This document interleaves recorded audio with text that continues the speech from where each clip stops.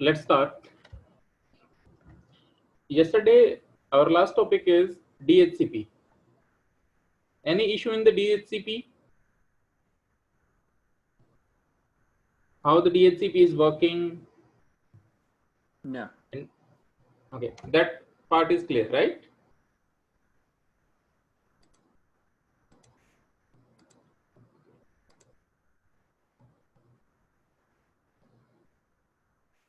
Are you able to see my screen?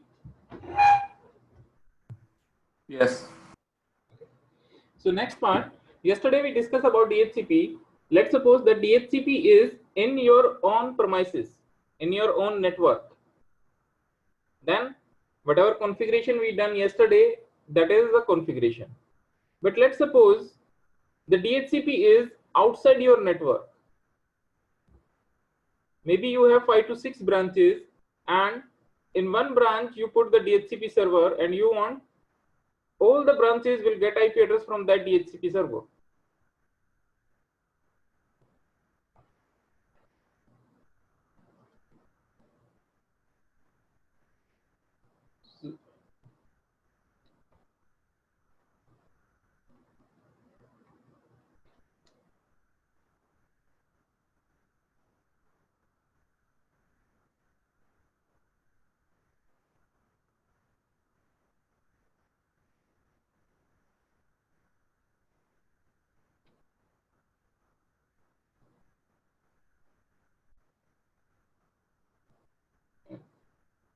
In some remote location, my DHCP is there. Normally, we configure DHCP server as a Windows server, Linux server, or Solaris server. We will never create router as a DHCP server because router task is not to provide the IP address. We can configure it, but normally we are not enabling DHCP service on the router.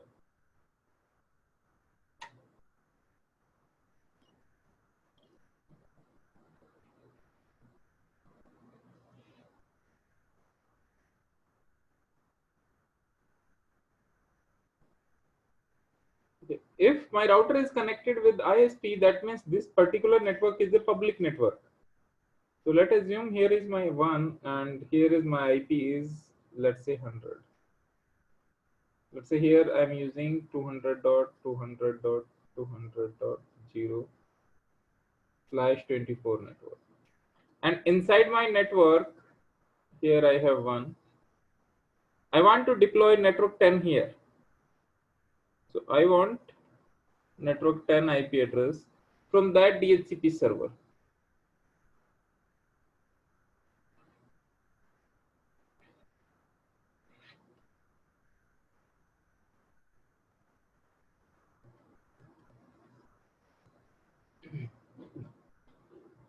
Yesterday we discussed about the DORA process into the DHCP.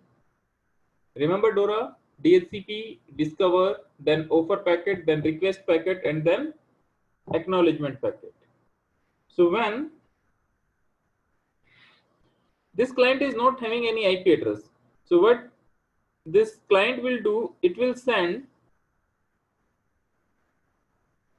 DHCP discover packet, and that discover packet will reach to router. This DHCP discovery packet is kind of broadcast.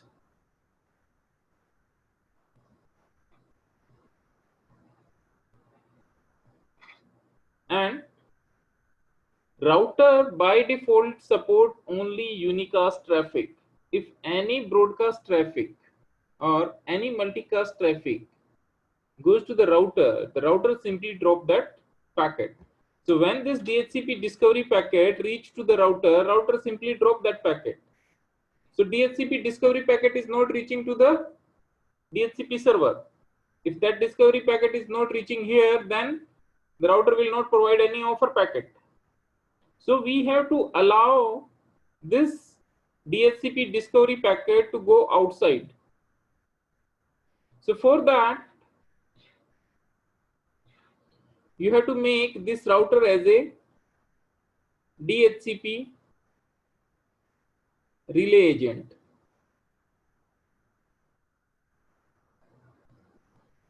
So you have to make this router as a DHCP relay agent. So once you make this router as a DHCP relay agent, then this router will allow only this DHCP discovery packet to go outside, and this packet will reach to the DHCP server. This server will reply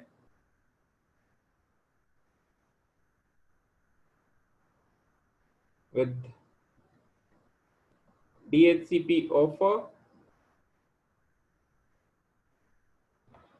and the client will get IP address. Clear this process? Any confusion here?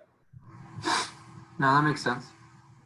Now remember one thing, in DHCP packets, discover packet, offer packet, request and acknowledgement. DHCP discovery packet and offer packet is always broadcast, and request packet and acknowledgement packet is always unicast. Clear this thing? Okay.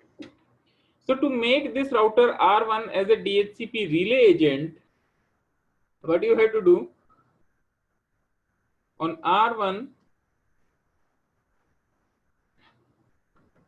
you have to go to the interface fast Ethernet 0 by 0, which is connected to your LAN internal.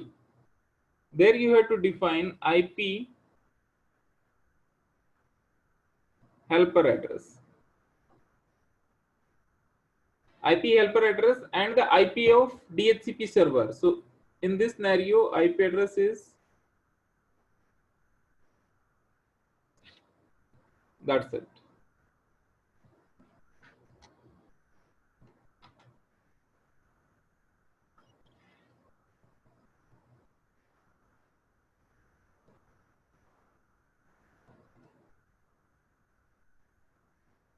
So this is the DHCP relay agent.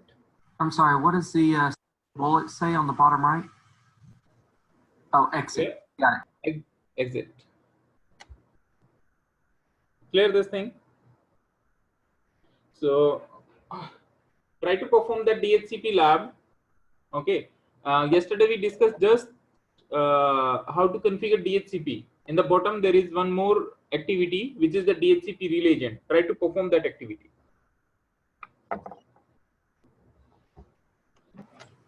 I'm sorry, which activity? Hold on.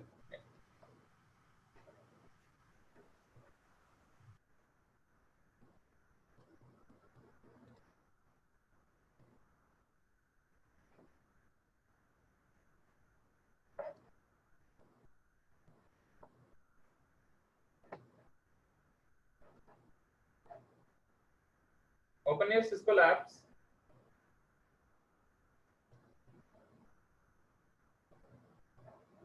And in that Cisco Lab, discovery number 22. Got it. Discovery number 22.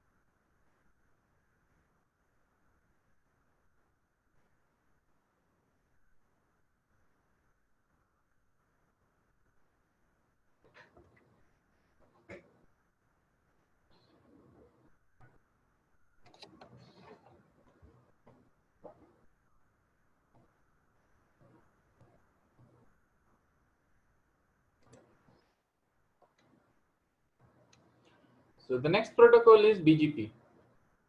Till now we completed RIP, EIGRP and OSPF. These are the three protocols which comes under IGP category. Am I good BGP, to close? Am I good to sorry? close the lab? Sorry? Can I close the lab? Yeah, sure. Okay.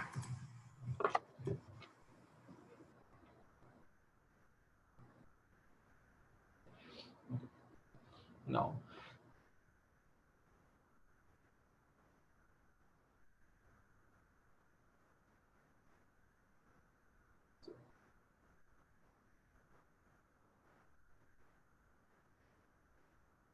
so as we discussed, routing protocol categorized into two categories. One is IGP and one is EGP. IGP protocol work within the site, within the AS. So here we have three protocols: RIP, EIGRP, and OSPF, which we discussed completely. In EGP category, we have only one protocol, which is the BGP version 4. IGP protocol work inside the AS, inside the site, inside the network, whereas EGP protocol work between the AS.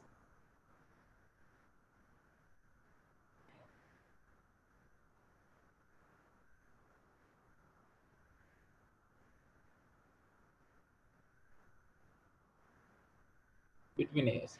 For example,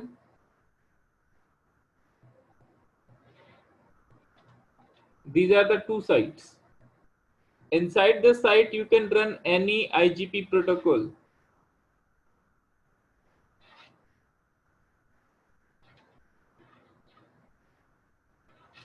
For example, RIP, EIGRP, OSPF, any protocol.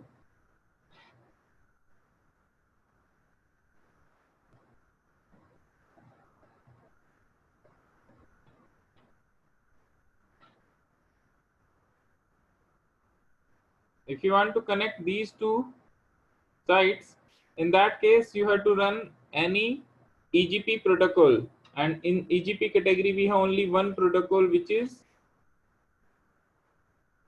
BGP.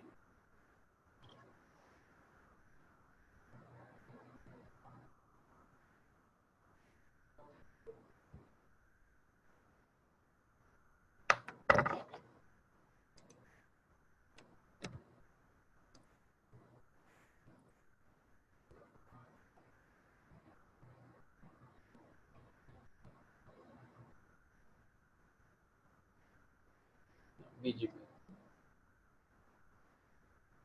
BGP use AS number.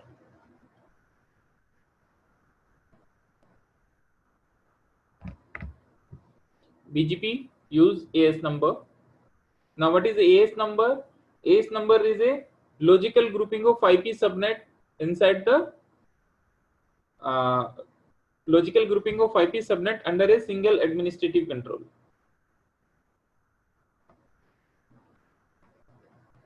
BGP is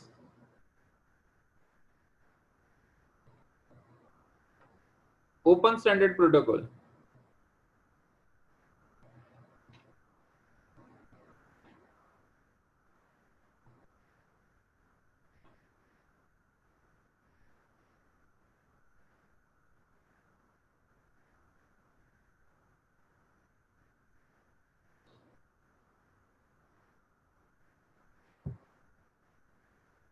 BGP is advanced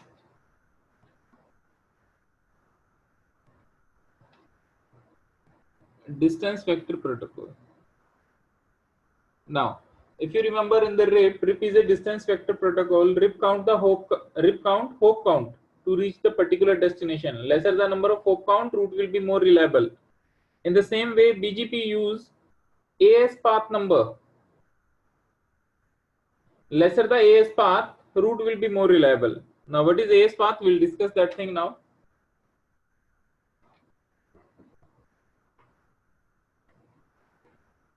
BGP design for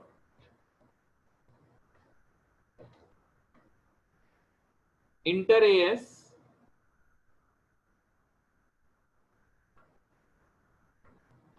domain routing. Inter-AS domain routing means between two or more IGP sites. BGP support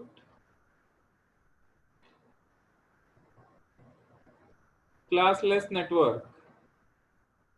If it support classless network, that means it support VLSM and CIDR also.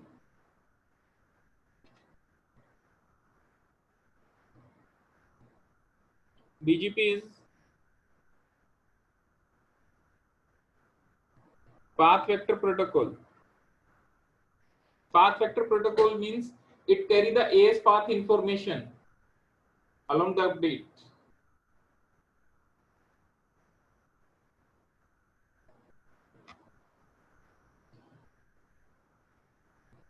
BGP is 100% loop free protocol.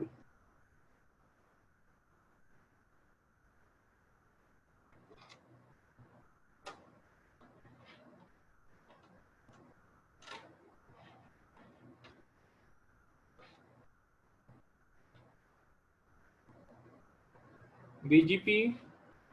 Sorry, I have a question. Yes. What does that mean, 100% loop free? Yeah, I will discuss that thing in the next slide. BGP is not sending hello packet. So in BGP, you have to make neighborship manually.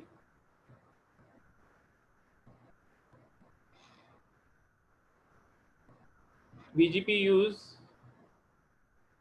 TCP port 179. These are some property of BGP.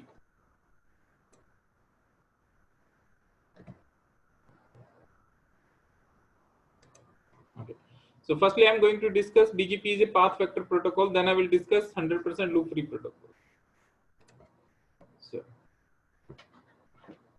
let's assume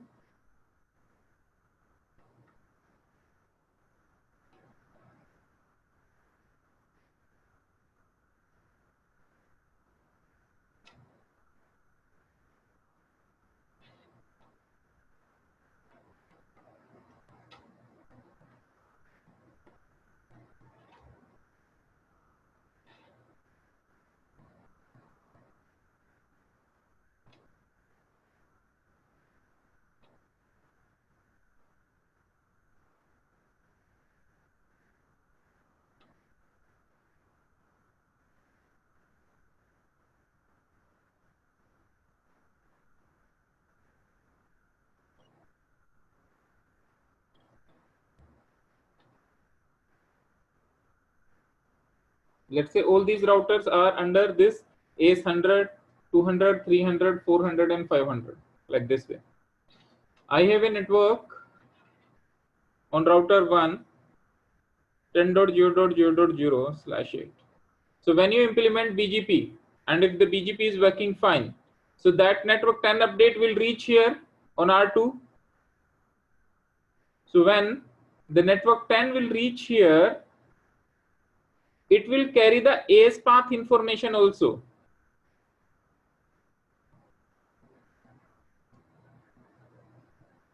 When this network 10 reach here, it will carry the information 200 and 100, 300, 200 and 100, 400, 300, 200 and 100. So this thing is known as AS path. So in case of BGP, whenever any update travel from one router to another router, it will carry the AS path information.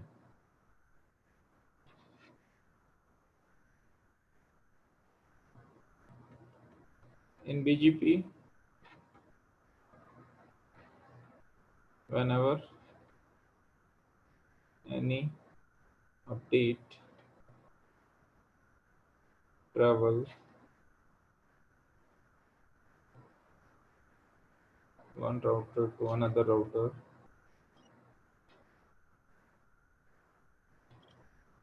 it carry AS path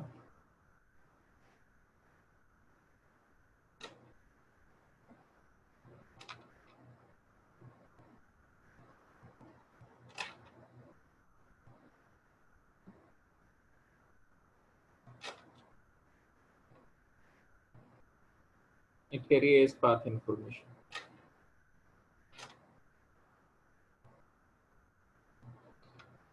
Lower AS path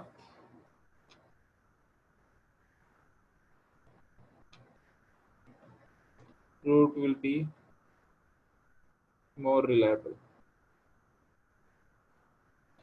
Any confusion in this point? Yes, Daniel, Craig, any confusion in this point? So when you say the lower AS path, the route's more reliable, does that mean that the R1 is more reliable than R5? No. Let me,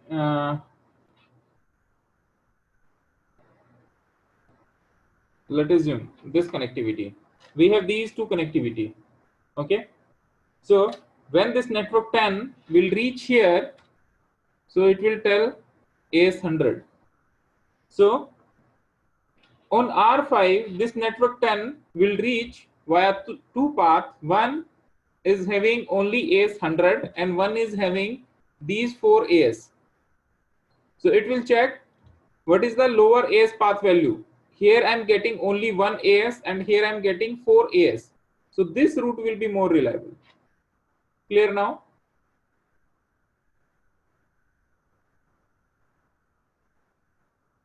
It's like your hop count, but in hop count we are counting the routers.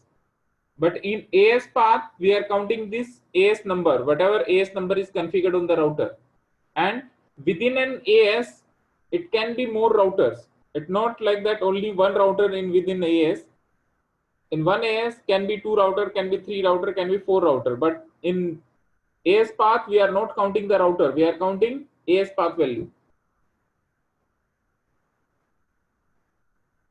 Clear now? Yeah, I think I get that. Yes, Craig. Any question here?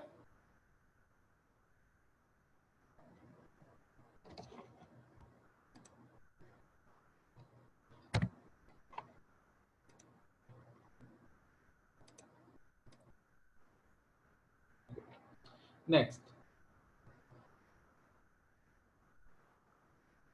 BGP is 100% loop free protocol.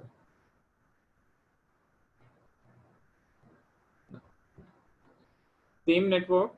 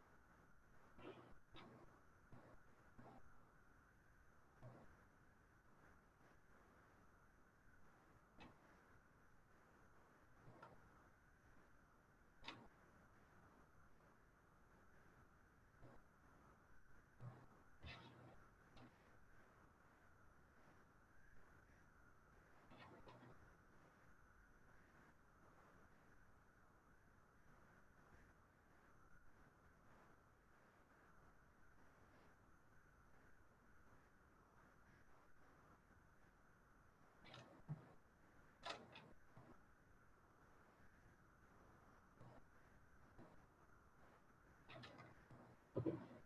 So on R1 we have a network 10.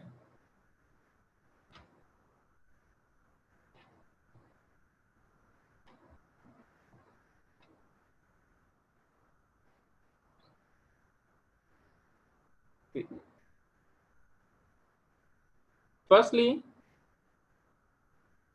when this network 10 is going through upper path, so on R5 it will show you 400, 300, 200 and 100. And in lower path it will show you 600 and 100. Clear? So which path will be the best path? Would be the lower path. Lower path. So that path will be the best path due to the lower AS path value. Okay. So let us assume this network 10 R5 receive via this path.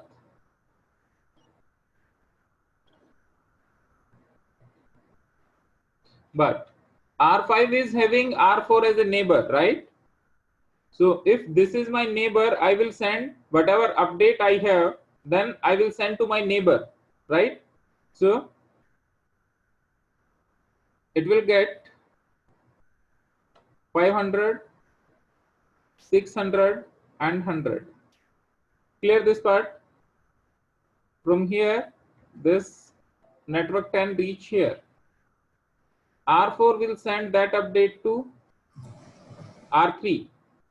So it will get 400, 600, 400, 500, 600 and 100. Same way it happened here. 300, 400, 500, 600 and 100. So when this update will reach here, what is the information here? 200, 300, 400, 500, 600 and 100. Clear? So if a router receive an update and it find its own AS in that AS path list, so that router will simply drop that packet. Why? Because if this AS is in the update, that means either this update crossed by this R1 or this update is generated by R1. Clear this point? Yeah, but wouldn't R2 get its configuration from R1, so it would be dropping everything that's coming back? Yeah. So officially it probably wouldn't be receiving, it's hard to read, but 300, 400, 500, actually. See, it in BGP there are 11 attributes. We will discuss that thing, right? So when I'm just explaining how it is avoiding the loop. So to avoid the loop, because we have two paths. Every router is neighbor with each other. R1 is having two neighbors, R2 and R6. So R1 will send that update to R2 as well as R6. Right? They will calculate internally which path is the best path. Here I am explaining only the AS path value. In BGP we have 11 type of attribute. Weight is there, local preference is there, med value is there, origin code is there, next hop is there. AS path comes at 4th or 5th place. Okay, we'll discuss that thing. So I'm just explaining the basic process how BGP is avoiding the loop. So BGP is avoiding the loop in that case if I'm receiving any update from another path and if I got my own AS into the AS path list, so I will simply drop that packet. Why? Because this R1 knows this is directly connected with me and R2 is telling you can reach network 10 via me. So which information is more reliable? Which is the directly connected, right? R1 is having this update directly connected, network 10 is directly connected, and again this network 10 is coming via R6, R5, R4, R2, R3, R2 and then R1. So which information is more reliable? Which is connected with me, or R2 is telling me you can reach via me?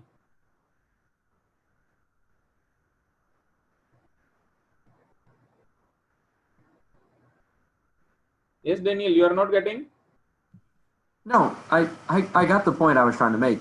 You went into the weeds on the thing. I was just trying to simply put that the diagram looping back, the reason it's a loop-free protocol is the fact that if R1 already knows, it's going to drop anything that R2 turns back to it from the path of R6, R5, R4, R3, all the way back. So let me write these points here. Okay. No, I get it. BGP router.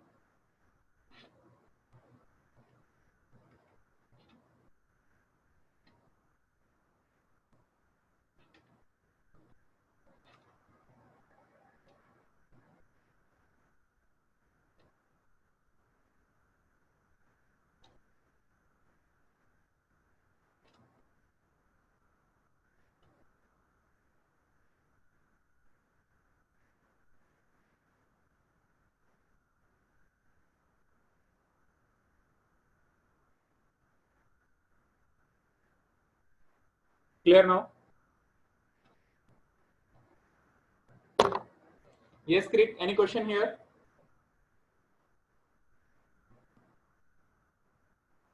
No, I'm good.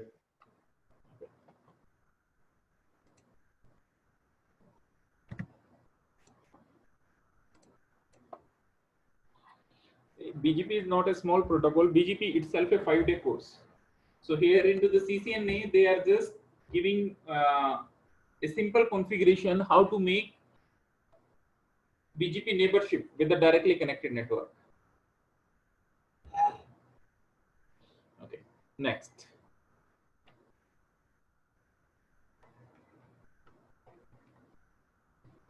Types of BGP. BGP is basically two types, IBGP and EBGP.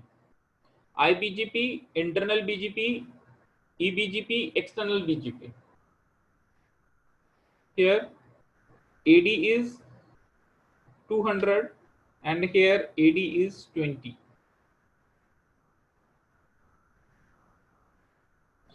So it's like this way.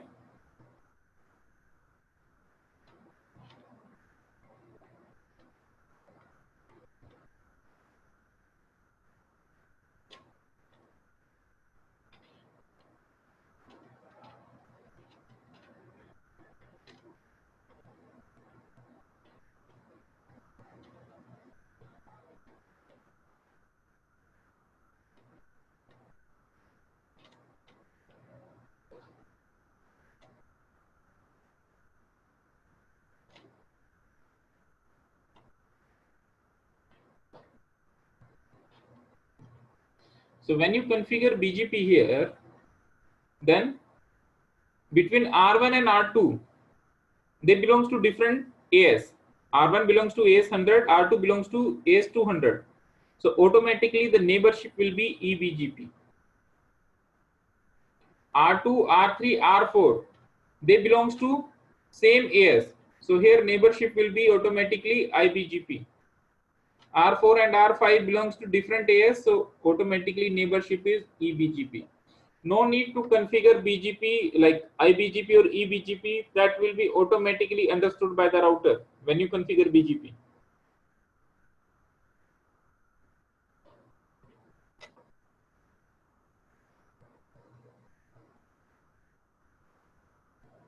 Clear this thing?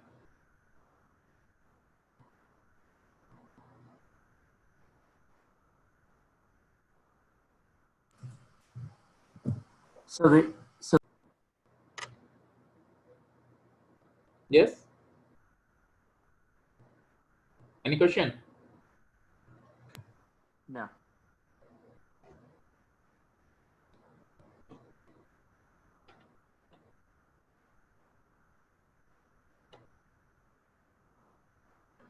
BGP metric is path attribute.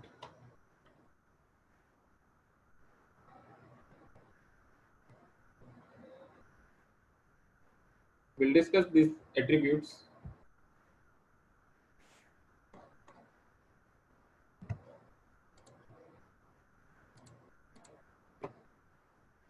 Next.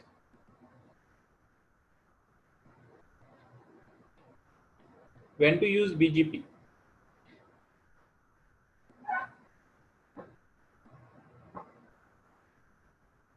So first point, if your AS is working as transit AS, like ISP.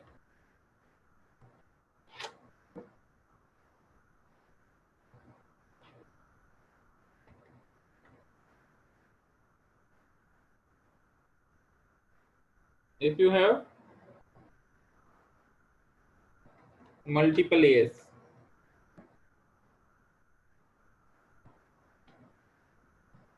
for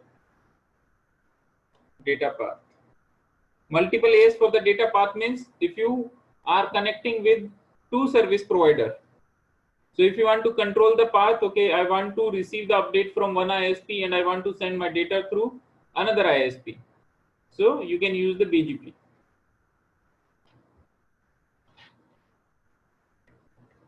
When not to use BGP?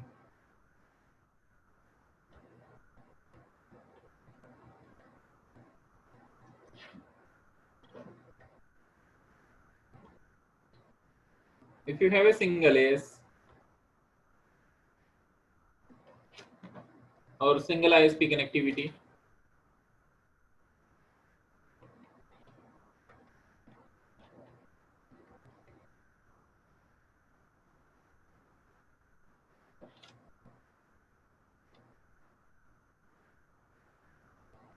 if you have lack of memory resource and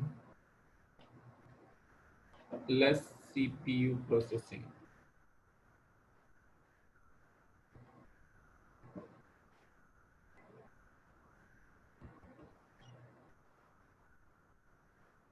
if you have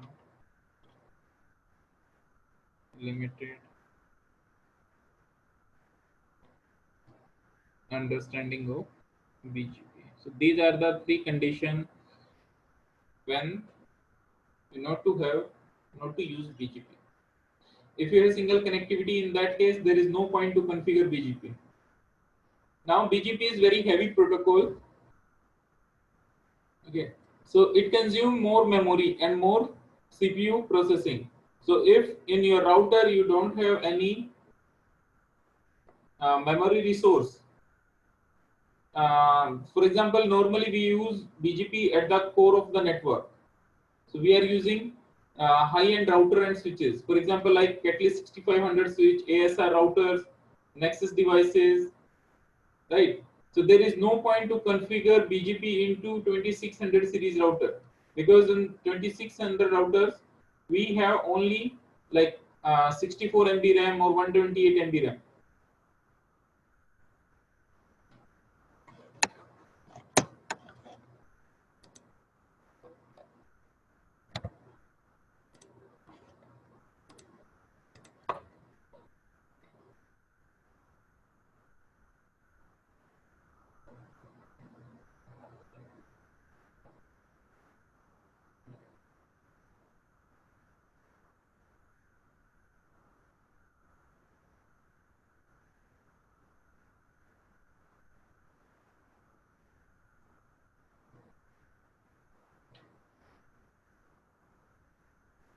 BGP tables like EIGRP and OSPF, BGP is also having three tables.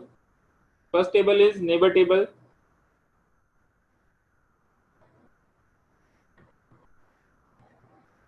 It contains all the neighbors information. So as I already told you, BGP is not sending any kind of hello packet, so you have to make neighborship manually. And whatever neighbors will be there, that will come under neighbor table. If you want to see, the command is show IP BGP summary.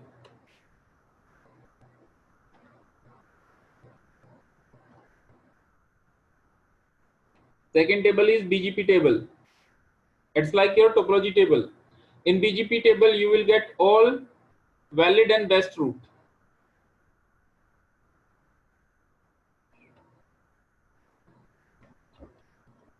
And third one is the routing table.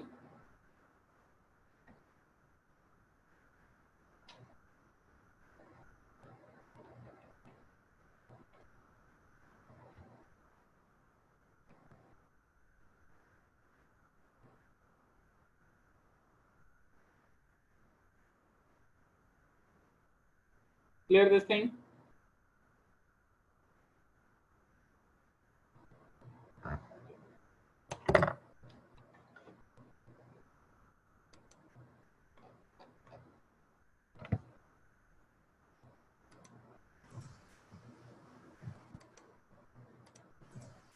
Hey, before you move on to the next thing, I need to step away just for a second. Sure.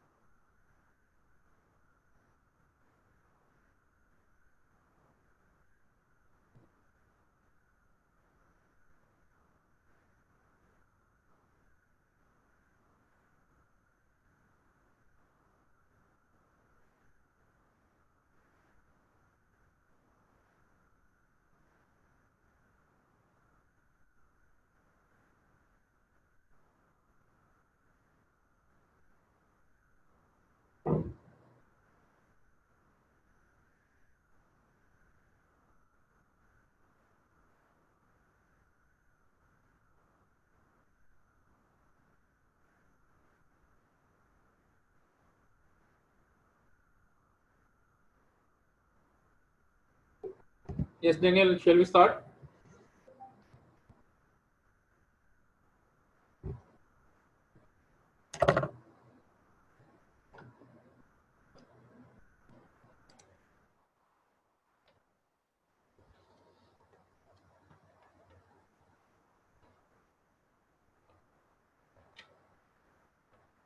Router BGP 200, and here my neighbor is 12.1.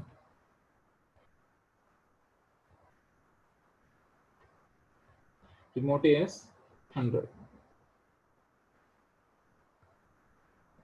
Network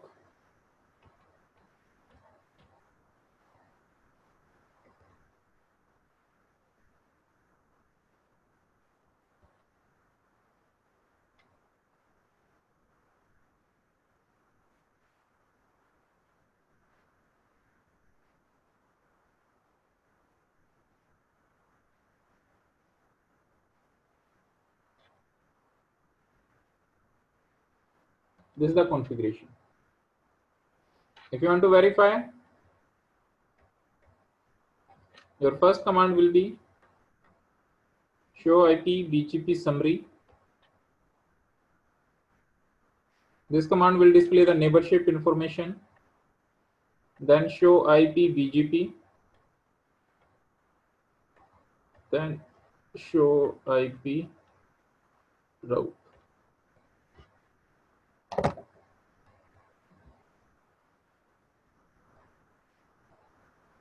Any issue in the configuration?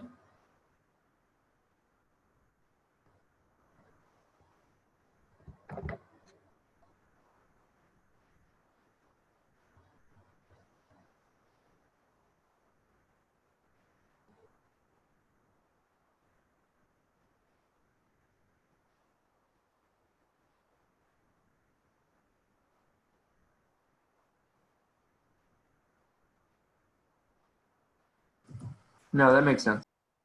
Okay, so there is a discovery number 51. So try to complete that activity. Discovery 51. 51. Yeah.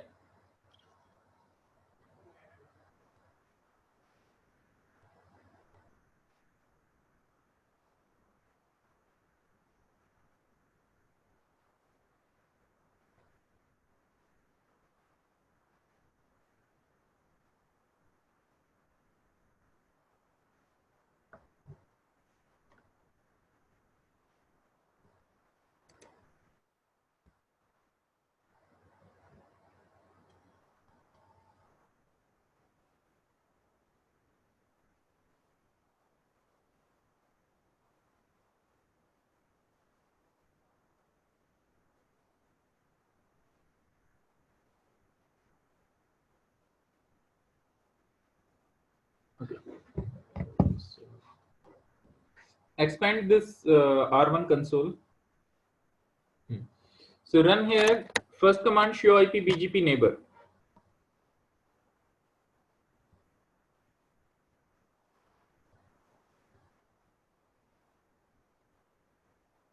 Okay.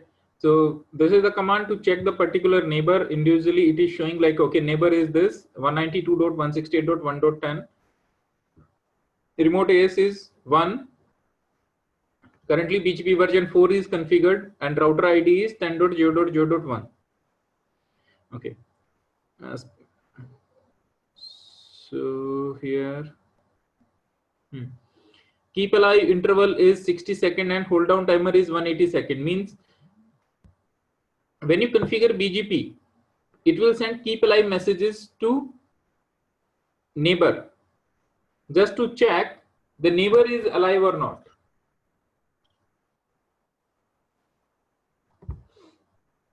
Okay. So,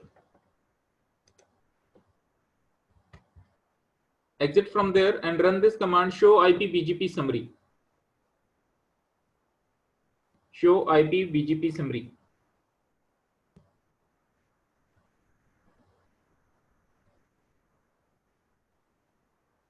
Yes. So in this you are getting your neighbor is 192.168.1.10. V means version. AS, what is the AS configured? Message received and message sent. How many messages, internal messages sent and received? Table version is 4. In and out queue is 0. Okay. State and prefix received means on R1 you receive 2 prefixes from your neighbor. Now run one more command show IP BGP. I have a dumb question. Yes.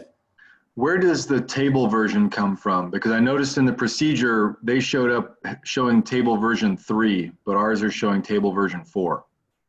It is updated automatically. Not related like, okay, it's the basic internal process. So it doesn't matter then? No, it doesn't matter. Okay. So here if you see in show IP BGP, in show IP BGP, you are receiving all the valid and best route. So sometime here we have a small network, but let's say we have a big network, right? So in that case, maybe there are some routes which start from only star, and some routes are started with star and greater than sign. So the route which start from only star, that is a valid route, but not a best route. Okay. So in my routing table, only valid and best route will go into the routing table. Means the route which start from star and greater than sign, that route will go to the routing table. Now type show IP route.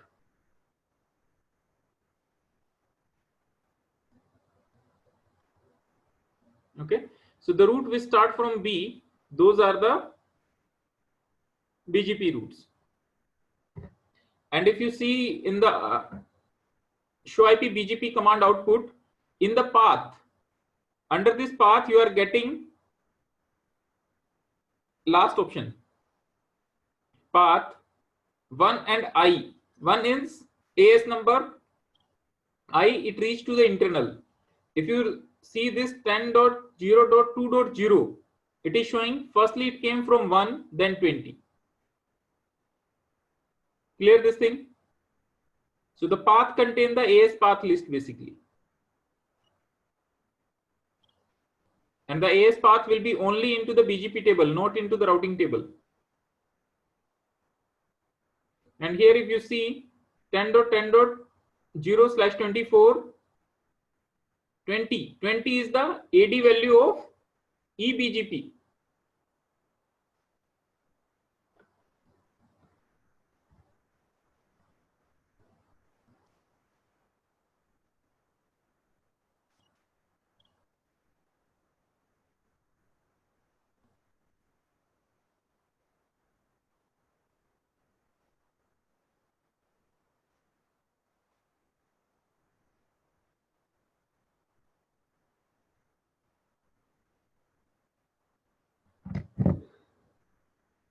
Clear this thing? You can close this lab.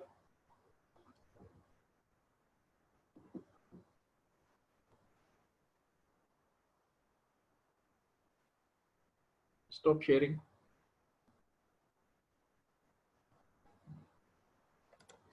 So we complete routing. All the protocols are completed. Now, most important part, access control list. Understand this concept carefully, because this ACL you will get in your exam, and you have to perform one troubleshooting.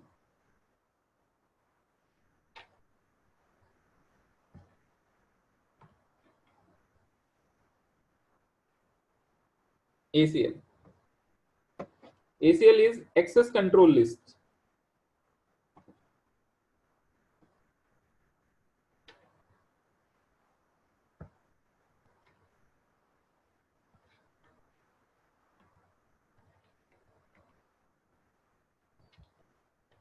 ACL used to filter network and packet.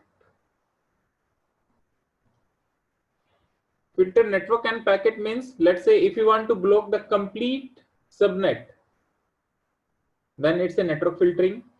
Packet filtering means if you want to block certain protocol, for example, like you want to block telnet, you want to block SSH, but rest of the protocol will work. So that type of filtering is known as packet filtering. ACL. I'm sorry, packet what? Packet filtering means to filter the particular protocol.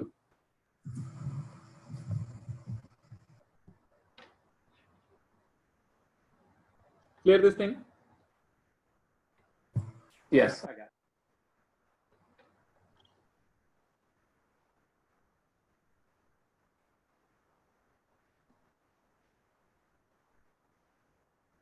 ACL also used for selecting a network or permitting a network. This point I explain in the next topic in the NAT.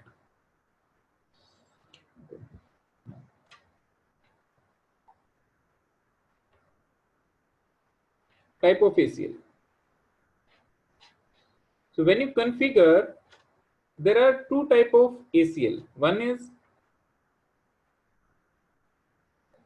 number ACL and named ACL. So you can configure ACL via number or via name.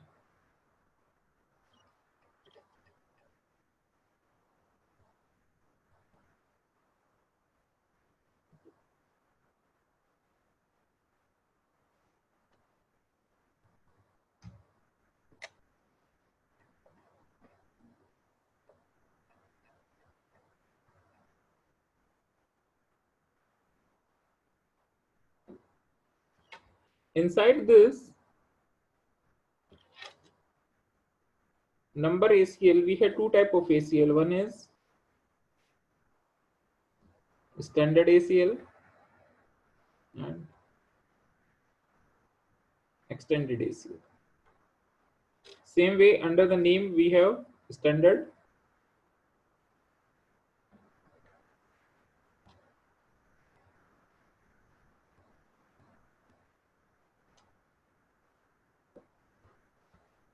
okay. Number and named ACL are just how you have to configure the ACL. Basically, you have only two type of ACL, standard and extended.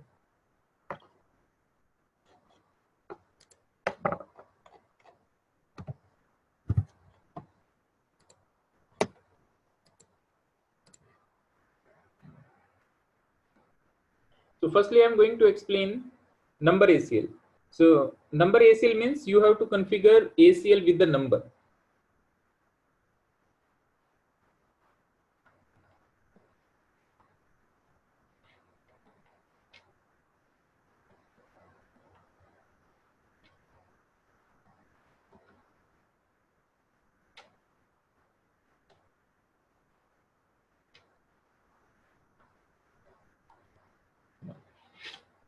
Under the number ACL, we have a standard ACL.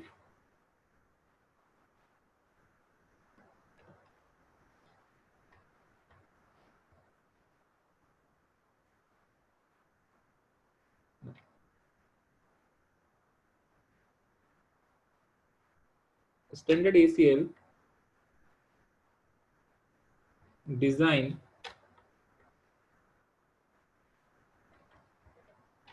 according to source network.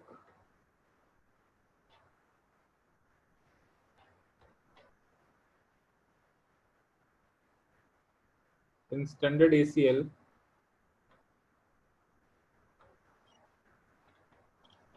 you can't filter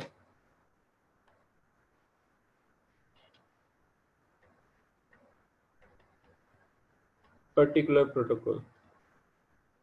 You can't filter particular protocol means in standard ACL either everything is permit or everything is denied.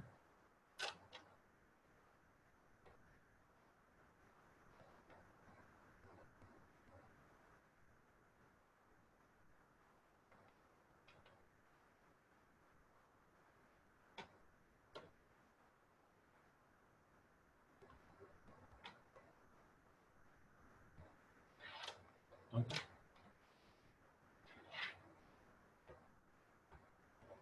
Range 1 to 99. This is known as normal range. So when you configure ACL with the number 1 to 99, router automatically understand it's a standard ACL.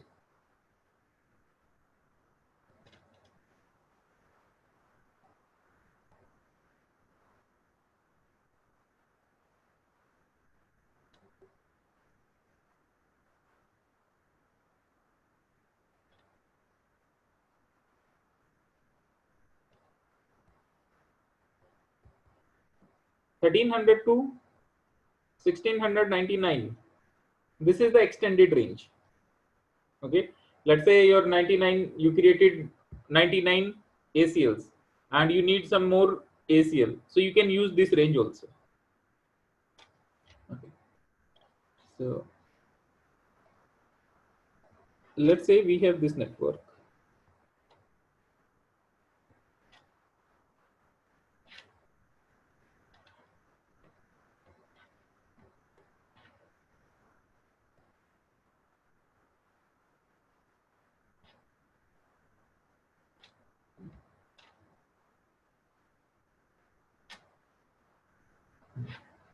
Okay.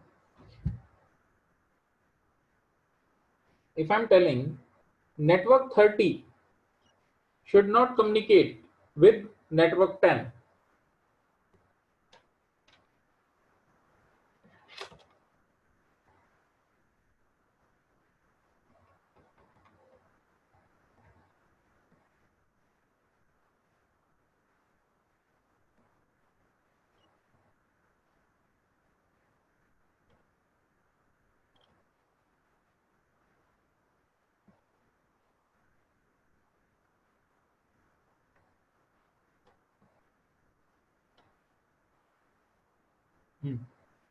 so in this statement, which network is source network? Network 30 or network 10?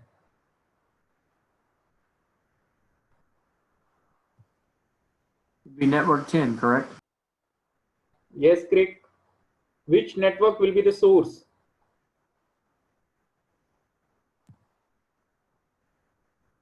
Network 10. No, it's a destination. Network 30 should not communicate with network 10. So 10 is my target. So traffic is coming via this way. Oh, okay. So it would be Traffic is 20, would it be 23? no. Network 30 should not communicate with network 10. Yeah, the statement is stating that 30 is the source. If you look Right? at the topology, you would think that it would come from router 1, but this statement itself says that you're blocking it from 30, which would be the source to the destination 10. Right. So if you have this type of statement, in that case, you have to use standard ACL. In this standard ACL, either everything is permit or everything is deny. So if I implement this standard ACL, network 30, all protocol, every communication will be stopped on the network 10. Clear this thing? Now, one more point. Yeah. Do they question things like this on the test where they Yes. give you topology and it looks left to right, but then they give you the question and it's right to left? Right. I will show you the complete question. Don't worry about that. Okay. I will show you the same question. Okay. So this thing is clear. Okay. Whenever you create the ACL, always remember you have to create ACL near to the destination. So my destination is on where? On R1. So you have to create the ACL on R1. Clear this point?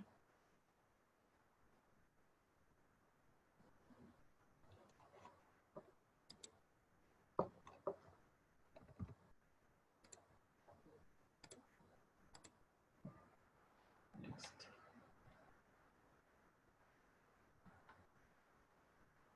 Extended ACL.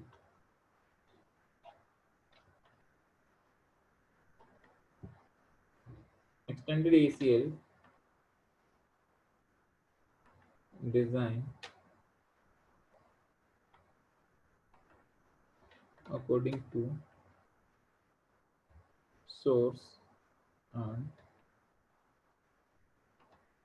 destination both.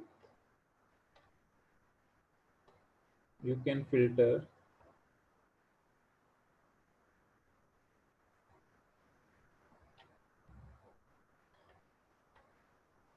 particular protocol. You can filter particular protocol. Means if you want to block telnet, if you want to block SSH, if you want to block HTTP protocol, you can block through extended ACL only.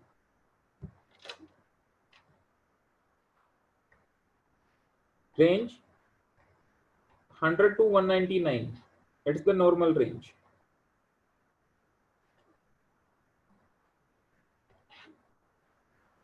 Then 2002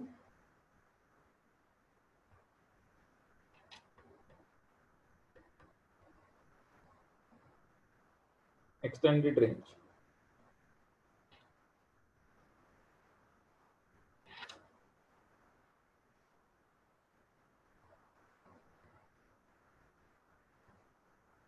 now.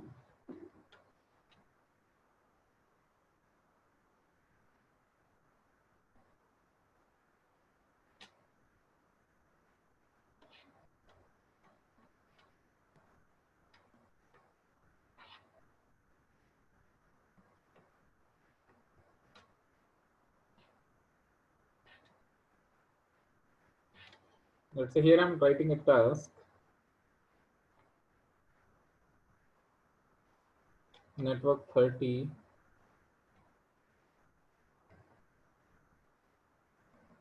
should not take telnet to 12.0.0.1. That's it. .1 is there. .2 is there. So in this statement, I am talking about a particular protocol telnet. So telnet will be blocked, but rest of the protocol will be allowed.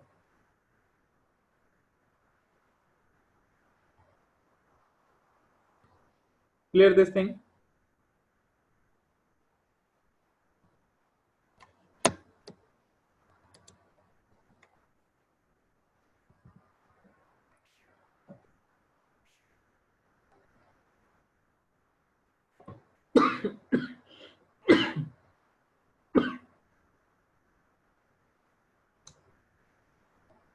Next.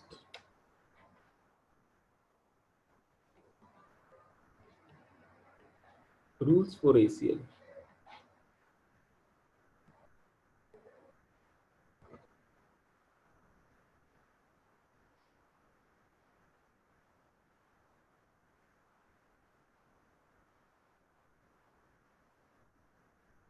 Create ACL near to destination. Second, wildcard mask use here. Remember wildcard mask? In case of OSPF, we use this wildcard masking. Third point. If you enter any deny statement,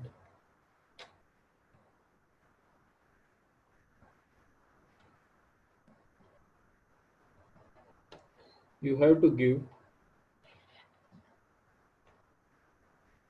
a permit statement also.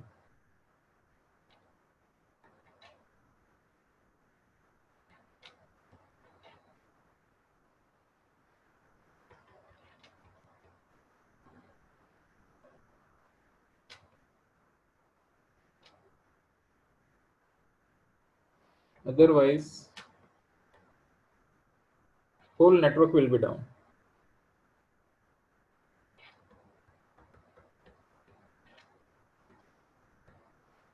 Otherwise, the whole network will be down. This is called implicit deny.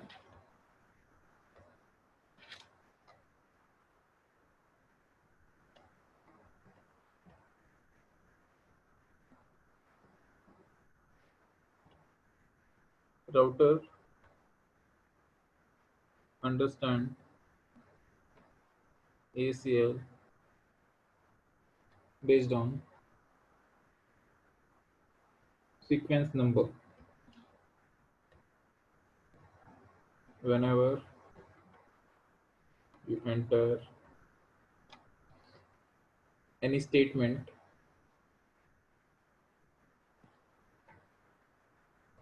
router give a sequence number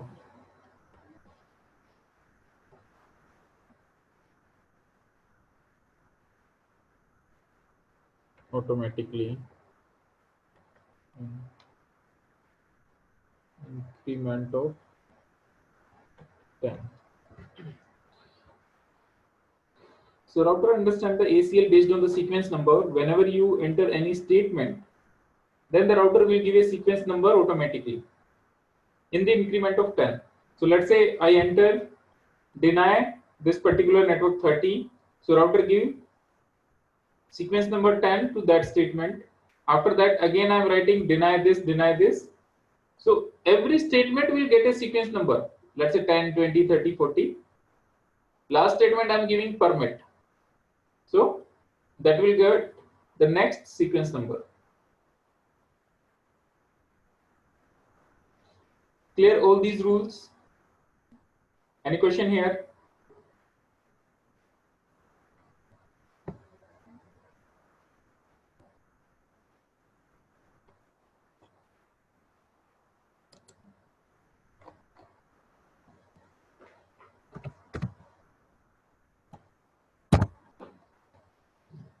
So there is first rule, create ACL near to the destination. Near to the destination means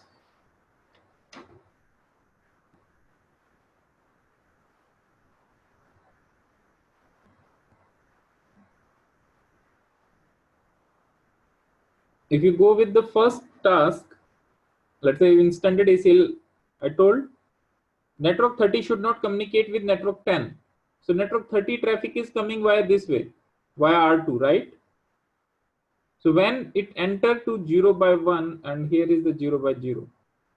So when the traffic is coming to this interface, here my traffic is in.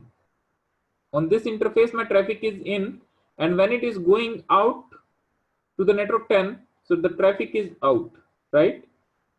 So you have to apply the ACL into the outbound direction in that case. So this in and out, you have to take care, you have to apply ACL near to the destination always.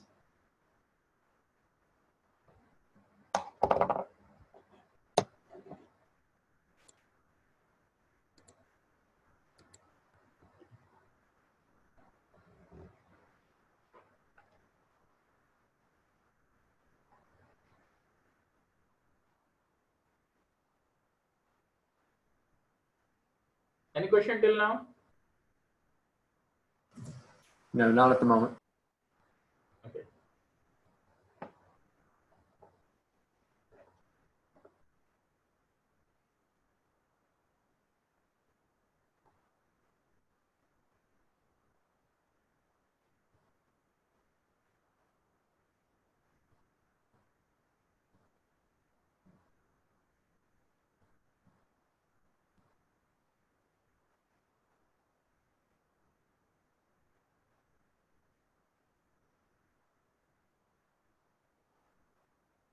So in the lab,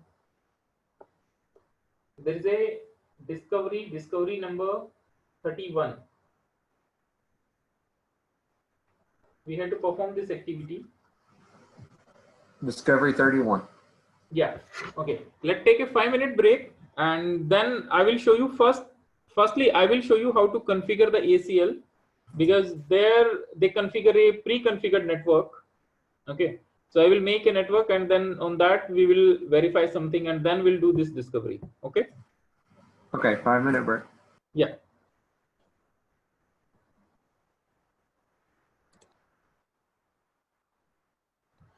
Okay. Are you able to see the screen? Yes. Okay. So firstly, I'm showing you this ACL configuration, and then we'll do that discovery. So you will get more clarity about the ACL. So here I'm making the complete fresh network.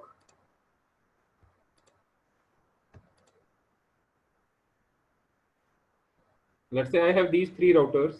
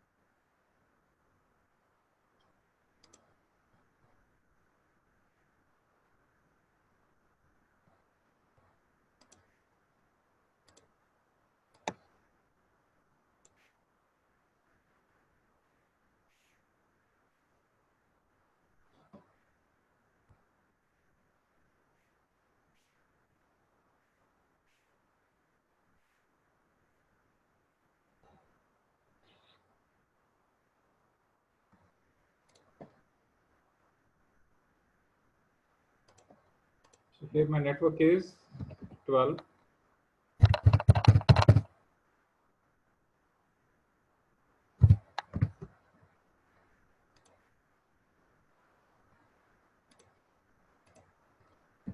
Twenty-three.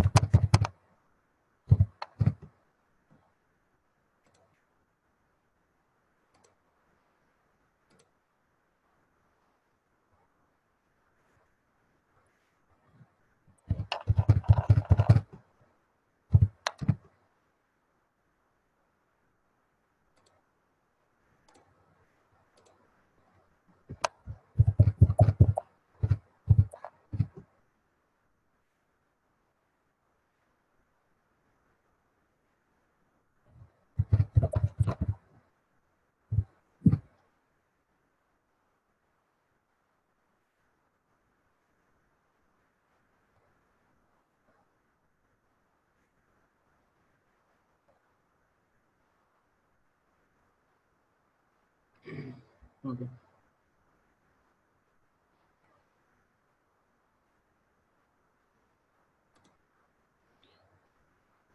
So we have this type of network. Here, let's say on the PC, here I am configuring Android 0.2,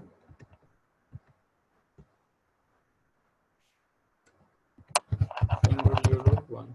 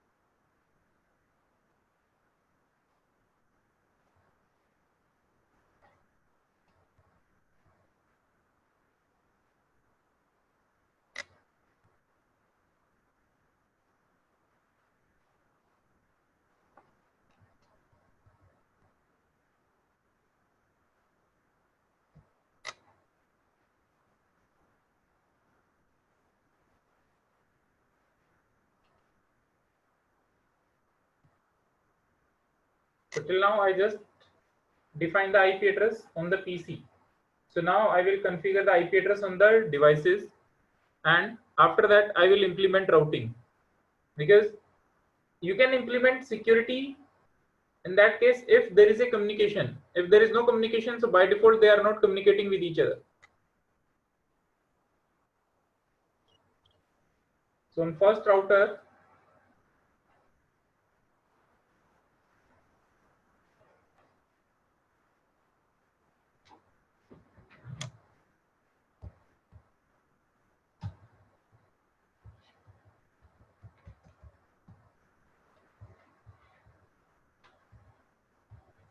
host name, let's say R1. Now here we have two interfaces. One interface fast Ethernet 0x0, which is connected to my LAN to the switch, and one interface 0x1 is connected with the R2 router. So interface fast Ethernet 0x0, which is connected with my LAN, IP address 10.0.0.1 and 255.0.0.0, and no shutdown. After that, interface fast Ethernet 0x1, IP address 12.0.0.1, 255.0.0.0, and no shutdown.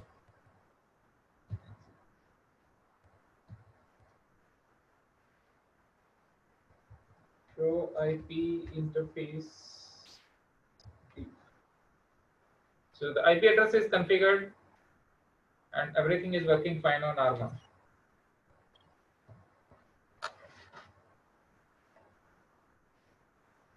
On R2.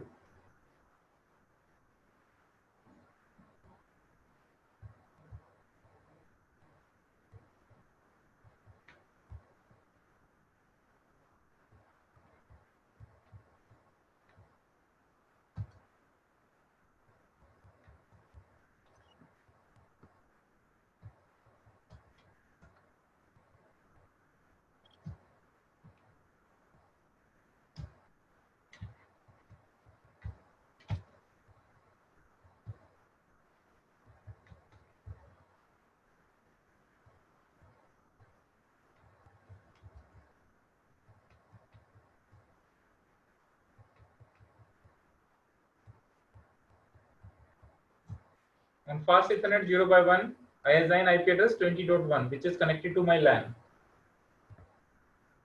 Here we have to configure one more interface fast Ethernet 1x0, which is connected to R3, IP address 23.0.1.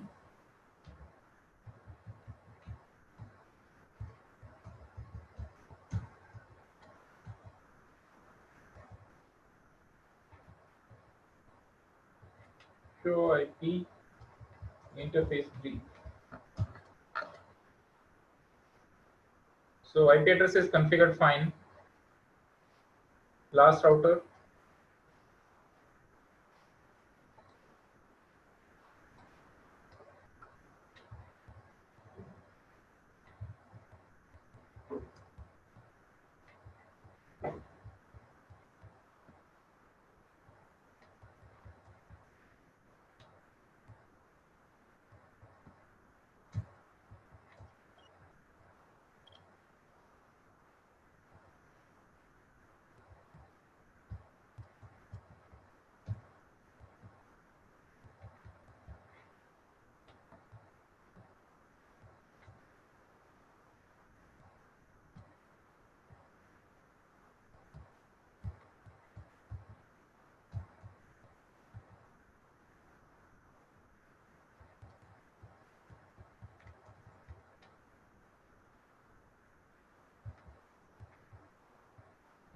Everything is working fine now.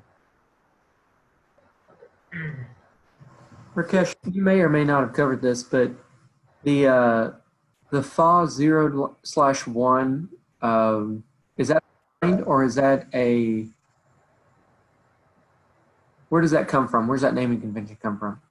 This fast Ethernet 0x1, this one? This interface you are talking about? Yes, the FA Okay. number. Okay. See, actually on the router and on the switches, every port is having a predefined number. Let's say I have a switch. In that switch, I have 24 port. So the port numbering will be fast Ethernet 0x1, 0x2, 0x3, 0x4, like this way. Okay, so the FA stands for the fast part. Right, fast Ethernet. Okay. Okay. So I configure IP addressing till now. So if I try to communicate PC number 5 to PC number 0, I will not able to communicate because right now there is no routing. So now I'm going to configure routing. So you can configure here any routing protocol. We discuss all the protocol. So here I'm configuring EIGRP. Let's say router EIGRP 100. Network, we have network 10 here and network 12 here. Exit.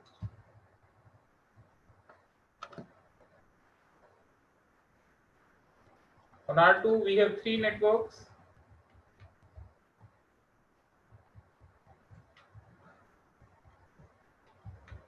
Network 12,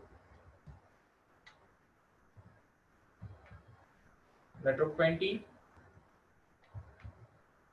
network 23.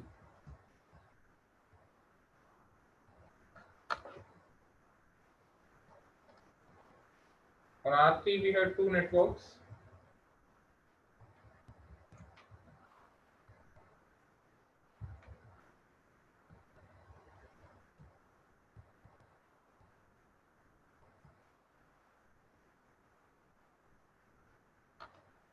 Clear this thing?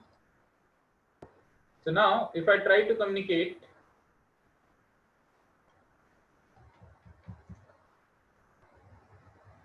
I'm on PC number 5, which is having 30.0.0.3 IP address, and now I'm going to communicate to the first PC number 0. So it is able to ping. Clear this thing? First packet is dropped because it is searching the route and the life of that packet is expired. But next time if you communicate, it knows from where it has to go. Everything is working fine. Clear? So routing is working fine here. So firstly I'm going to do standard ACL.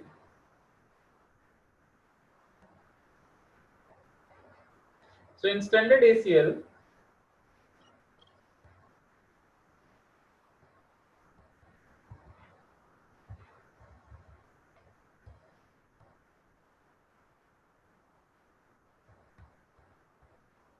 I'm writing the same task. Network 30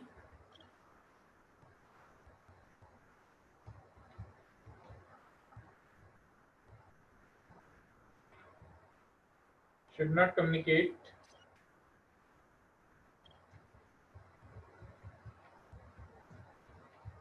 with network 10.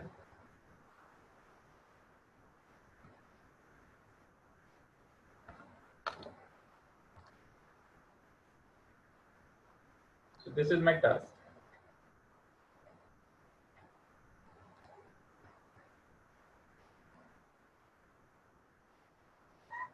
So in this case, network 30 is my source and network 10 is my destination. So there is a rule, you have to create ACL near to the destination.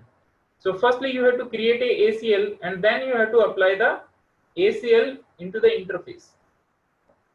So firstly you have to create ACL near to the destination. That means you have to create ACL on R1 because network 10 exists on R1. So how you will configure?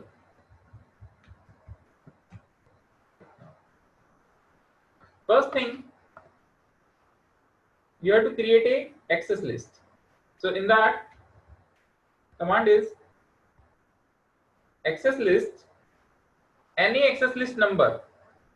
For example, here I am taking 55. Any number you can take between 1 to 99.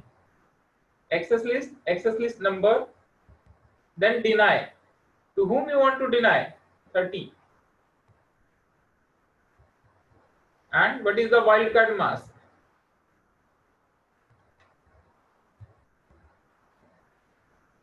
Any confusion in this statement?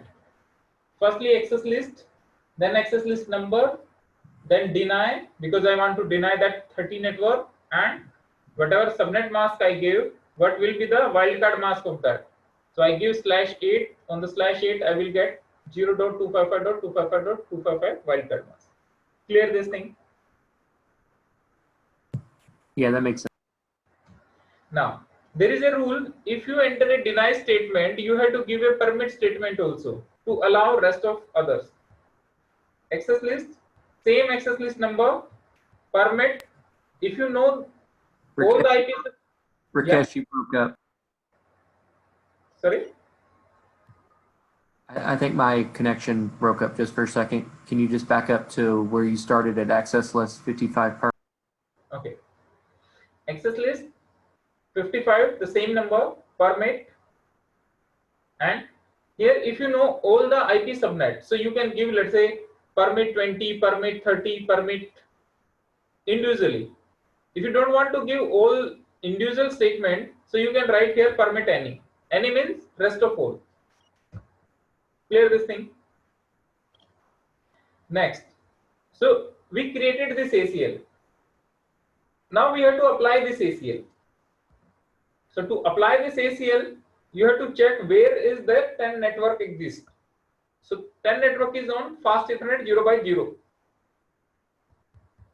Interface fast Ethernet 0x0. IP space access group, same access list number, and out. Why out? Let me explain that thing. So to show history, I use these commands. To complete this task, I use these 3 commands. Let me explain this. Now I implement this thing that 30 network is deny.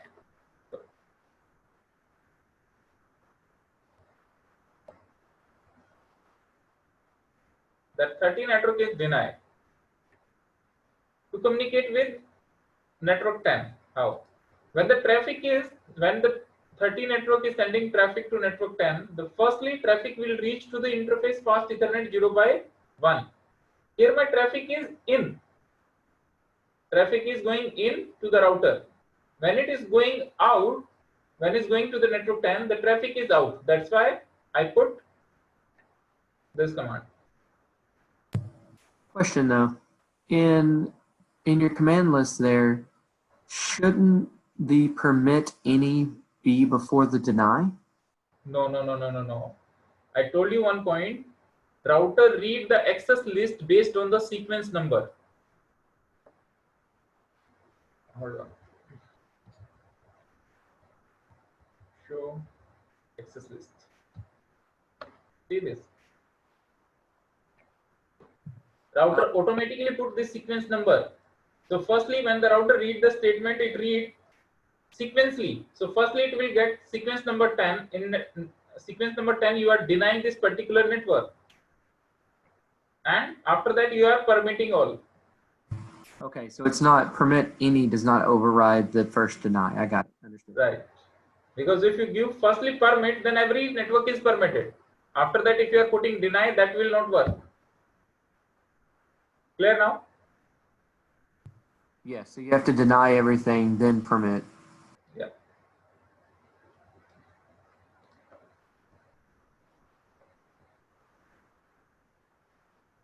So for this task, this is the solution.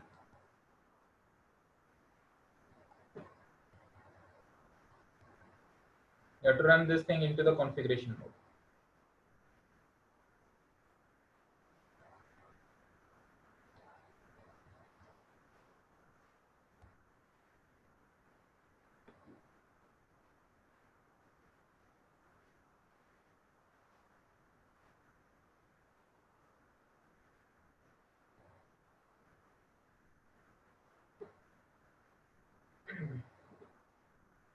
Let's verify. Previously, I am able to communicate with network 10. You can see reply from 12.0.0.1 means my traffic is able to reach on R1, but after that you are getting destination host unreachable.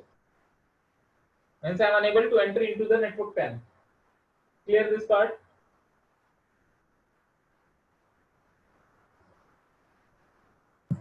Yeah, that makes sense. So this is the standard ACL. Next one is extended ACL.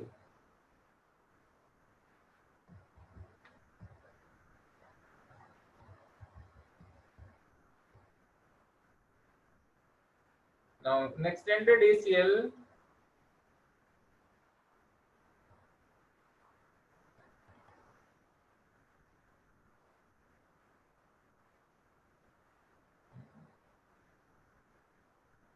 task 1.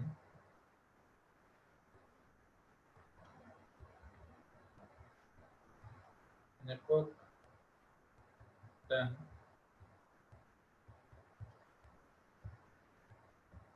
Not T.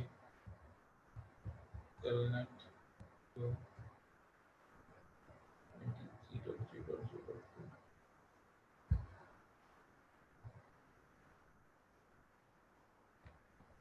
Task 2. Host.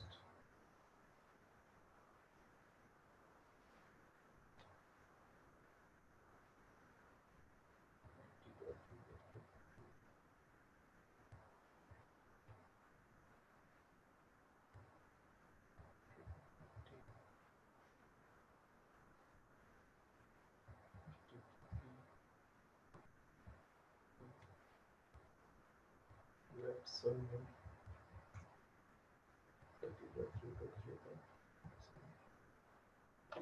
So there are two tasks in this.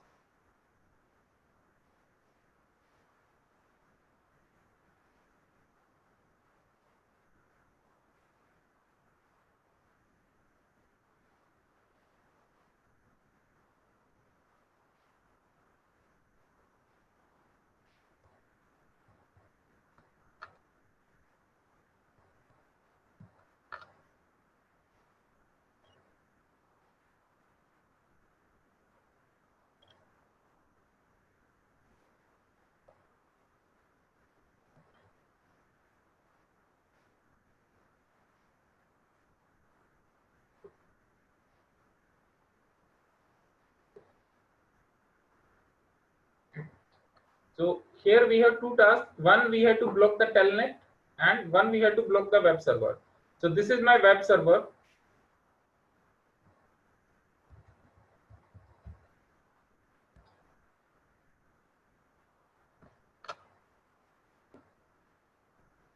And telnet. So I'm enabling telnet on R3.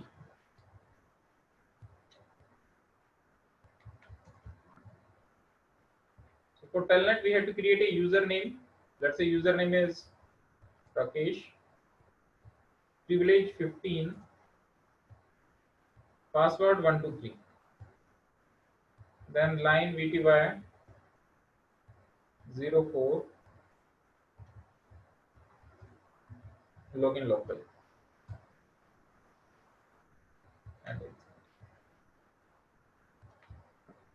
so I configure telnet on R3. So let's verify.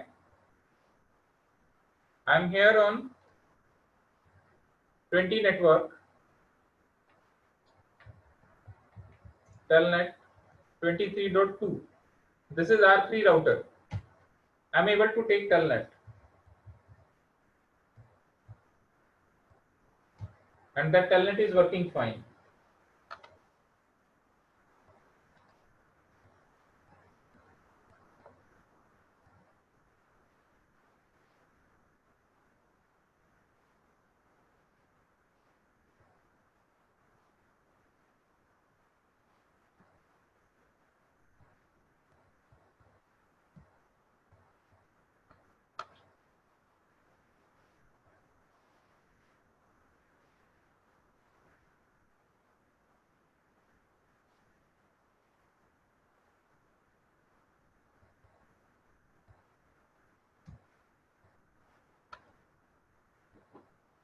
Okay, this is working fine here.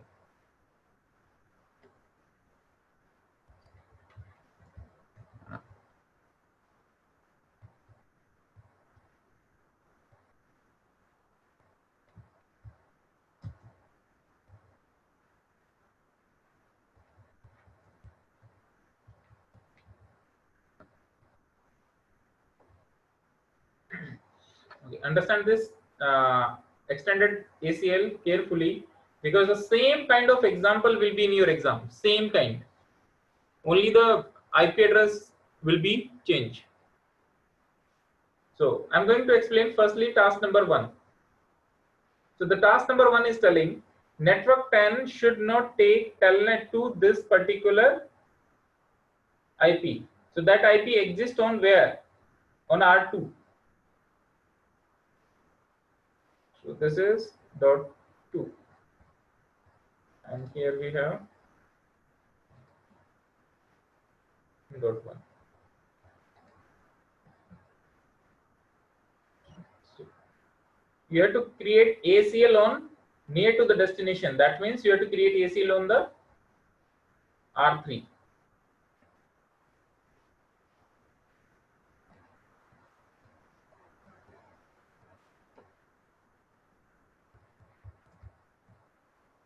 So access list, it's an extended ACL, so you have to take number between 100 to 199. So here I am taking 115. Then deny. To whom you want to deny? Telnet. And telnet belongs to TCP protocol shoot. Then you have to give the source network. Telnet and the source address. So telnet, my source is what?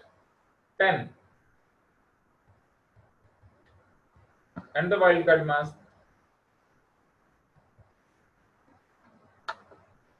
After that, you have to give destination.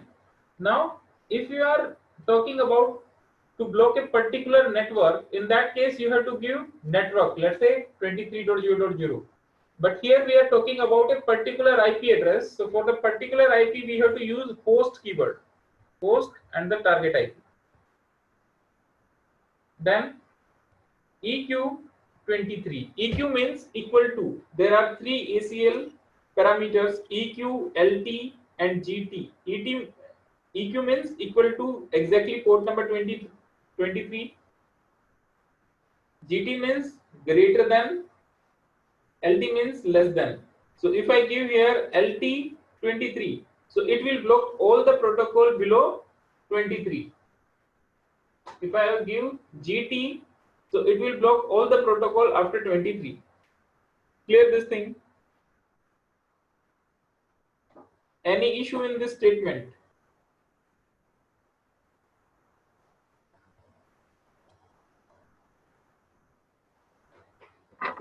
Yes, Daniel, Craig.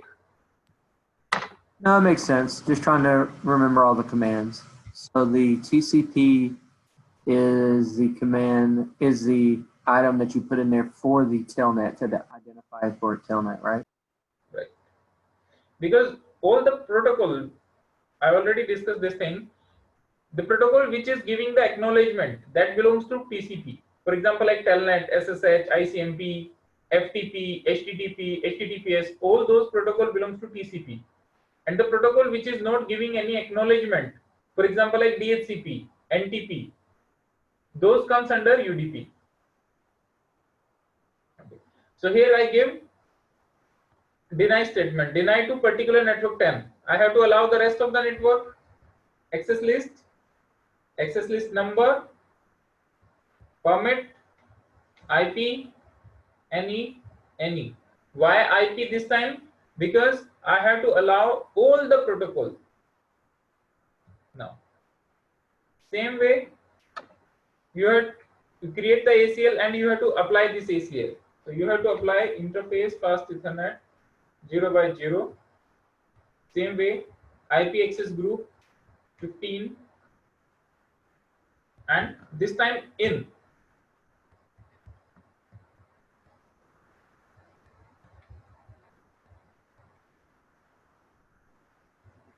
So read this statement carefully. If you have any confusion, then ask.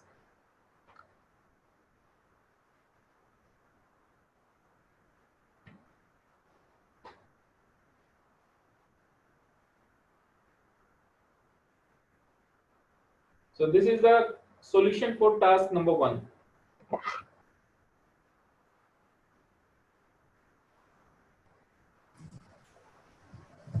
I'm sorry, I may have missed it. What's the EQ means equal to, the port number equal to, because we had to block telnet, only telnet protocol. That's why EQ. Okay. Yes, Daniel, any confusion? No, not at the moment. Okay. So let's firstly verify this thing.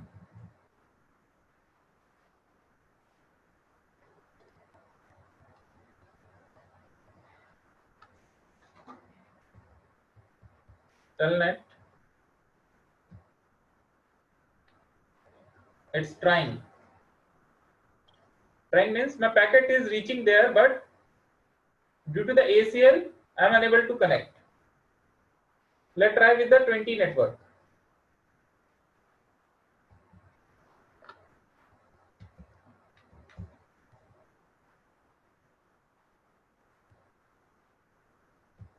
Through 20, I am able to access.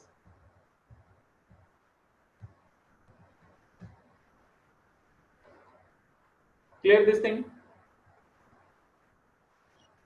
I block 10 network.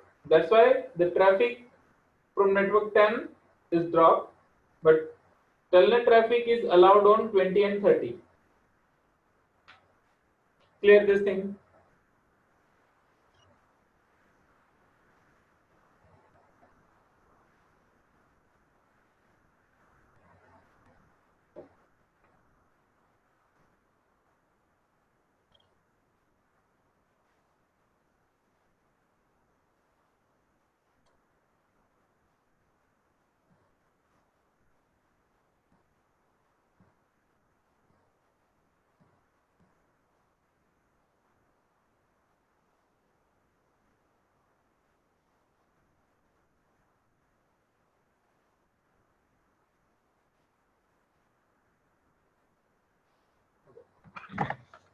So this is for telnet.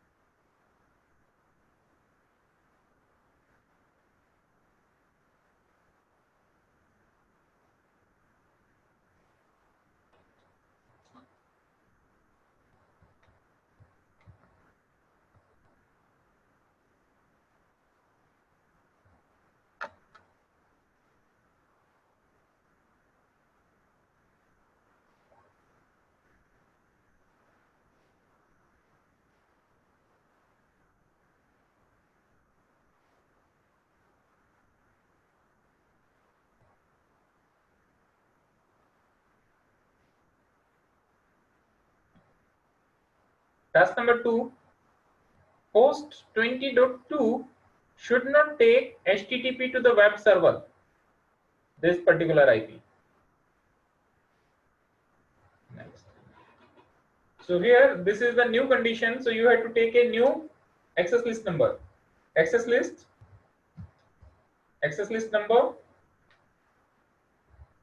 deny TCP and host. This time I want to block a particular user, and which is 20.0.2, host 30.100, EQ port number 80. Why port number 80? HTTP protocol work on port number 80. Clear this statement?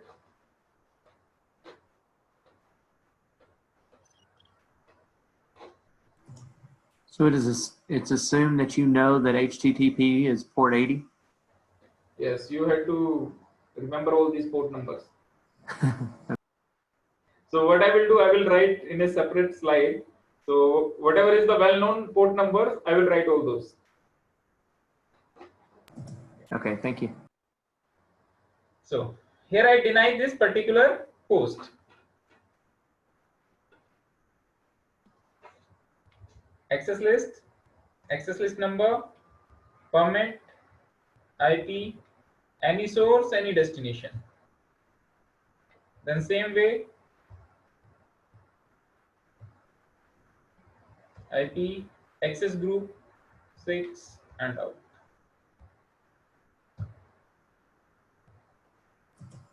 Can you move your terminal window just for a second so I see the diagram?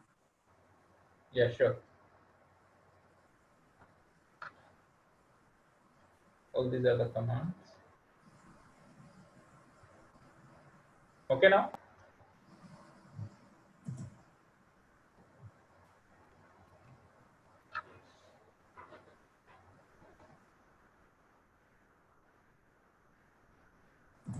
So the host that you blocked was the web server, right?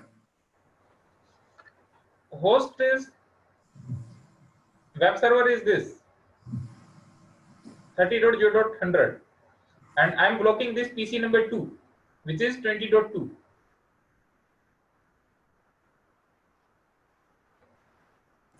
Okay, that's what I was trying to identify, what you were actually blocking. Oh, 20 dash, okay.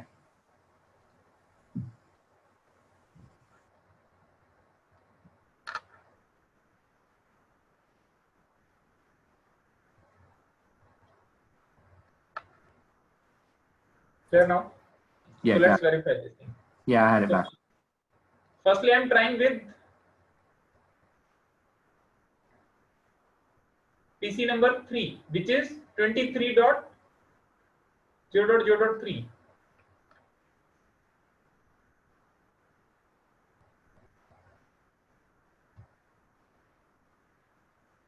This PC is able to access that web server.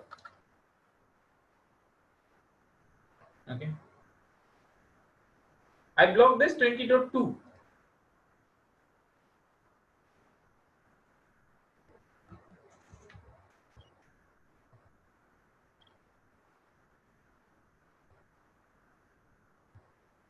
This PC is not able to access. The request is not going there.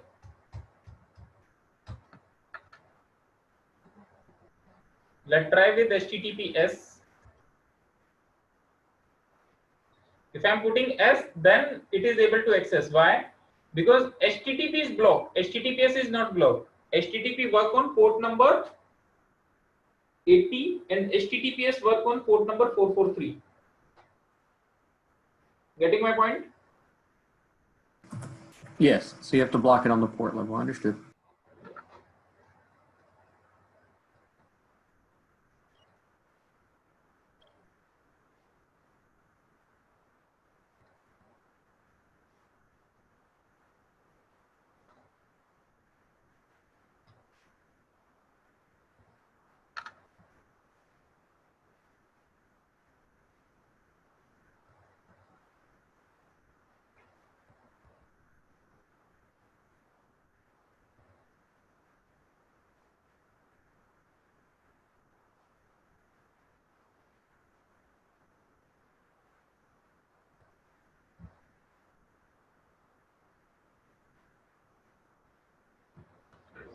This is the complete configuration task of ACL.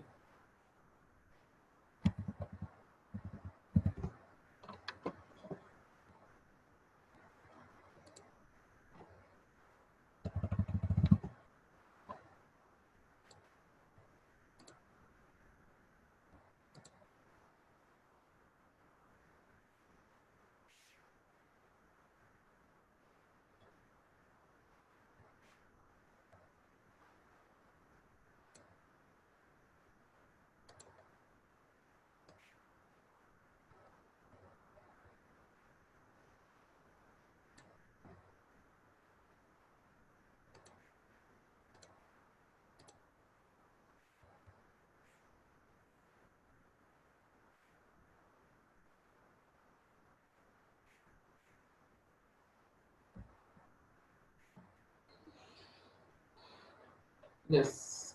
Ask any question if you have in any task.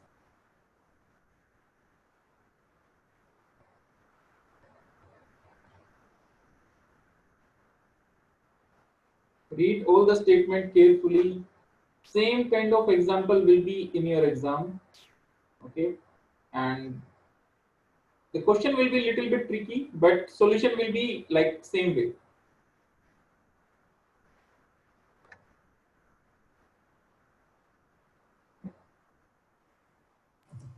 And this will be one of those questions that we'll literally have to type.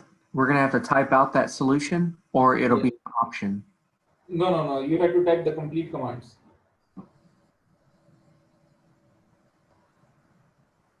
You have to type complete solution.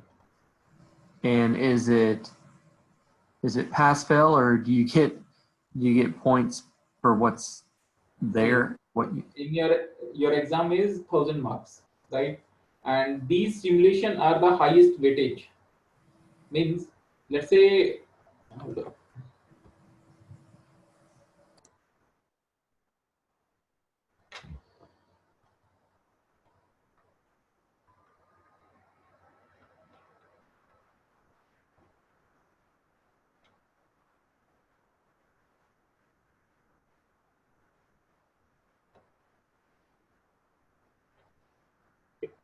Next topic is NAT. Daniel, are you there? yes, I'm here.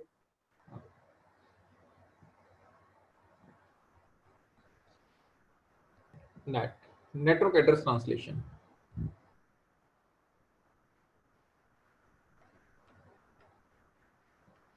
NAT is used to resolve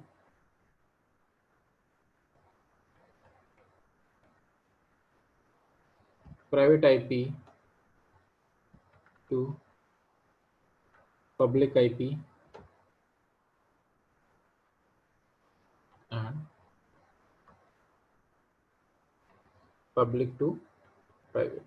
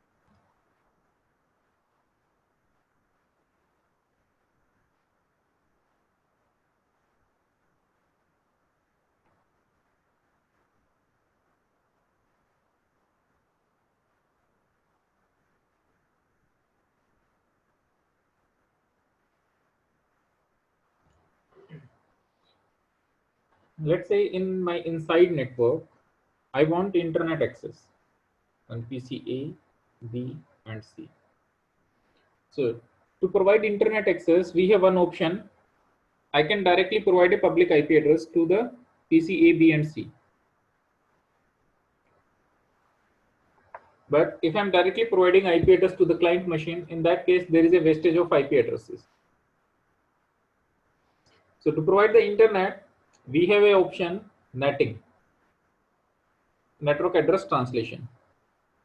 So what will happen on R1? You have to implement NAT. You have to implement NAT here. So once you implement NAT, what will happen? Let's say I'm on PC A. I write HTTP google.com. So in that 10.0.0.2 is my source. So you are sending a request through 10.2. This is your source and your destination is google.com. So when this packet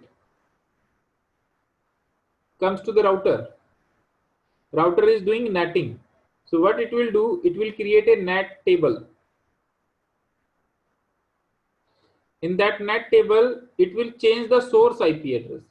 So my source is, original source is 10.2, but it translates this IP address into 200.200.1. And when this Google, that request is going outside, that will be my source now. So it resolve your private IP to public IP address. So now this request will reach to the ISP to the service provider. Now you will get a reply. So you will get reply on this IP address.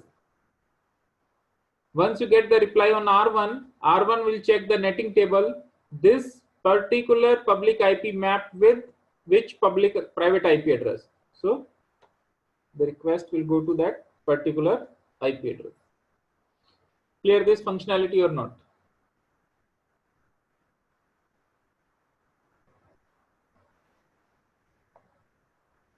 Yes, any question here? Should I explain once again? No, I think that makes sense.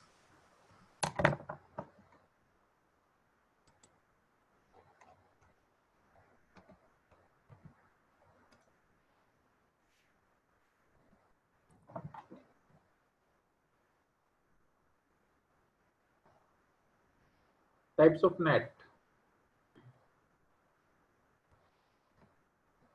We have three types of NAT. One is static,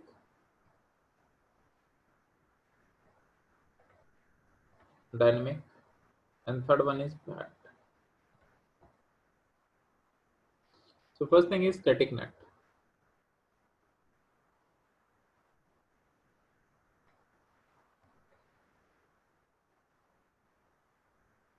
In static NAT,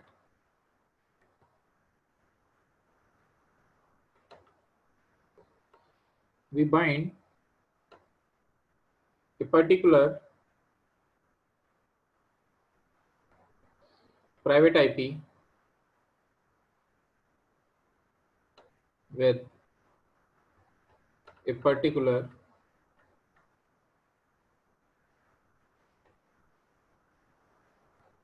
public IP address.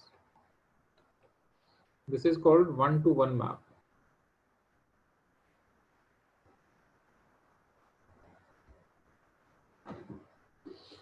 So whatever private IP map with the public IP, only that PC will able to access internet.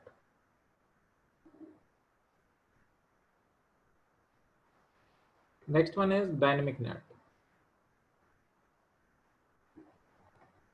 In dynamic NAT,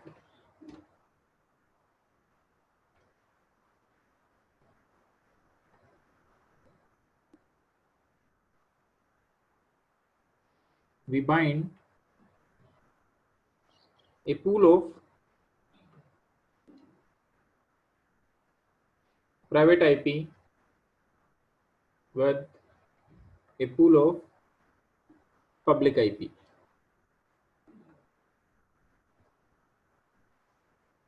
This is known as many-to-many map.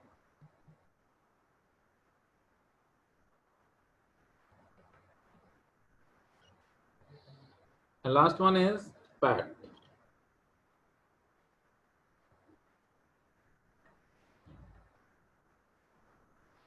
Port address translation.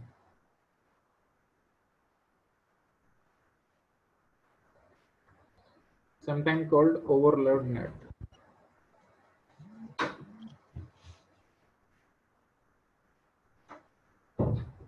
Sorry, what was the last thing you said? Port address translation, somewhat? Port address translation, also known as overload net.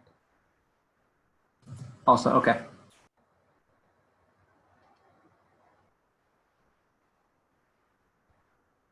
Now, in PAT, we bind whole network, whole private network.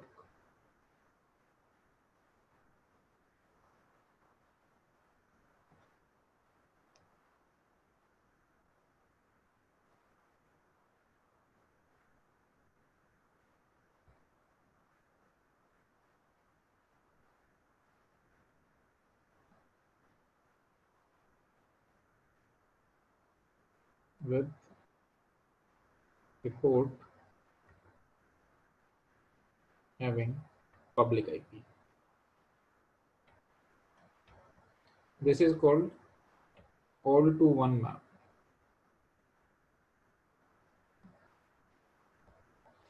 So right now, in the companies, in the production environment, you will get only PAT.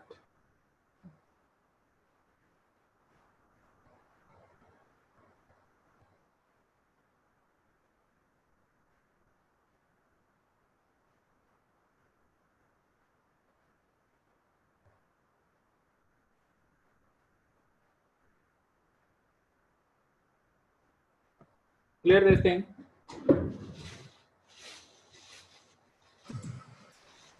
Are you going to give us examples of each? Yeah.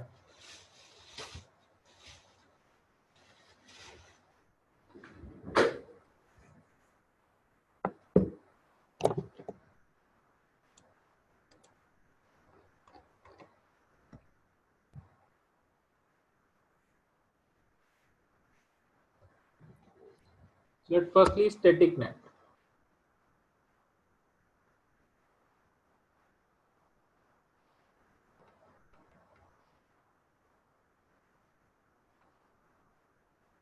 So in the net configuration, whenever you configure net on the router, firstly you have to tell to the router you have to perform as a net device.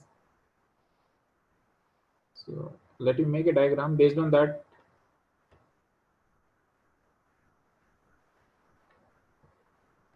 This is my R1.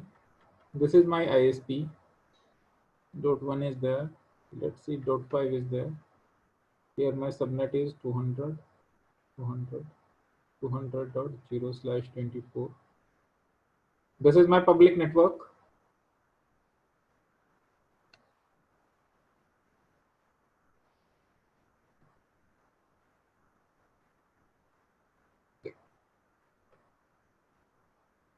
These are my private.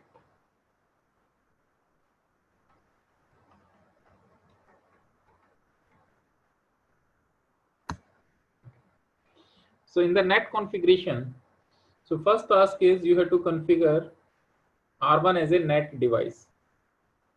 So let us assume this interface is 0/1 and 0/0. So here you have to define interface fast Ethernet 0/0, IP space, NAT, inside, exit. Interface fast Ethernet 0/1, IP space, NAT, outside. So these commands tell R1 you have to perform as a net device. Now a static net. Now, static net is what? In static net, we bind a particular private IP with a particular public IP address. So on the router, this interface is having the public IP address 200.200.200.1. Okay. So let us assume I want to provide internet access only to this IP address. So what I have to do on R1, IP space NAT inside source static, then 10.0.0.2 and your public IP address.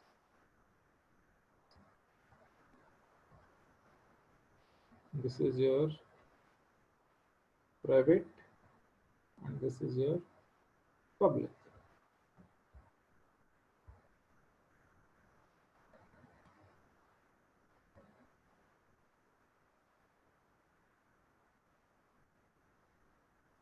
Yes, any confusion in the configuration?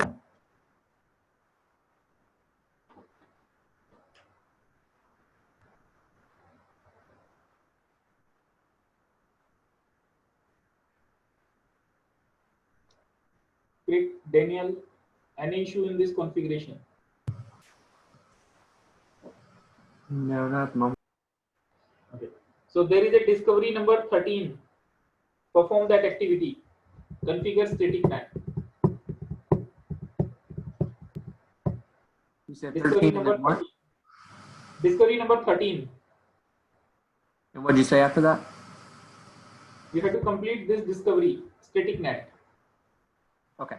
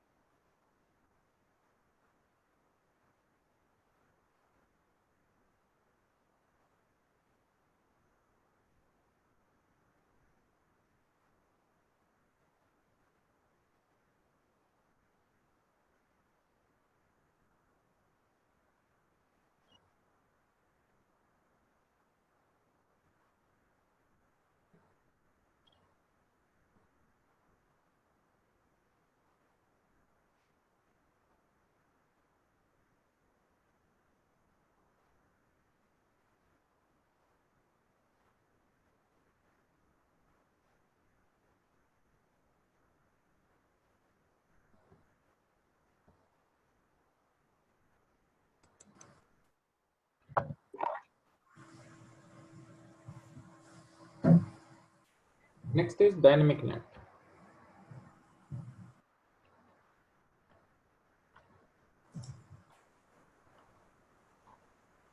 In dynamic NAT,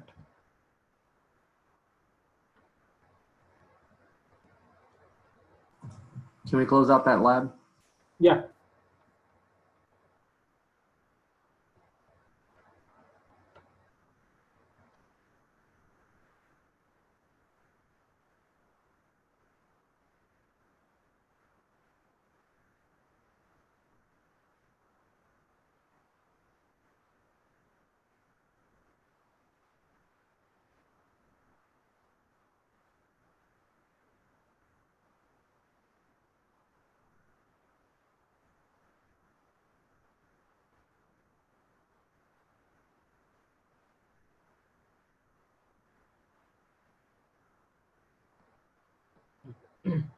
So in static NAT, we have a problem.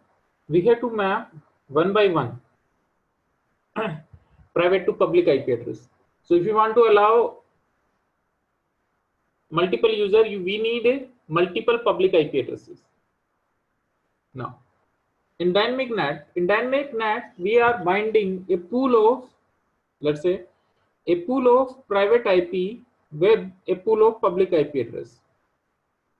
So for that,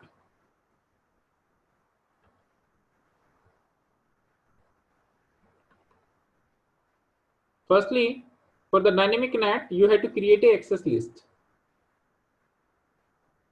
Access list number, permit, 10 network, and the wildcard mask.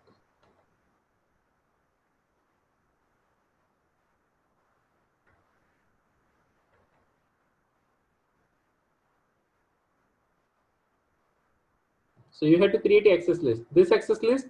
Through this access list, I am permitting my whole network. Now, next command, you have to configure a pool, IP space NAT space pool, name of the pool, let's say ABC. Inside that ABC, you have to define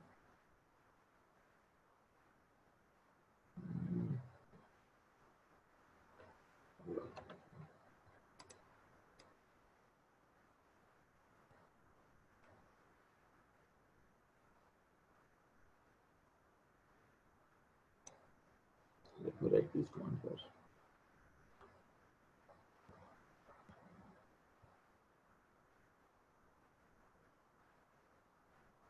IP space NAT space pool, name of the pool. Then you have to define the public IP address. Let's say I have 200.200.200.1.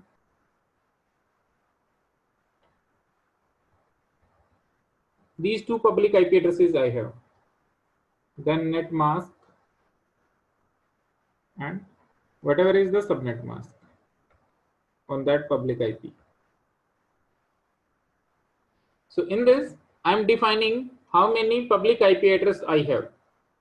Now, to implement dynamic NAT, you have to combine your pool with the access list. So IP space NAT space inside space source space list number, pool, and the name of the pool. This is your dynamic NAT. Firstly, you have to create the access list. Once you create the access list, then you have to create a pool. In that pool, you have to define how many public IP addresses you have. Once you create the pool, then you have to combine your access list with the pool. This is the dynamic NAT. Again, in the dynamic NAT, we are mapping a pool of private IP with a pool of public IP address. Means if we want to allow 3 private IP, we need 3 public IP addresses. Again, it's a kind of static NAT, but here we are getting the randomness option. Randomness in the sense, any 2 user from the network. Last is PAT. In PAT, we bind the complete network with a particular port. So R1. So again you need a access list.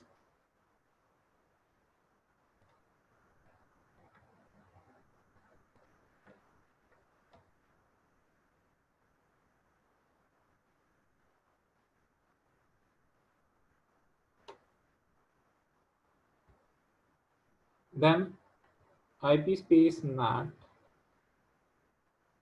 inside space source space list number interface exit interface and overload. This is the exit interface.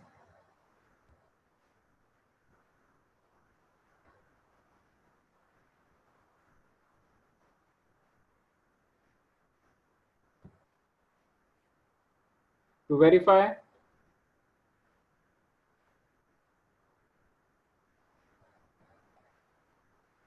you can run show IP net translation. Firstly, you ping to the service provider router IP, and then if you run the show IP net translation, you will get your IP addresses translated into the public to private. Clear this thing? Any confusion here?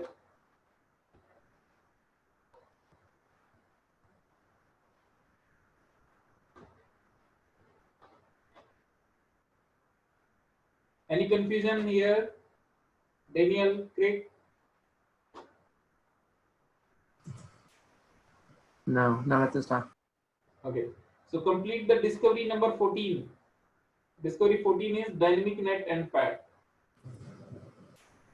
Understood. 14. 14.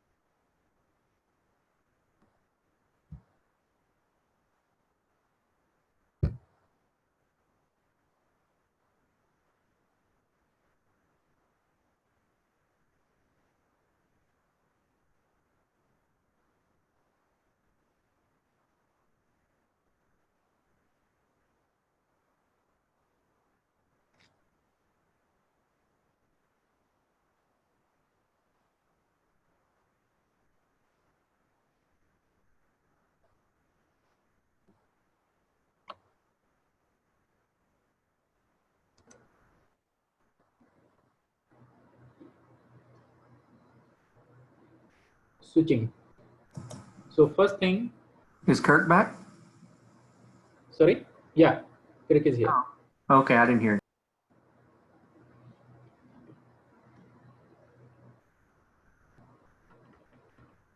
We already discussed the basic property of the switch. So once again, I'm telling. Firstly, switch is layer 2 device. Yes, we have layer 3 devices also, but in layer 3 devices, we don't have the complete layer 3 functionality. We'll discuss that thing. Switch, understand.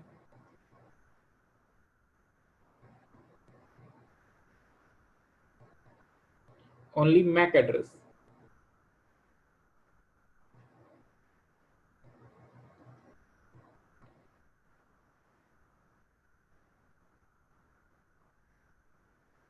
Switch create a single broadcast domain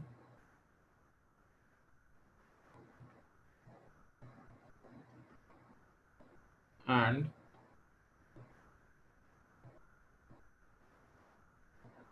multiple collision domain.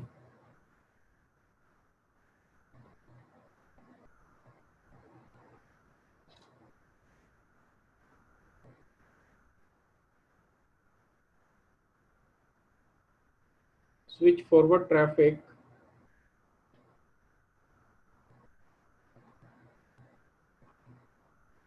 based on MAC table. So if there is an entry about the destination MAC, switch will forward the traffic as a unicast. Otherwise, switch forward the traffic as a unknown unicast. I will show you that thing.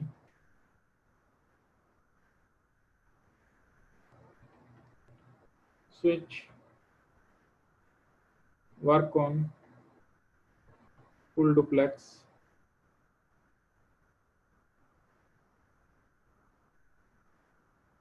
Switch doesn't share the bandwidth.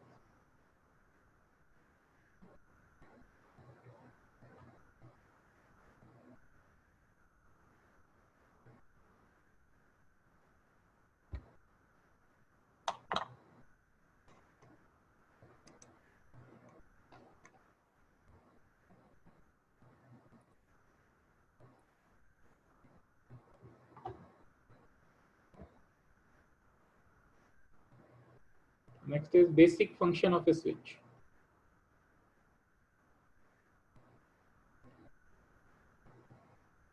Switch perform 3 tasks: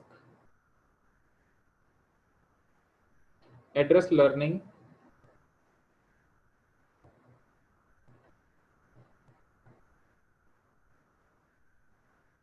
forward and filter,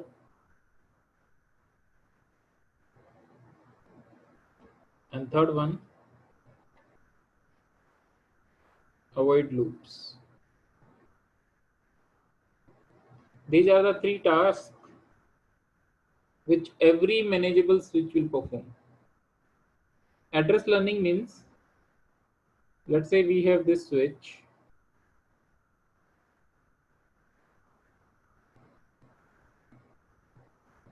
On that switch, we have 4 PC.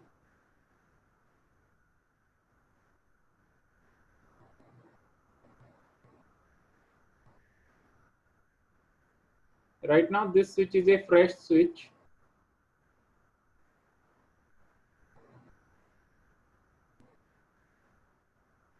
Let us assume this PC1 is having MAC address AAA.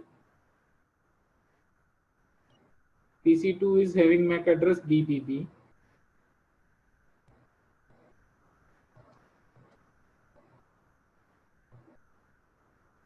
ABCD, these are the MAC addresses. And here we have 10.0.2, sorry, let's say 1.2 is here, .3 is here, .4.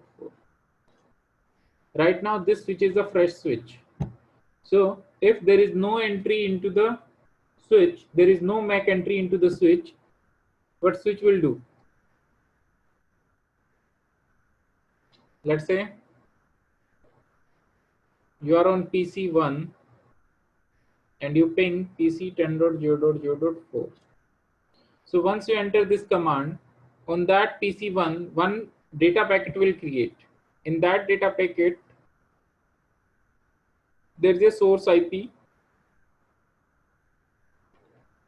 destination IP,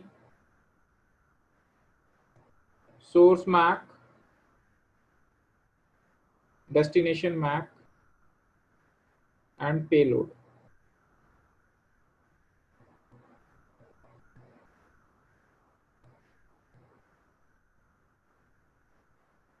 This information will be there.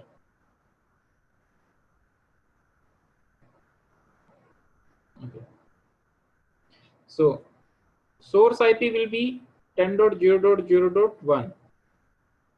Destination IP will be 10.0.0.4. Source MAC will be A. Destination. Right now it's a first communication. So this PC1 doesn't know what is the destination MAC. So what it will do, it will put FFFF as a destination MAC. This FFF means unknown unicast. I don't know where is that particular destination. And payload is like here ICMP. Because in the ping command, ICMP protocol is working. Clear this thing? Any issue in this packet? Okay. Address learning. Whenever a packet received by the switch, what the switch will do, switch note down the MAC address of source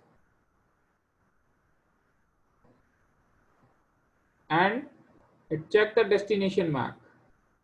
So let's say this is the source MAC, destination MAC. This is the port. Okay. So when this switch receive this frame on the port number 0 by 1, it note down the source and destination MAC address. So it enter this information into the MAC table. So based on that, switch will see destination MAC is FFF. So that means I have to forward this packet to all the user, all the active ports. So this packet will go to all the active ports. This is known as unknown unicast.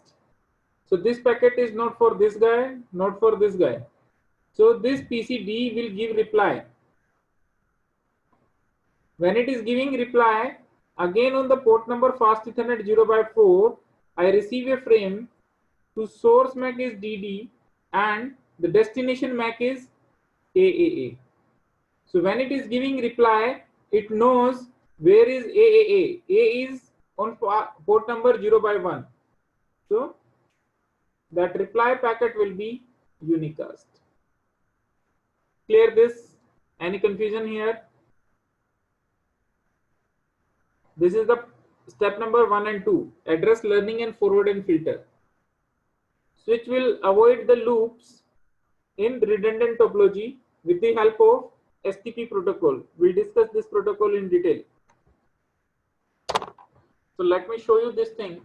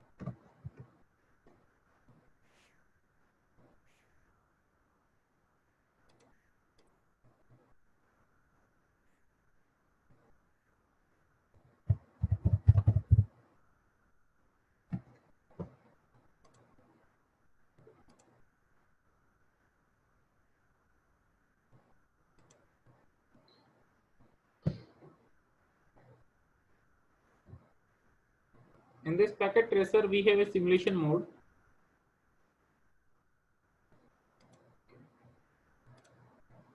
Let's say I'm the PC number 1 and I'm trying to communicate with PC number 4.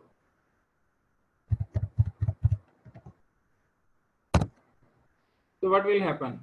One packet is generated here.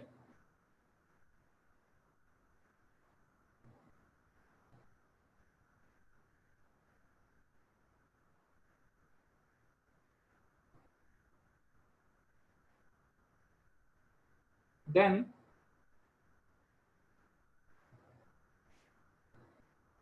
firstly traffic will reach to the switch. Switch doesn't know where is my destination MAC address. So switch will forward that frame to each and every one. So this packet is first time a R packet. This is the ICMP packet. So you can see PC number 2 and PC number 1 drop that request because the address is 10.4.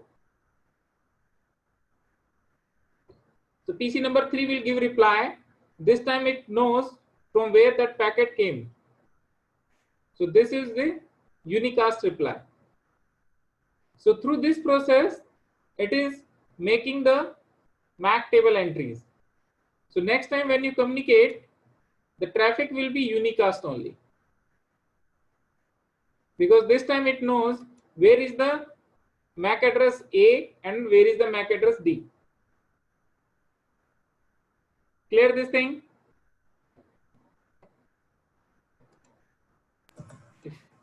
Yeah, that makes sense. If you go to the switch, and if I run here, show MAC address table. So you can see here, there are two entries. One entry of PC number 0, which is this MAC address, means this MAC address is for this PC. Let's verify this.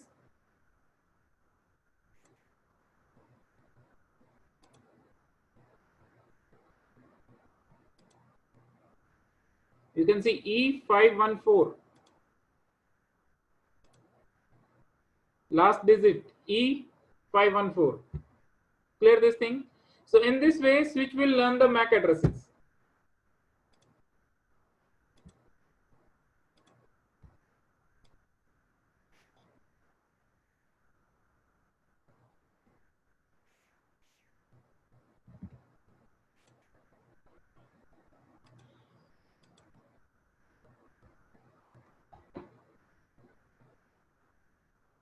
Next.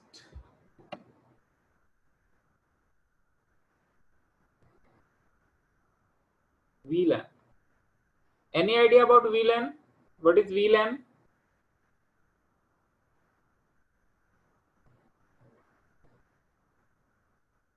Virtual. LAN area network. That's correct. Okay. Virtual LAN, logical grouping of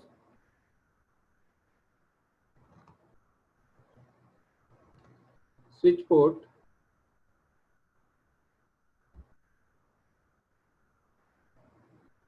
under a single administrative control. Logical grouping of switch ports under a single administrative control. So by default,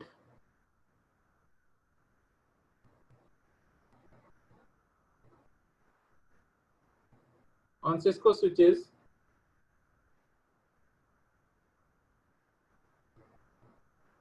VLAN 1 is there.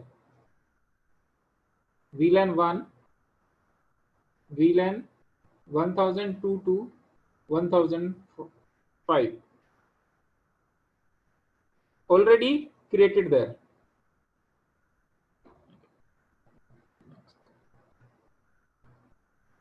VLAN provide Security. Security in which sense? Member of one VLAN will not communicate with the member of another VLAN by default.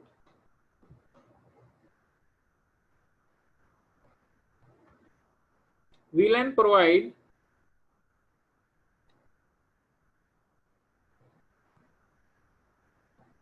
segmentation of the network.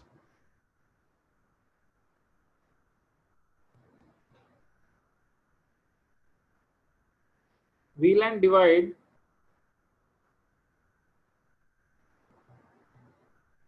broadcast domain.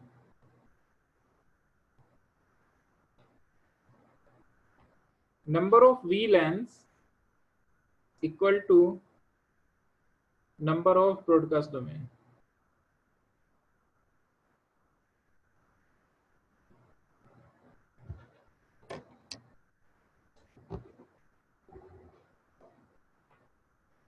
Clear this thing?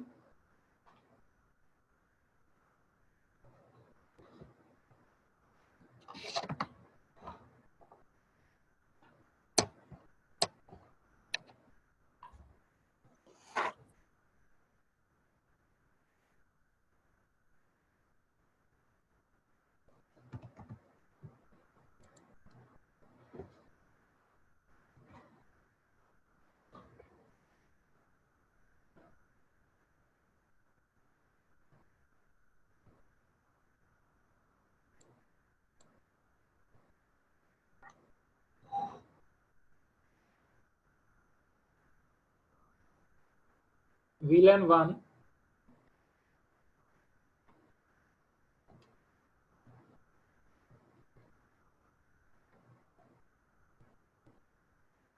these VLANs are by default created on the switch. VLAN 1 is known as default VLAN or native VLAN. These are the by default VLAN.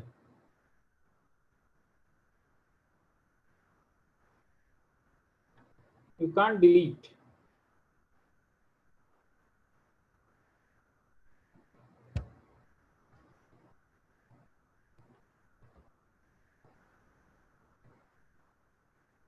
Total number of VLAN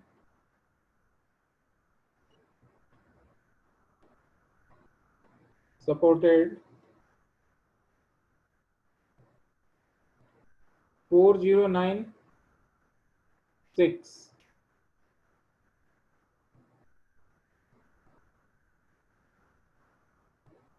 So it starts from 0, 4095. So 0 and 4095, these are the system resolved, and you cannot see these VLAN.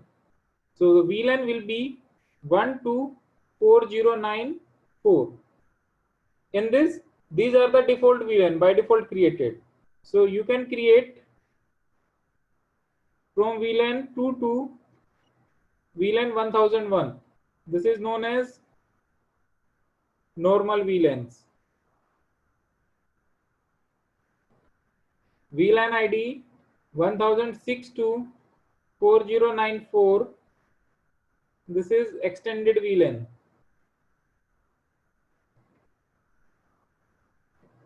And these extended VLAN can create only on transparent mode switch with VTP version 3.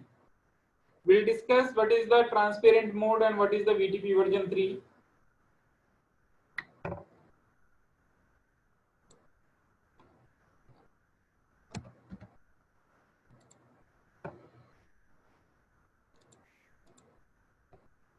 Next.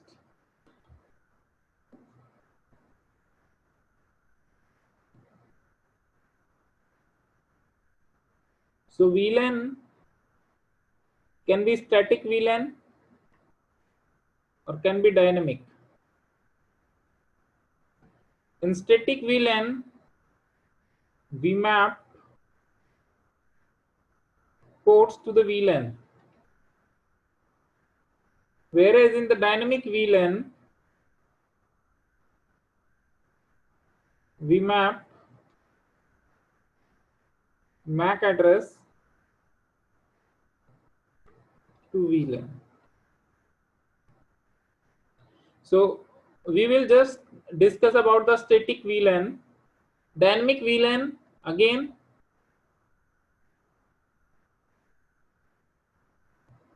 can create only on Catalyst 65 and 4500 switch. And you need a server, that server known as VMPS server. You need this software, VMPS, VLAN Management Policy Server. So you will create the VLAN on the switch, and this VMPS server is like a mapper. So in this we will map this particular MAC address belongs to this particular VLAN. So this VMPS server is like a database server.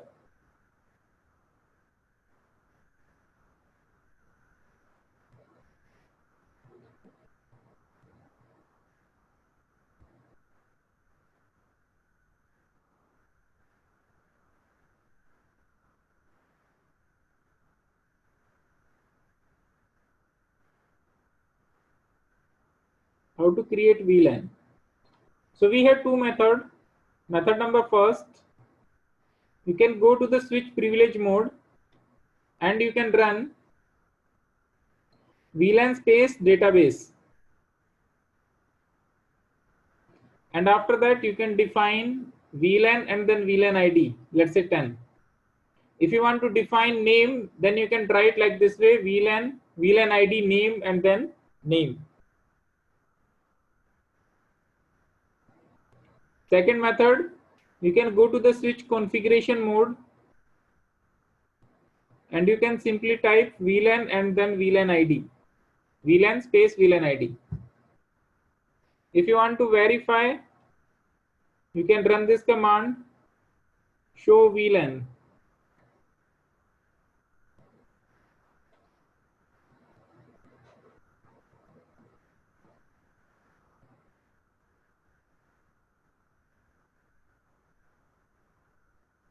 Clear this thing?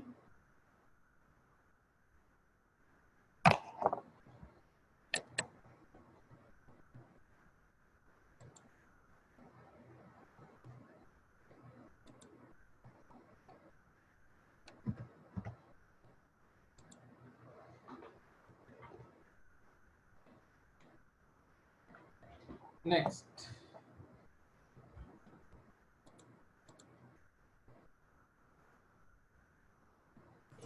Sorry, quick question. Can your VLAN be named outside of numerically? VLAN ID. You can give this thing.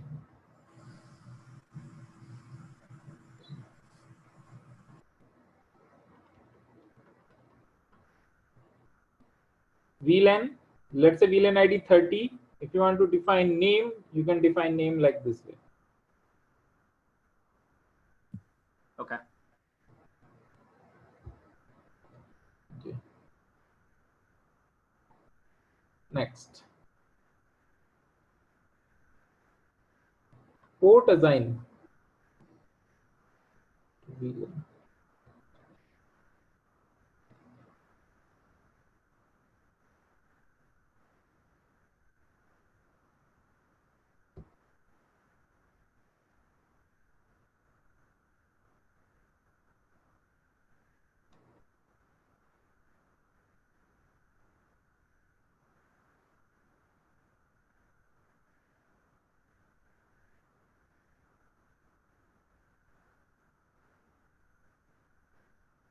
So I want to define these two ports under VLAN 10 and these two ports under VLAN 20.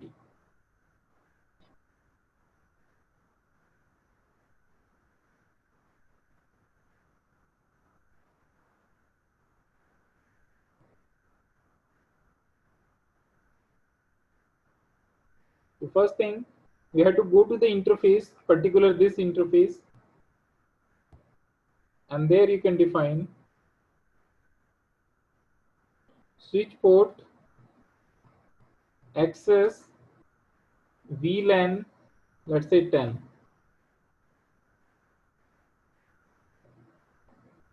Switch port mode access and exit.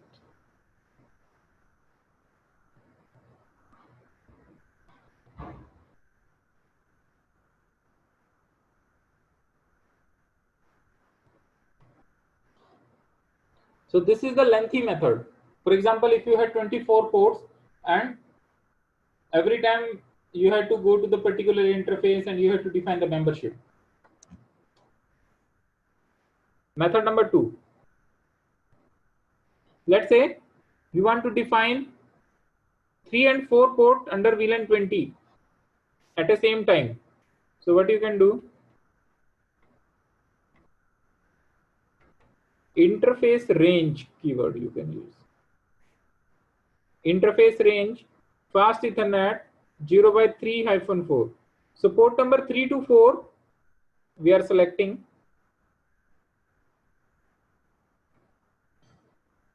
Switch port access VLAN 20. Switch port mode access.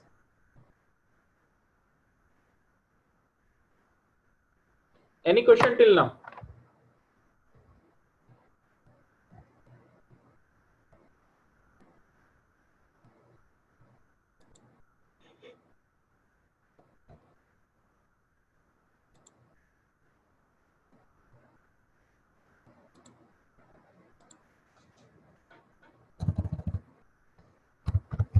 If I try to ping, I'm able to communicate with 4, able to communicate with 3, able to communicate with 2, and 1 is my own IP address. Why I am able to communicate?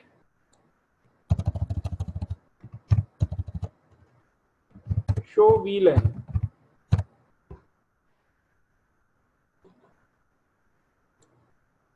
If you see show VLAN, so VLAN ID 1 is the default VLAN and all the ports are by default member of VLAN 1. Clear this thing?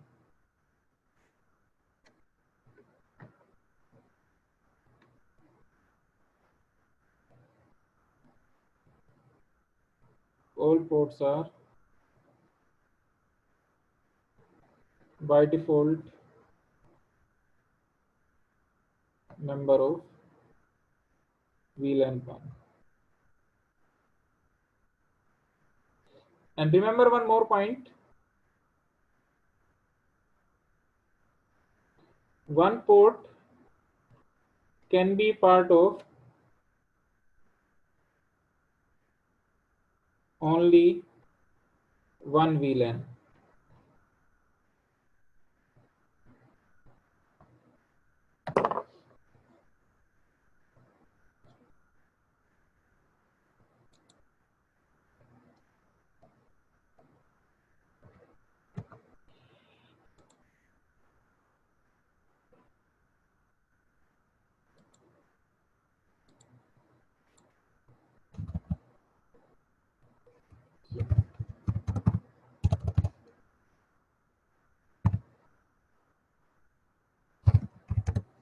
Let's say VLAN 10.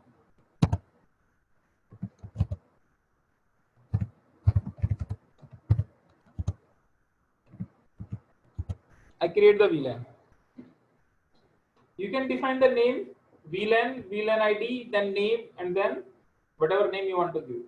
If you are not defining any name, your switch will automatically assign name to the every VLAN. You'll see that thing.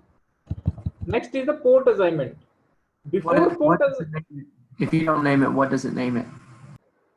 The name will be, let's say I give the VLAN ID 10.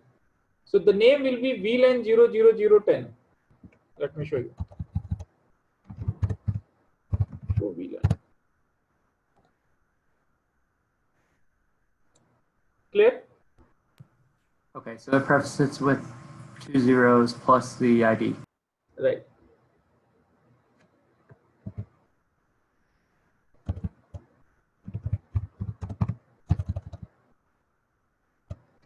So now next point is we have to assign ports. So interface fast Ethernet 0x1, switch port access VLAN 10, switch port mode access exit. Same way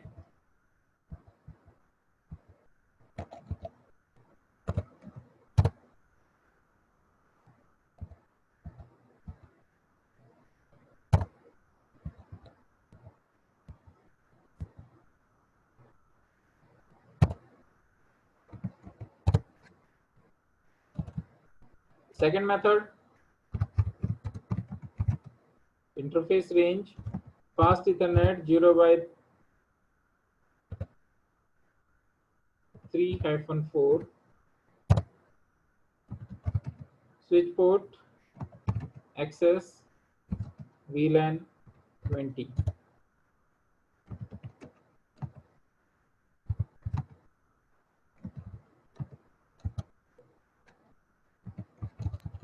Just make sure I'm understanding. You just gave the range of 342 VLAN 20. Yeah, port number 3 and 4 will be now into VLAN 20. Let's verify this thing. Show VLAN.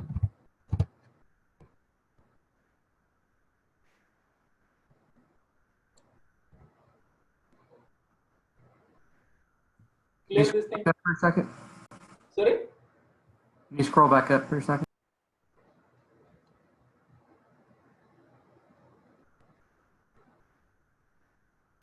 Okay, so you gave access where it says access VLAN 20. What is the mode access again? I will discuss that thing. Okay, good. I thought I'd missed. Not issue. So till now everything is clear?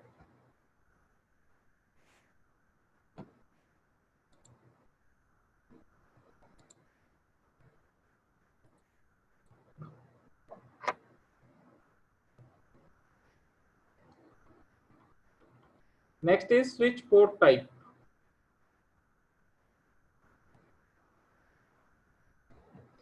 A port can be an access port. A port can be a trunk port. A port can be a dynamic auto.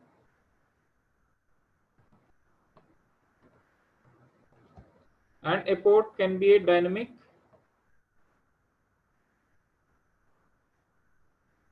desirable. So for example,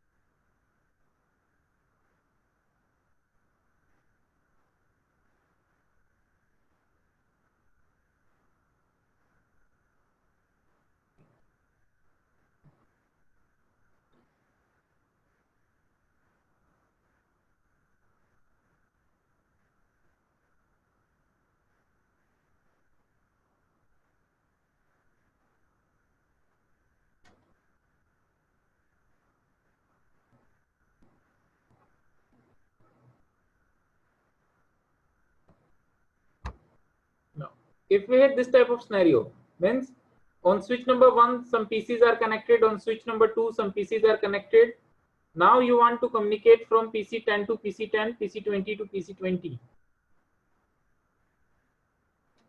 So first thing, access port. Access port connect to end users, means like my PC. Access port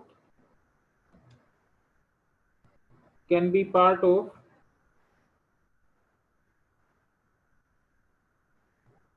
only one VLAN. Trunk port. Trunk port carry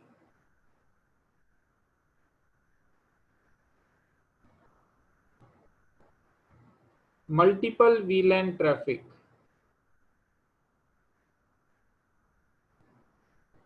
Dynamic auto and dynamic desirable used to make trunk link dynamically.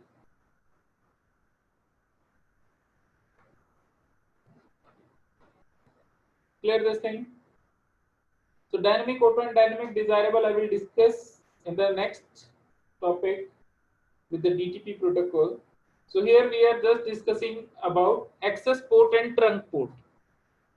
So the port which is connecting to the PC, this, all these ports will be access port because the PC are connected here. So the port connecting to the PC, connecting to the server, and connecting to the any resources, for example like printer, that port will be an access port. Now, if you want to communicate VLAN 10 to VLAN 10 inside, means you want to communicate here to here. In that case, there will be no issue.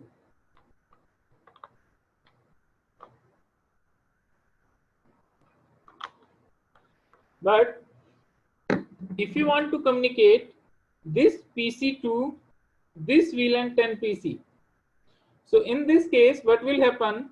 The traffic firstly reach to the switch. Switch will search that particular IP address is in my own VLAN or it is on another switch. So if it find VLAN 10 IP is not here, that is on maybe on some another switch. So what will happen?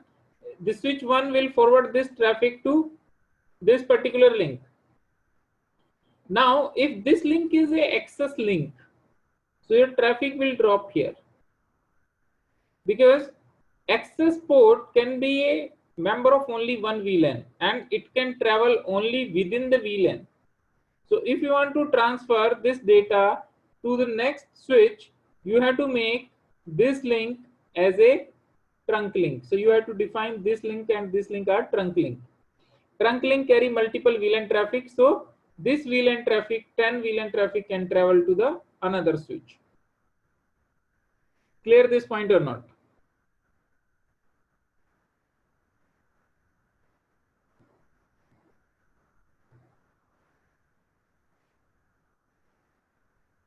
Yes, Craig, Daniel, this point is clear? Yeah, that makes sense. You got to trunk it to make sure that you get the access across multiple VLANs from switch to switch.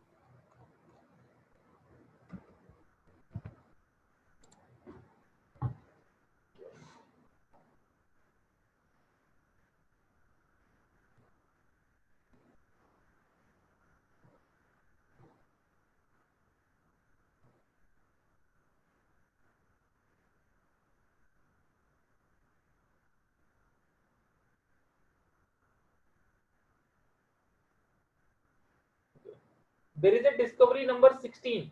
Try to perform that discovery. 16. Configure VLAN and trunk. Understood. 16. So if you want to make any link as a trunk link, so access link is the same command, switch port mode access. For the trunk, Let's say this port is 0 by 5. So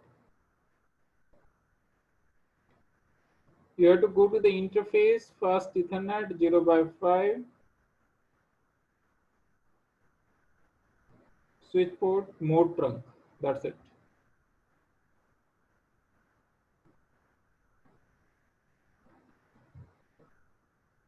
If you want to verify the trunk, show interface trunk. Try to perform discovery number 16.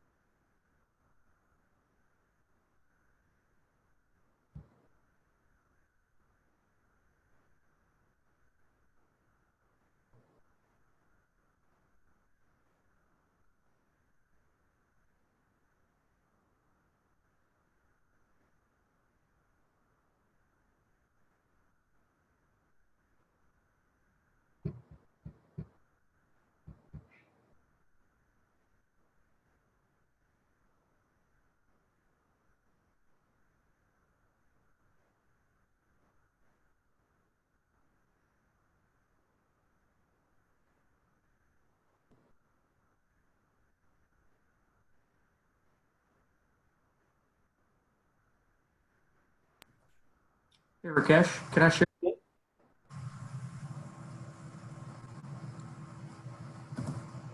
Share your screen.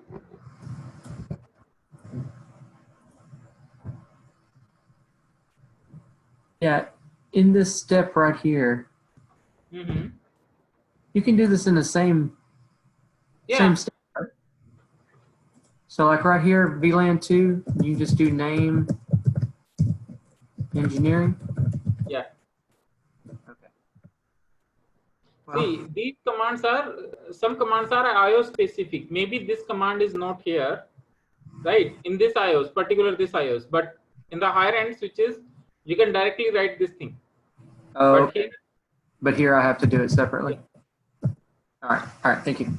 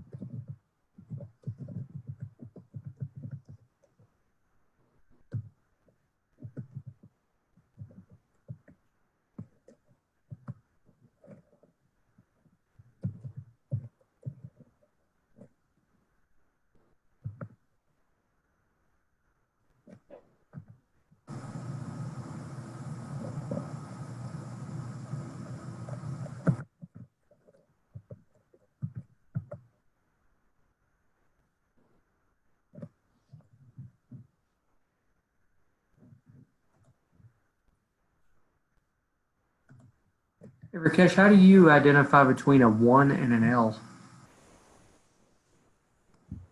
Sorry, come again. Show me your desktop. Share your screen.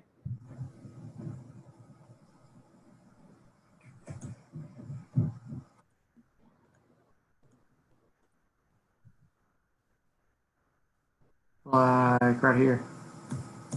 Okay, this dot 1q, I will explain this thing later.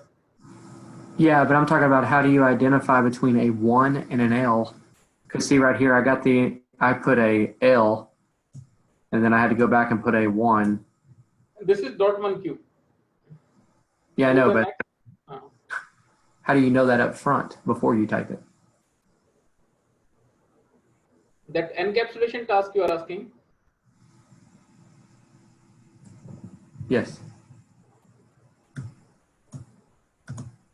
See, we have two type of encapsulation here. One is ISL and one is the dot 1q. So which encapsulation you want to enable on that particular No. thing? Before you go down that path, all I'm simply asking for is how do you know that this is a 1 compared to an L? See, this is the name of the encapsulation dot 1q. There is nothing dot LQ. Okay.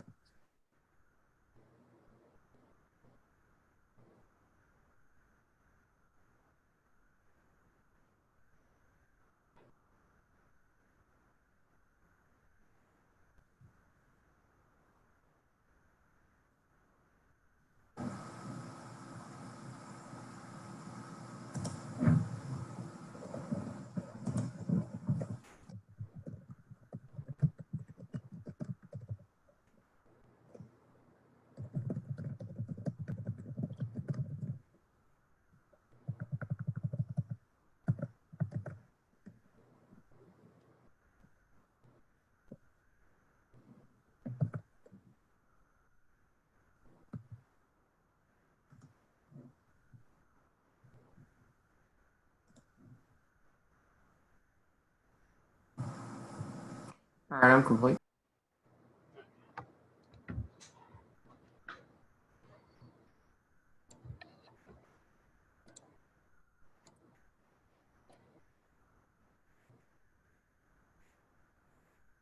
Next.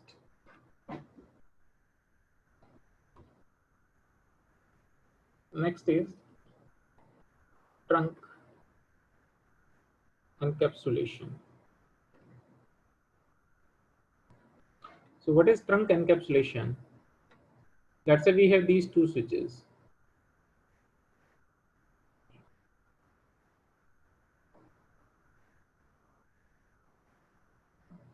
If you make trunk link, let's say you run the command switch port mode trunk.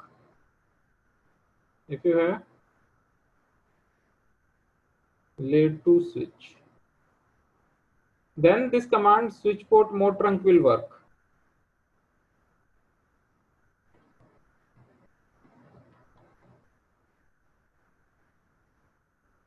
Let's say 0 by 1.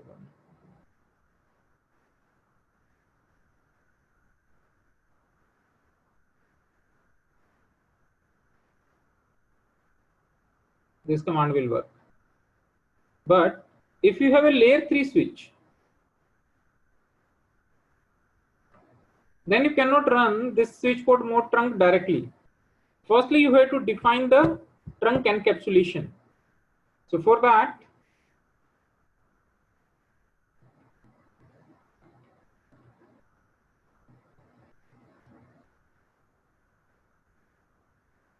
you have to define switch port trunk encapsulation dot one Q. And after that, you can run this command switch port mode trunk.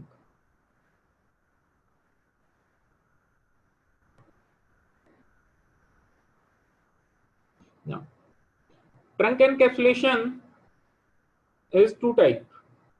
One is ISL and one is .1Q. ISL is inter-switch link.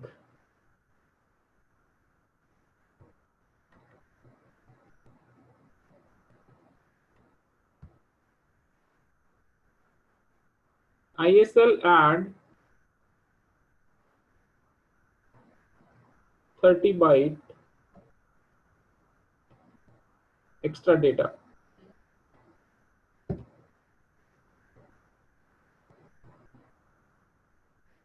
ISL support only normal VLAN. Normal VLAN means VLAN ID 1 to 1001. Whereas .1Q, okay, ISL is Cisco proprietary.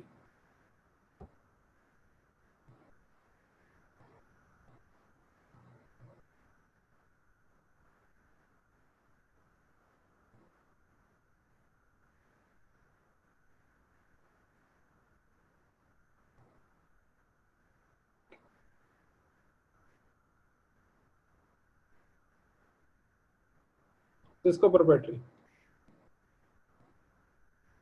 .1Q. It add only 4 byte.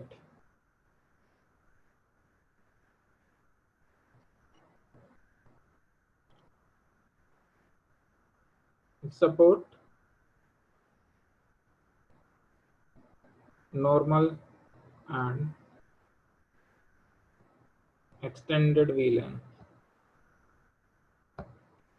And .1Q is open standard. Clear now why you are using that command? Switch port trunk encapsulation .1Q, this command now? Because that switch is a layer 3 switch. Clear? Yeah. Okay. So if you want to define ISL, just instead of .1Q, you have to put ISL. But in the new switches, whatever Cisco is creating the new switches, in that Cisco drop the ISL support because of this 30 byte data.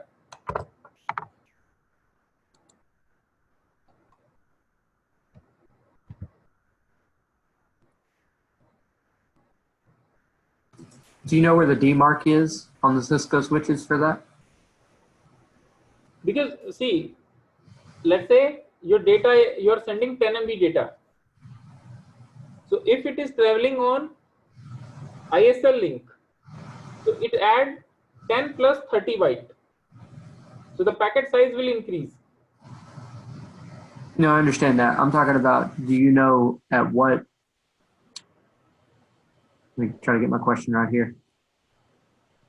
On what switches do they not support the ISL any longer? Okay, so if you go in Nexus devices, data center switches, ISL support is not there. Okay, so it's listed not supported. Yeah. I didn't know if there was like a year or a model before or after to make it easier to identify instead of having to go look it up. See, that particular model we don't know. The reason is most of the services are IO specific. If I'm telling like, okay, that is not available in, let's say 3650 switch, but in 3560 switch, again, there are lots of model and lots of iOS version. So features, some protocols, some features are IO specific. So maybe into the same model, it is available in another iOS version.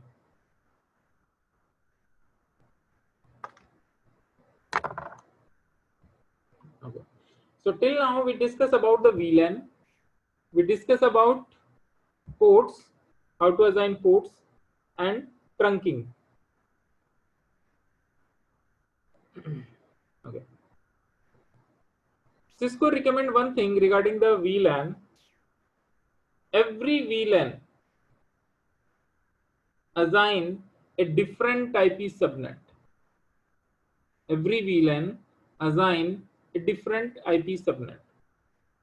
So next task we are going to do,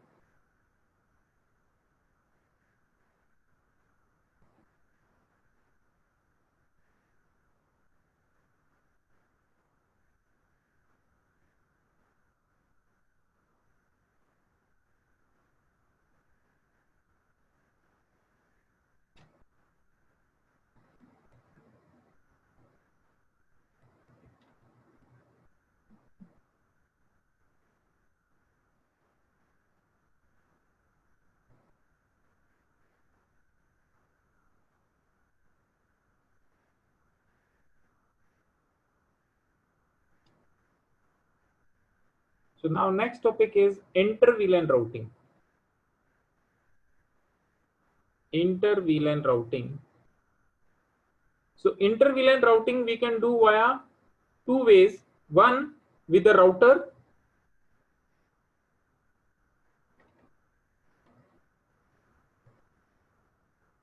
which is also known as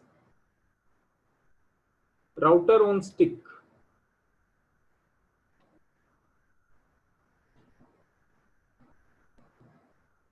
So if I make the diagram,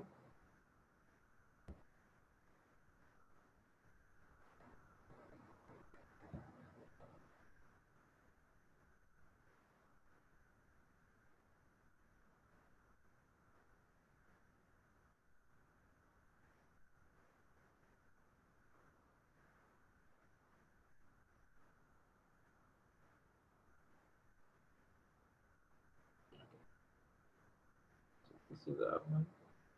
Let us assume this PC are under VLAN 10. These two are under VLAN 20. In VLAN 10, my subnet is 10.0.0.0, and here my subnet is 20.0.0.0. So I want to communicate VLAN 10 to VLAN 20 now. Clear this concept? Now, what will be the configuration? So this is my switch. So step number 1.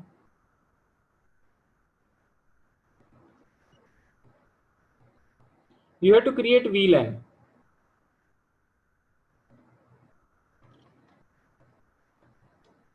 So let's say VLAN 10 and VLAN 20. Step number 2. Assign ports to the VLAN.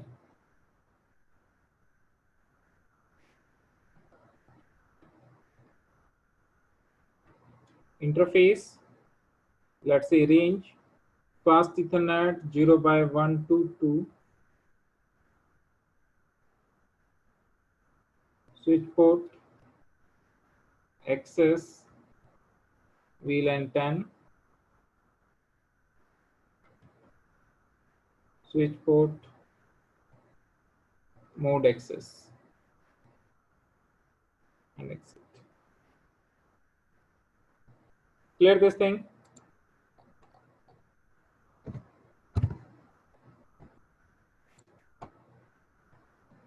Next,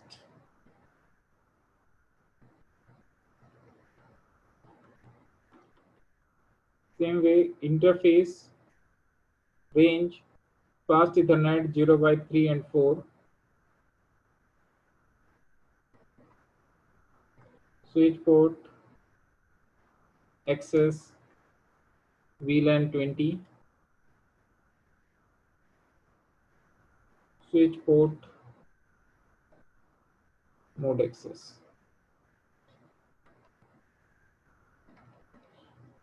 So my step number 2 is created, done. Firstly, I create the VLAN, then I define ports to the particular VLAN. Now the port number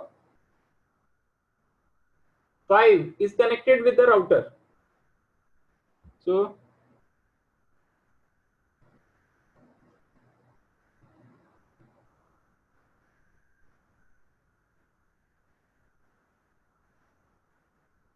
if I make again the diagram,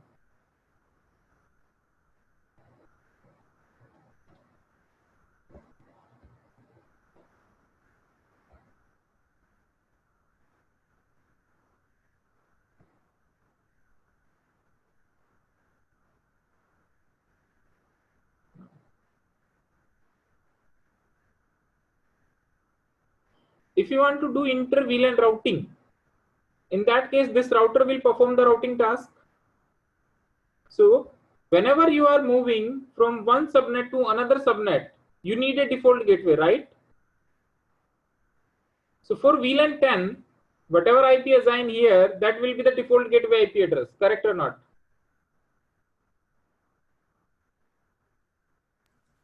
I'm sorry, ask that question again. If you want to move from VLAN 10 to VLAN 20, or if you want to communicate from network 10 to network 20, you need the default gateway or not?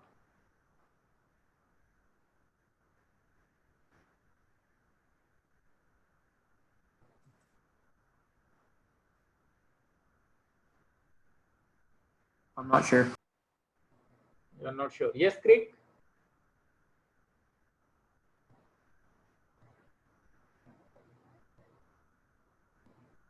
Craig, are you there?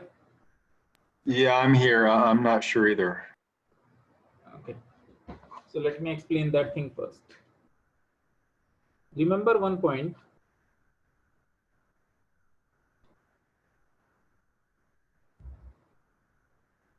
If you communicate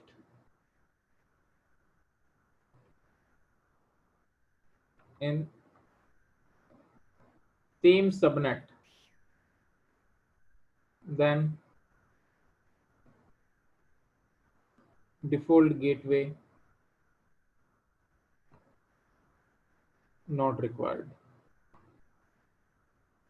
But if you are trying to communicate in different IP subnet,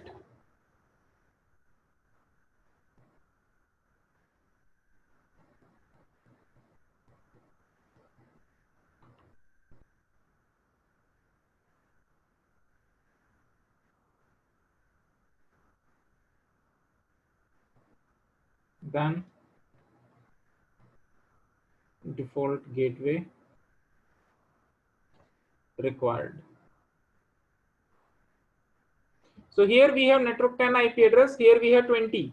So we need a default gateway. And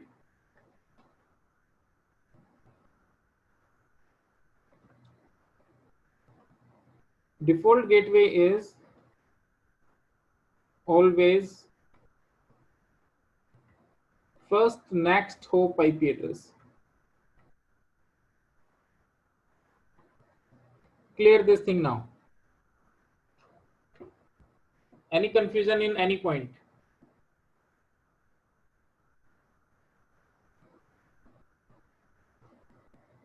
Daniel, Craig, any confusion in any point?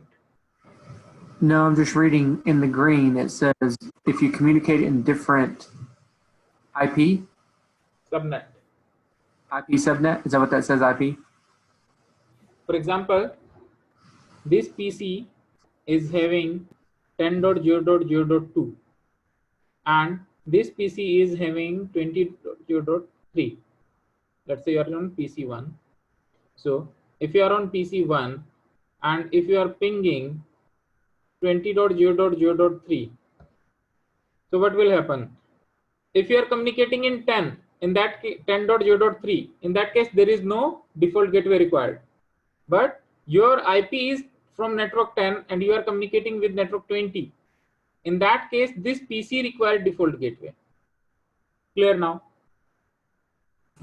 Yes, that's clear now. Thank you. Okay. So now which IP will be the default gateway?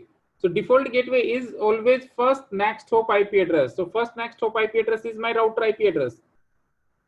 So whatever IP address assigned here on this interface, that will become the default gateway IP address. for this VLAN. So if I assign here 10.0.0.1 on this interface, so that IP can be a default gateway for VLAN 10, but VLAN for VLAN 20, 10 IP cannot be a default gateway.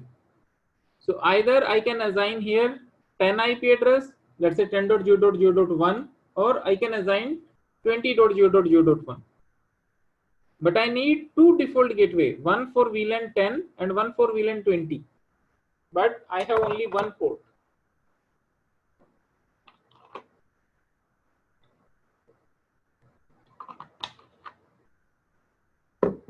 So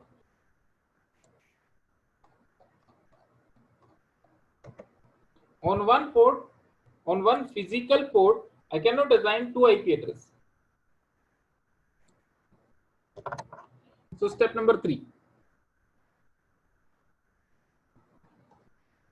You have to create sub interfaces on the router. On router, create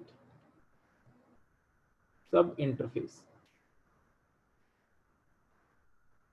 Why? Because we have two VLAN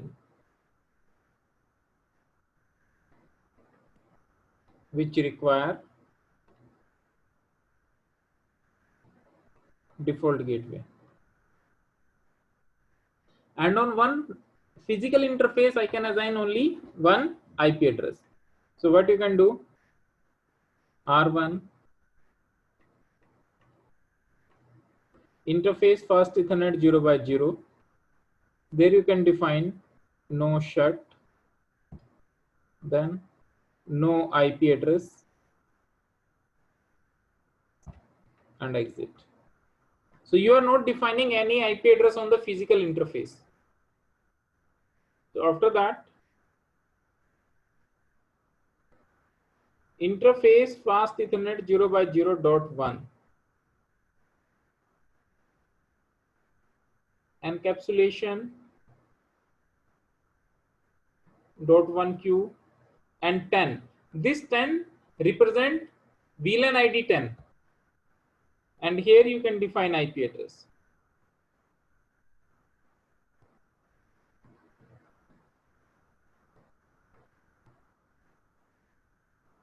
And exit. Same way,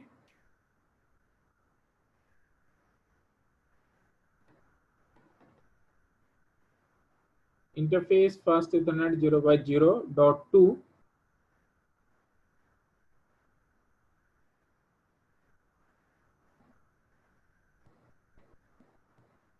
encapsulation .1q 20, and you can define IP address.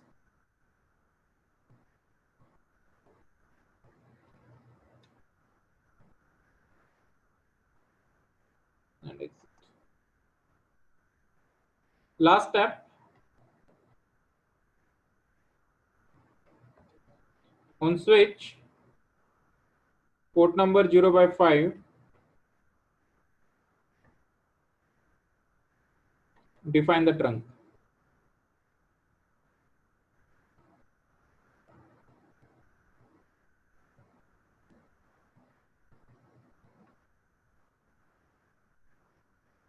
This is the complete configuration.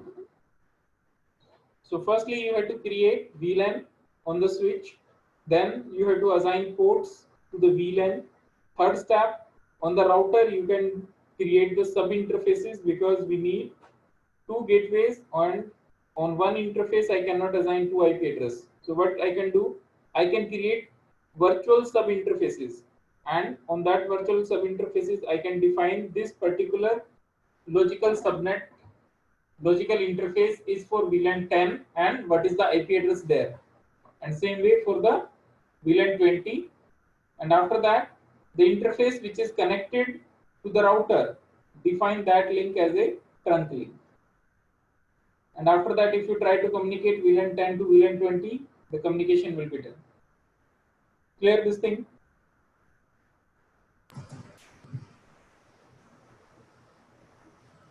Any, They're sharing the interface. these are the sub interfaces, fast Ethernet 0x0.1, and you can create n number of the sub interfaces. There is no limitation. Here we are just discussing only 2 VLAN, but in the production environment there are 100 of VLAN. So how you will define the 100 IP address? So they came up with the concept sub interfaces.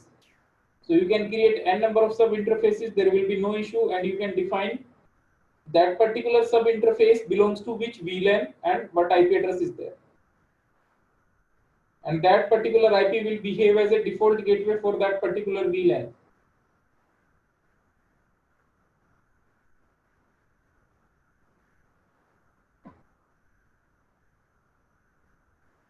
Clear now?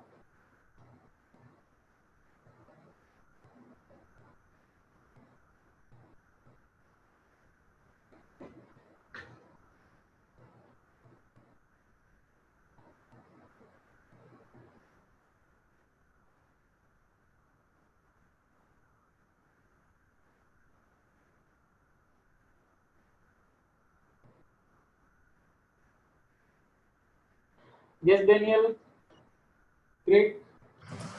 Yeah, that's clear. Okay. So there is a discovery number 21. Configure router on stick. Try to perform that discovery. Same thing, whatever configuration I written here, same kind of task will be there.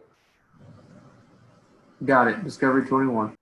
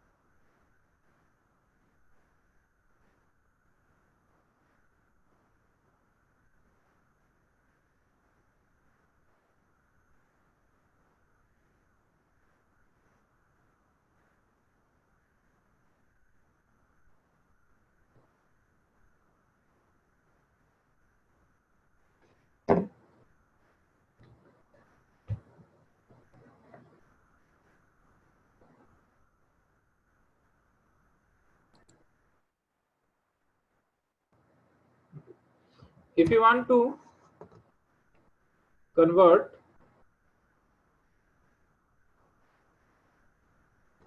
layer 2 port into layer 3, then you have to go to the particular interface. Let's say interface fast Ethernet 0x1, and you have to define no space switch port. So once you define no space switch port, after that you can assign IP address.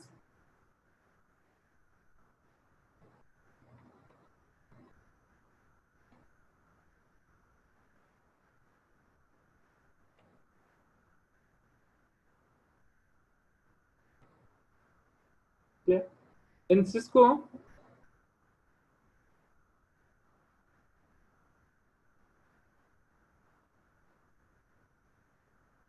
(2950, 2960), these two models are layer 2.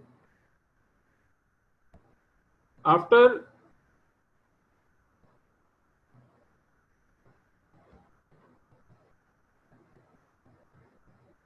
and up to like 3650, 3750, 3850, all models are layer 3.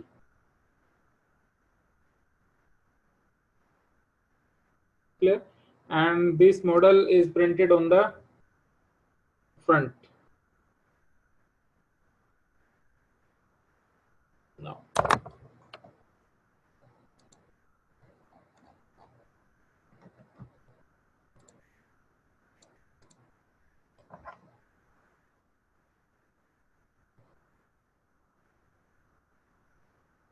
inter VLAN routing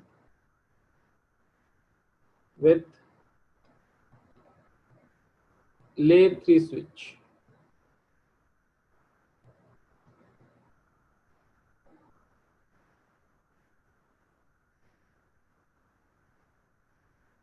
So, let's assume this is the layer 3 switch, which is connected to the switch, and here we have the same 2 VLAN.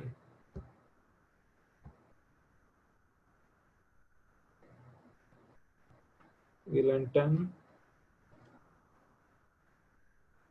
VLAN 20. Here we have network 10.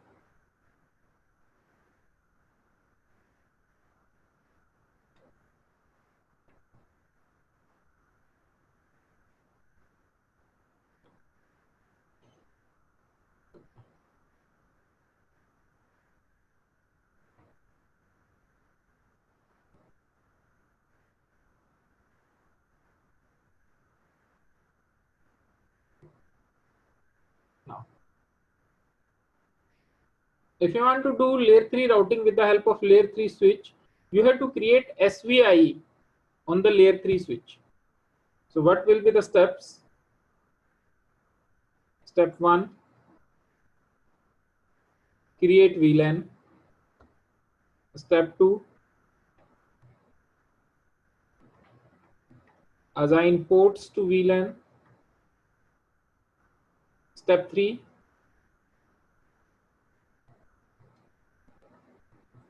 create same VLAN on layer 3 switch. Step 4, create SVI. SVI is switch virtual interface. So now what is switch virtual interface? Assigning IP address to the VLAN is known as SVI.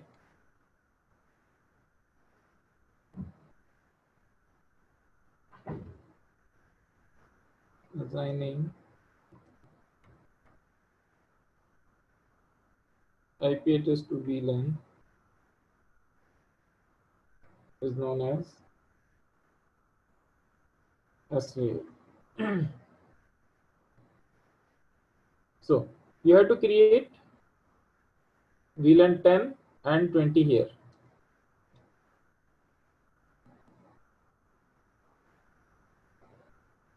So in step 4, let me give a name. Let's say the name is MLS, multi-layer switch. You have to simply define interface VLAN 10, and inside that you can define IP address. Let's say 10.0.0.1. That's it.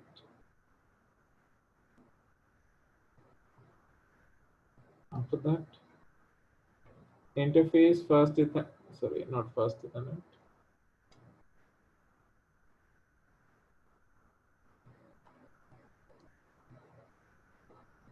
VLAN 20, IP address,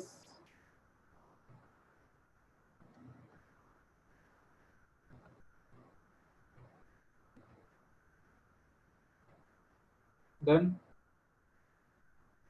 step 5, enable routing. For example, in MLS, so command is IP space routing. Step 6,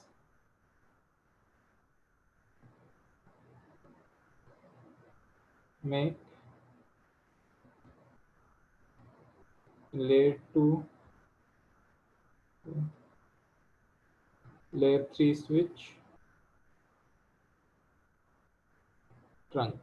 So that means this link must be a trunk link because it's a switch to switch connectivity.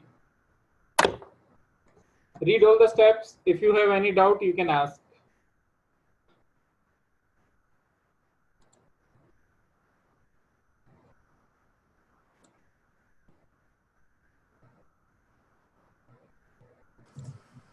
You're blocking the steps. We can't read them. Okay, just a second.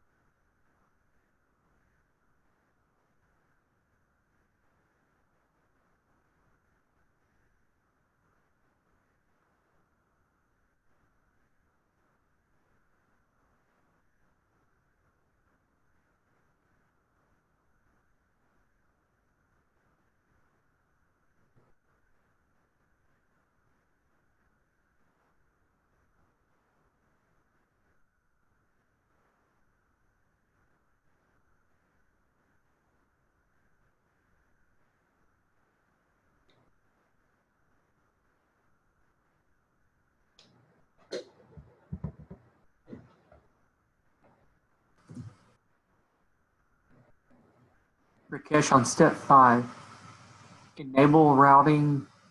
Then what's it say? I know it says configure. What to the left of configure? Sorry? In step 5, in orange, does that say enable routing? And then what's it say just to the left of the parentheses? So on that switch, MLS switch, you have to run IP space routing command. Okay, so it's a MLS. That's what I was trying to figure out. Yes. MLS. Got it. Done? Let's do this lab.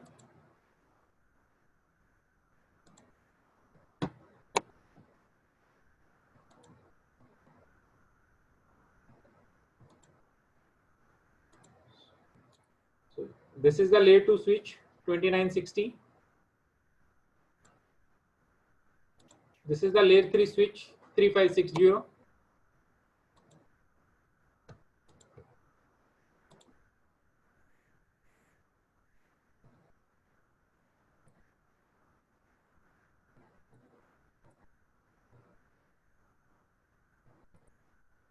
These two PC belongs to VLAN 10 and the subnet is 10.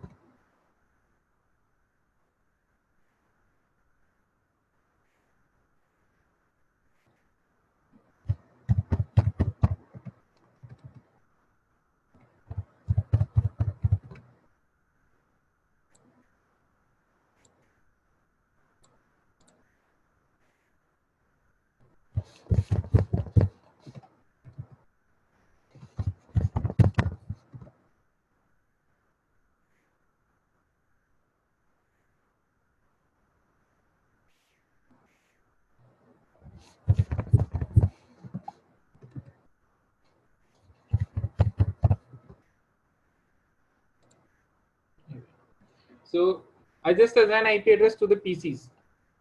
So now first step, you have to create VLAN on the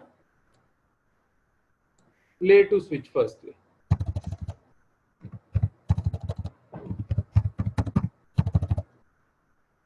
So let us assign a host name.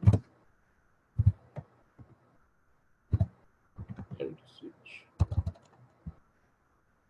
So here I need two VLAN, VLAN 10 and VLAN 20.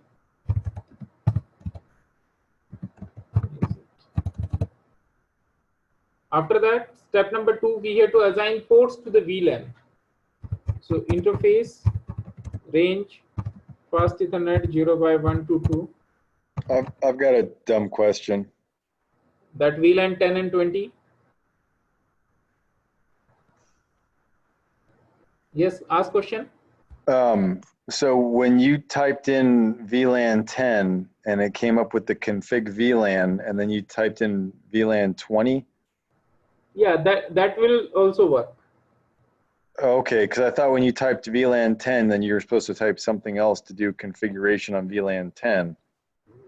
No. Does it not This work type that of, way? yeah, it will work. I will show you that. Switch port, access, VLAN 10, switch port, mode, access, exit, interface, range, fast Ethernet 0 by 3-4.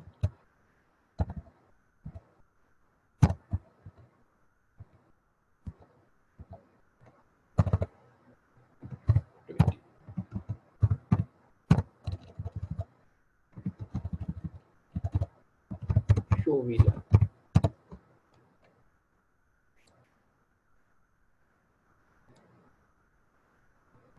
Clear this thing, step number 1 and step number 2. So you did a hyphen showing that it should be 3 and 4? Yes. Okay. 3 to 4. Gotcha.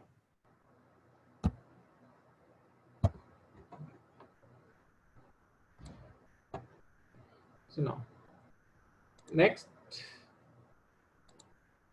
step number 3. In step number 3, we have to create same VLAN on multi-layer switch.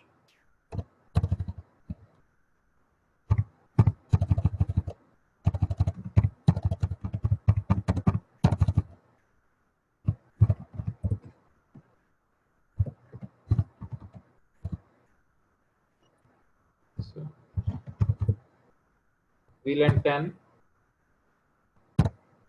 Inside that, if you type VLAN 20, it will also work. If you exit from there and then defining VLAN 10, that will also work. So let's say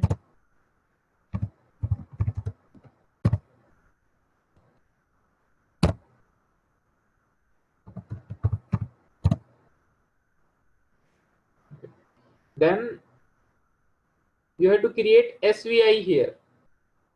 SVI is switch virtual interface. So interface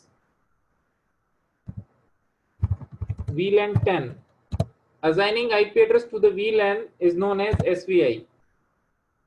So inside that, you can define IP address VLAN 10.0.1 and 255.0.0.0. No shut and exit. Same way,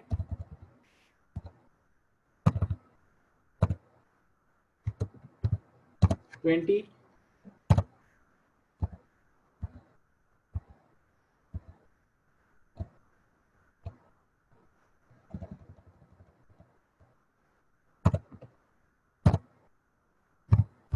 No shut. This is my step number 4. If you want to see the IP addresses, you can run the command show IP interface brief. So at the end, you will get VLAN 10 and 20 is having 10 and 20 IP address. Now, step number 5, you have to enable the routing on the layer 3 switch. IP space routing. Now, step number 6, between layer 3 switch to layer 2 switch, the link must be trunk. So interface fast Ethernet 0x1. See, it's a layer 3 switch. Switch port mode trunk. If I am running this command directly switch port mode trunk, it is showing an error, command rejected, because the interface whose trunk encapsulation is auto cannot be configured as a trunk link. So what you have to do, firstly you have to define here switch port trunk encapsulation .1q, and then if you run the command switch port mode trunk, this command will work. Same way, go to the switch, and here the interface is fast Ethernet 0x5. Define that interface as a trunk link, switch port mode trunk. Here this command will work because this is the layer 2 switch. So all configuration is done. Now let's verify I am unable to communicate into 20 or not.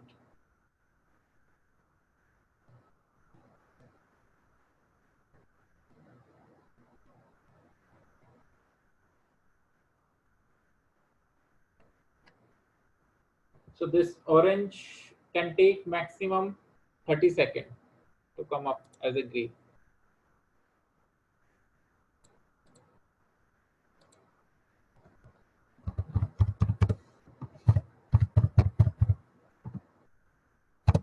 Firstly, I am verifying I am able to communicate within my VLAN.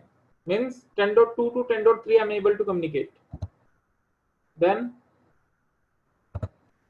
10.1. This is on multi-layer switch. Able to communicate. So let's say now try 20.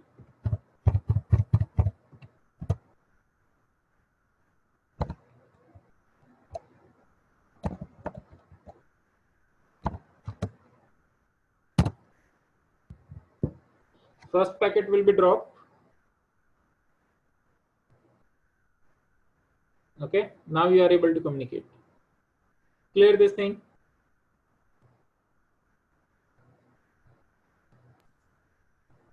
Yes, great, Daniel. Yeah, that's clear. So this is the inter-VLAN routing. Okay, one more thing. as I told you, on the layer 3 switch, by default, all interfaces are layer 2. So let's say here there is an interface, fast Ethernet 0 by 5. If I try to assign IP address here, let's say 50.0.0.1 and 255.0.0.0, it is showing invalid input detected, because right now it's a layer 2 interface, and on the layer 2 interface you cannot run IP addressing. So first command you can run here, no switch port. So once you run this command, that port will get the capability of layer 3. So after that, if you are running this command, that command will work. Clear this thing?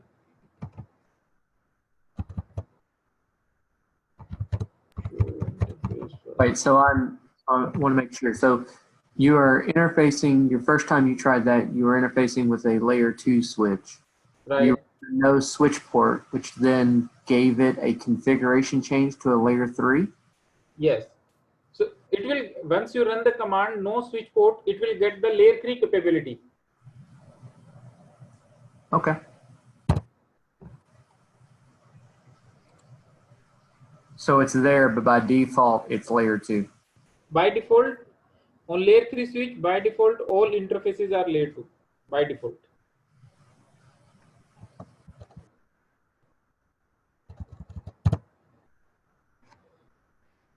So this is the inter-VLAN routing via router as well as via SVI.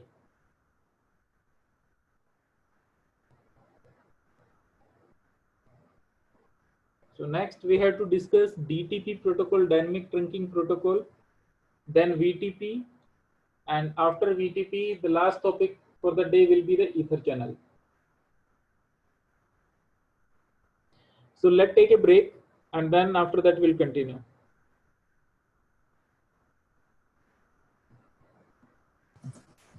How long? Let's take 10-minute break. Okay. Okay, let me take a coffee. Okay, see you after 10 minutes.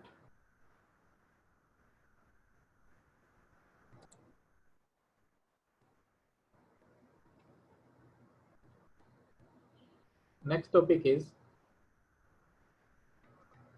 DTP, dynamic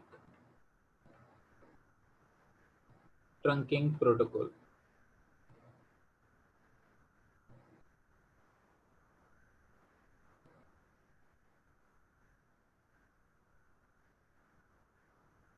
DTP is used to make trunk link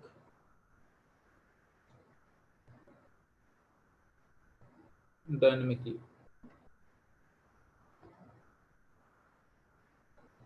DTP is Cisco proprietary.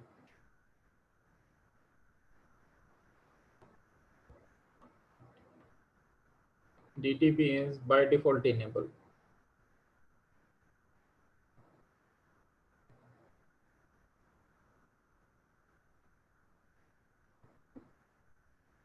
DTP is by default enabled. If you want to check out DTP is enabled or not, so you can run this command, show interface, the name of the interface, for example, like 2, and then you can run switch port. So there you will get a output, negotiation is on. So let me show you that thing.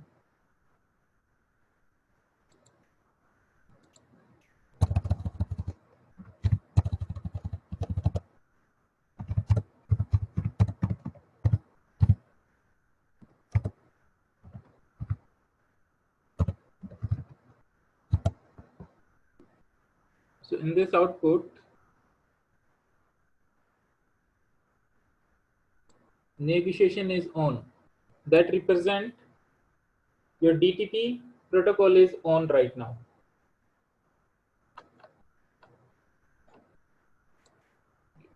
So DTP is used to make trunk link dynamically. So in DTP, we had two port type, dynamic auto and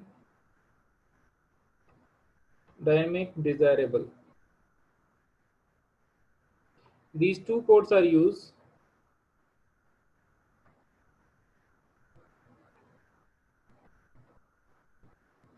trunking.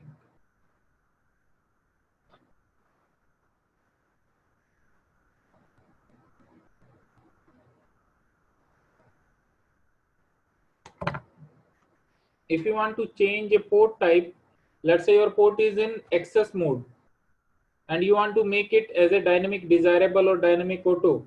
So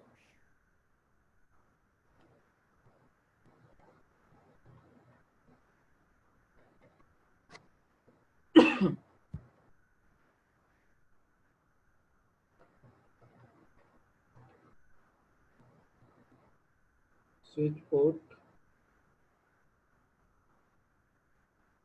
mode dynamic. You can define here either auto or desirable.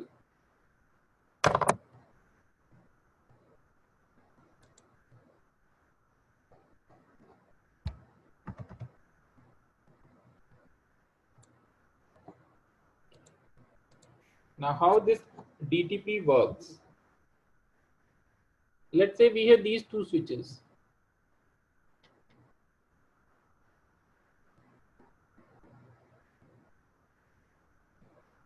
This port is, let's say, dynamic desirable and this port is dynamic auto.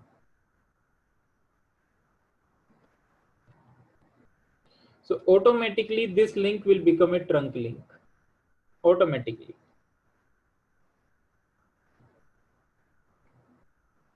So we have to verify this activity. So for that, let me give you the complete combinations.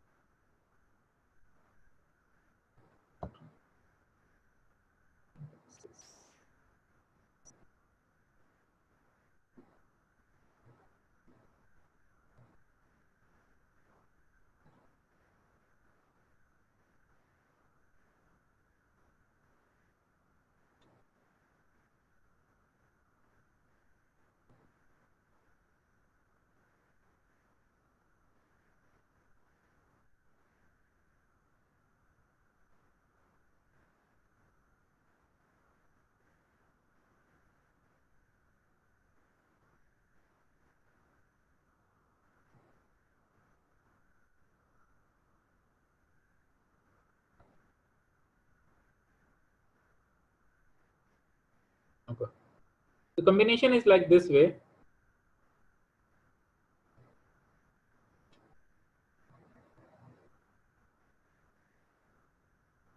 Let's say this port is this and this port is this.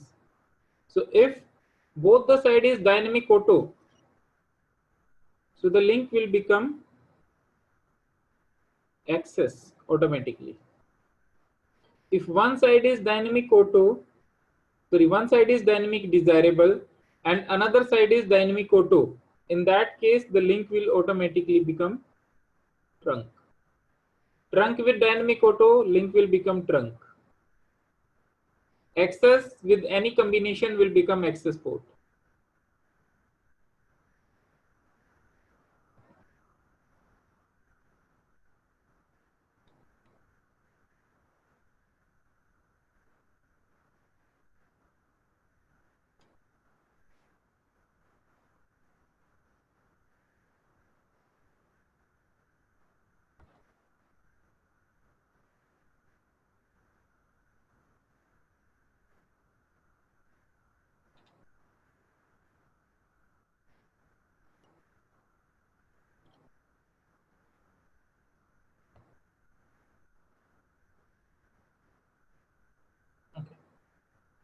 So access with the trunk, I write here access. Somewhere you will get limited access. So limited access is the same thing, access port. So let's verify this thing, this combination.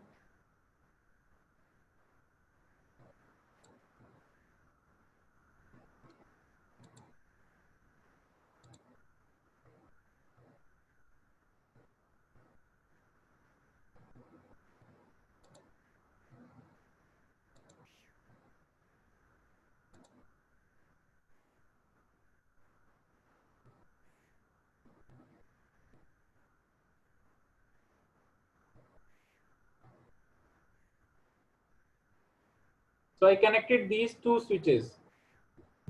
So one is connected with the port number 0 by 2 and one switch is connected with 0 by 1. So let it be up.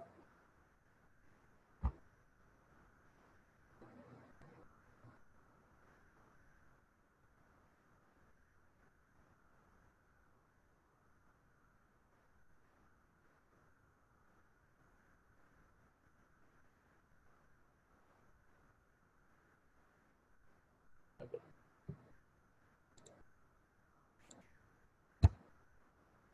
So in this switch, show interface fast Ethernet 0 by 2 switch port. So here, if you see, administrative mode is dynamic auto and operational mode is static access. Why static access? Because maybe on another side it is dynamic auto. So dynamic auto to dynamic auto, the port will become access.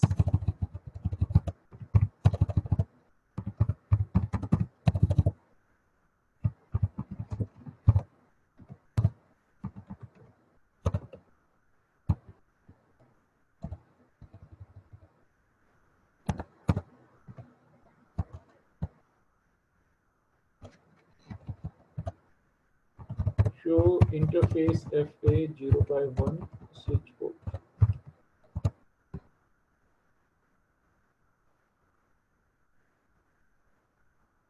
You can see dynamic auto, the link will become trunk link. So I'm changing here dynamic auto to dynamic desirable, and after that we'll see what will be the status of operational.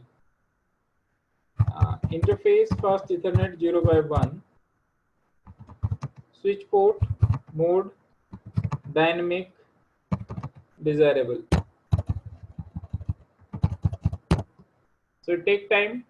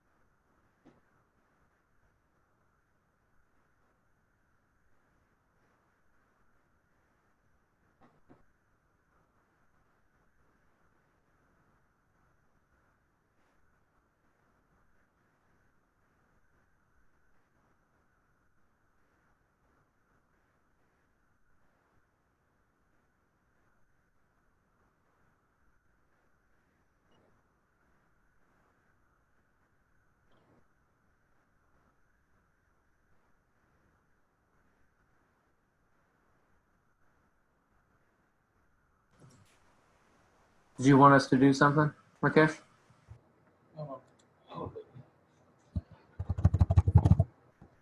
So now let's verify what is the status of link. Show interface fast Ethernet 0 by 1 again switch port. So here this time it should be a trunk link. See this now. Operational mode is trunk. We haven't configured trunk. It automatically become trunk link based on the combination. Clear this thing? Yeah, that makes sense. So this DTP protocol is running on all the interfaces. And how you verify? You can verify via this thing. If you want to disable it,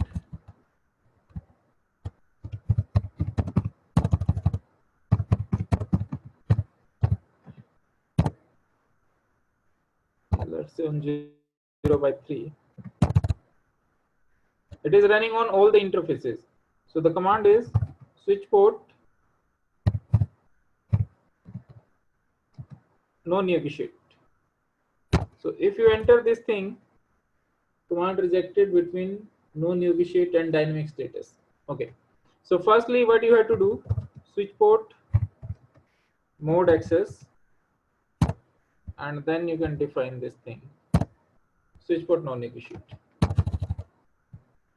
So if I run this command once again on 0/3,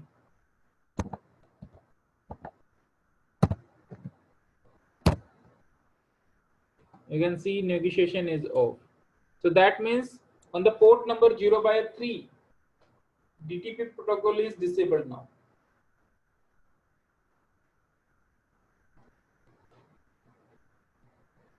Clear this thing? Okay.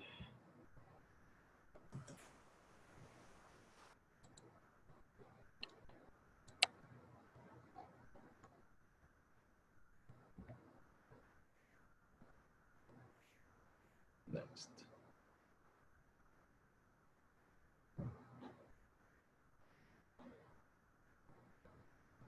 Next is VTP.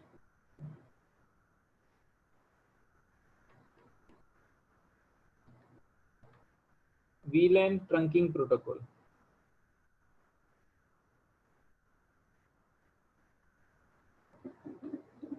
VTP is used basically for centralized management of the VLAN.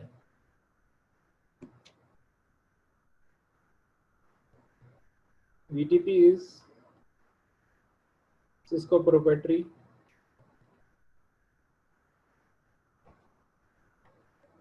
VTP provide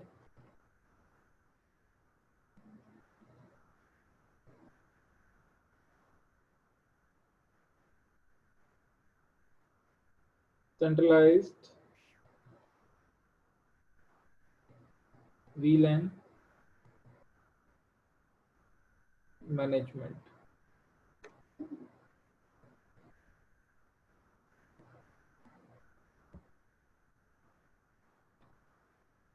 VTP work on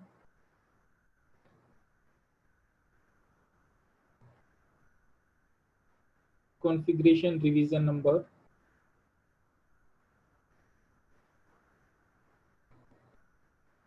higher the configuration revision number,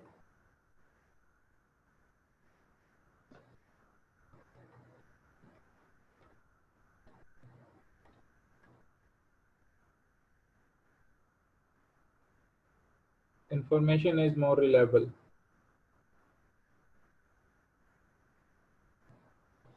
Now, what is this configuration revision number?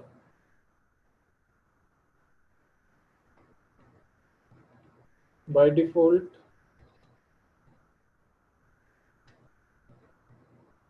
configuration revision number is 0. If you do any modification in VLAN,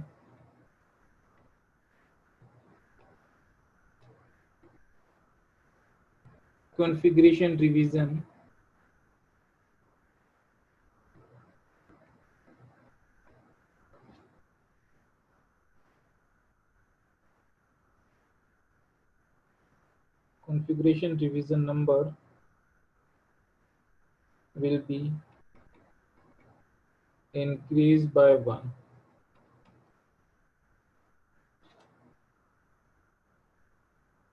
VTP send advertisement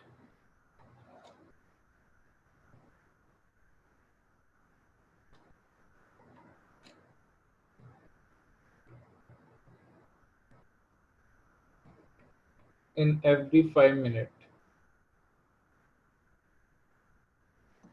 VTP send advertisement in every 5 minutes. Okay. So first point is VTP is a Cisco proprietary protocol. Second, it provides the centralized management of the VLAN. Third point, VTP work on the configuration revision number.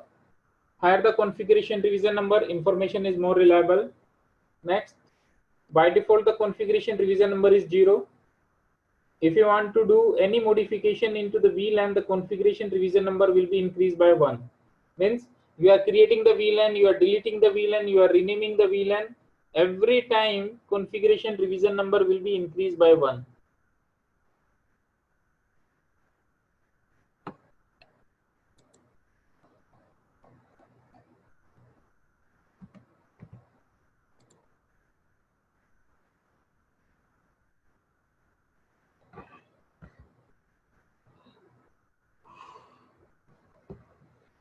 Next,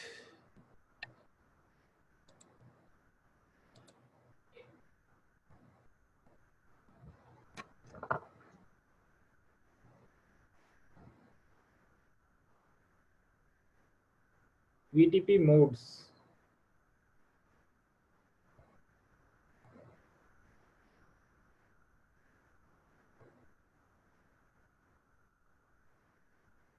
In VTP, we have 3 modes. One is server, client, and third one is transparent.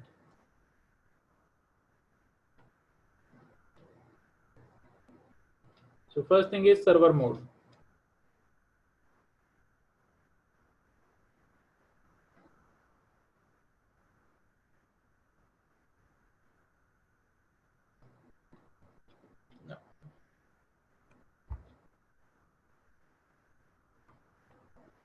By default,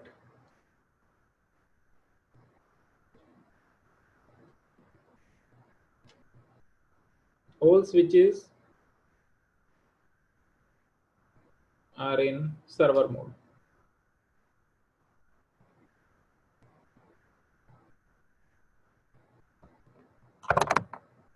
That's why we are able to create the VLAN.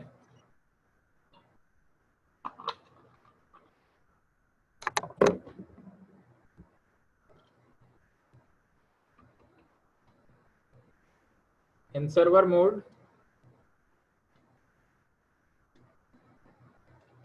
we can create, modify, and delete VLAN.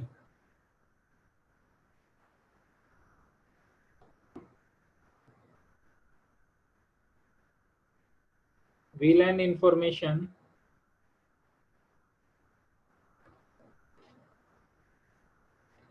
save in NVRAM.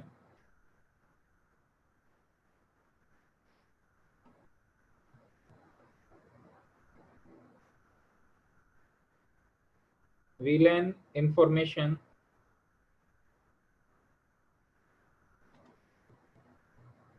forward to another switches.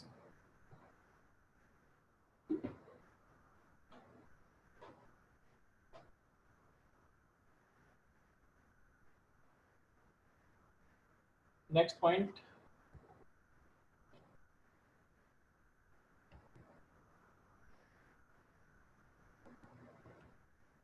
VLAN information synchronized.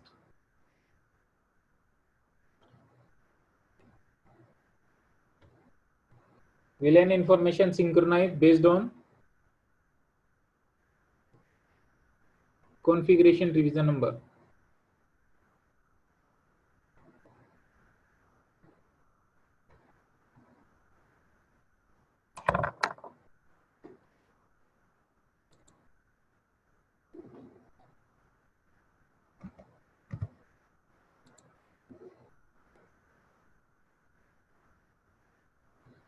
So these are the property of server mode. By default, every switch is into the server mode. That's why we are able to create the VLAN.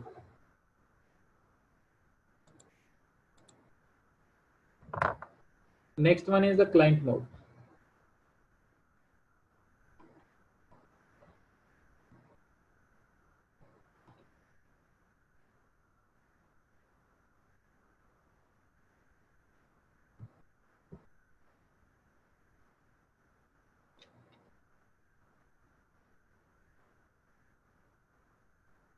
In client mode,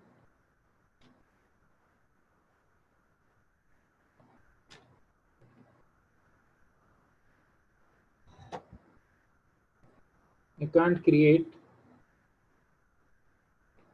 VLANs.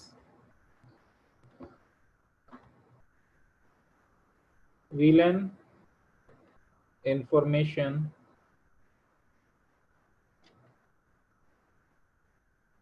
synchronized with server or other client switch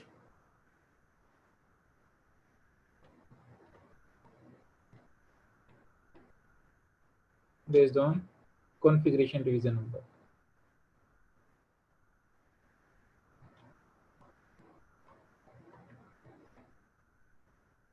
Next, VLAN information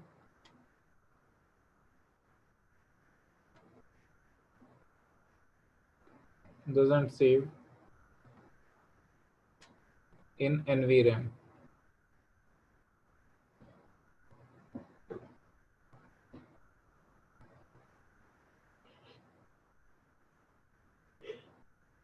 It forward the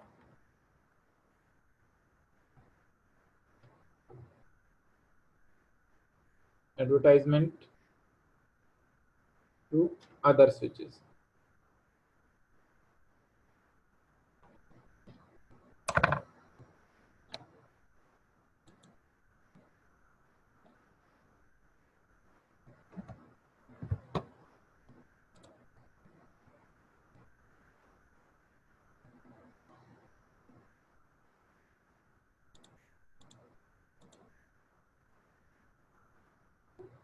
Next is transparent mode.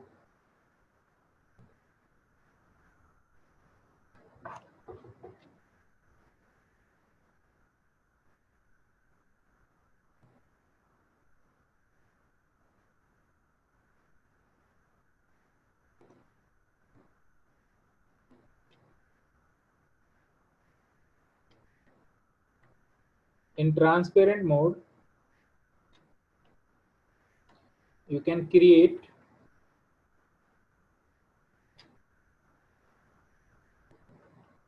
delete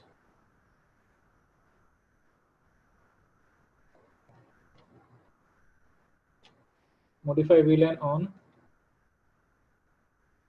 local switch.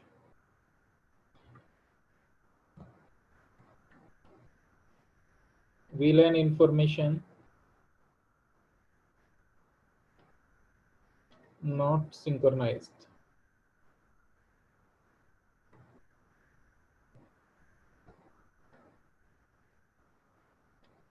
VLAN information save in NVRAM.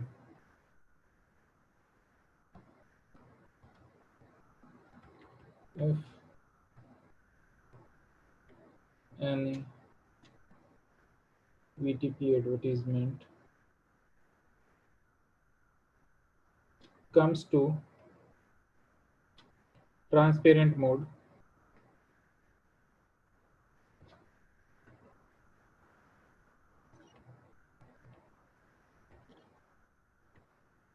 it will forward that information to the next switch. So these are the properties of every mode.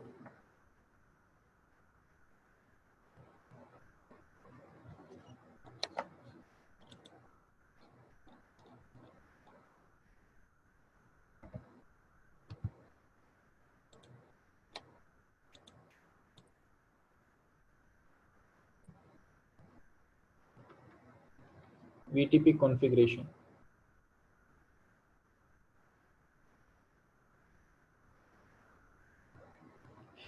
So in VTP configuration, first point is VTP work on trunk link. So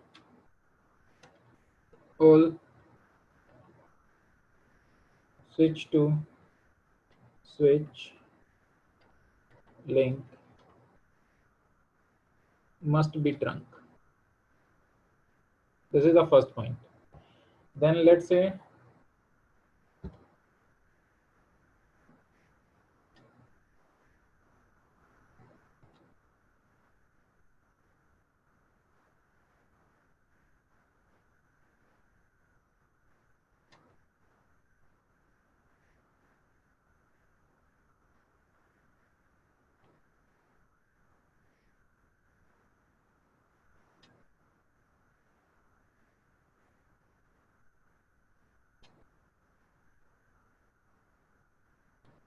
so first thing you have to make this link trunk, this link trunk, this link trunk. You can run on that interface 0 by 1 and 0 by 2 switch port mode trunk command. Now, this is step 1, step number 2. So once the two switch links are trunk, then you have to define VTP domain and any domain name, for example like ABC, VTP password, any password, but VTP domain name and password must be same on all the switches. Then VTP mode server. Will On it switch, if your password is not the same? sorry, Will it acknowledge that your password is not the same if you set it on one and not right. It will give you the error message. Okay. Switch number 2 and switch number 4 are client. So same command, VTP domain, and domain name is case sensitive.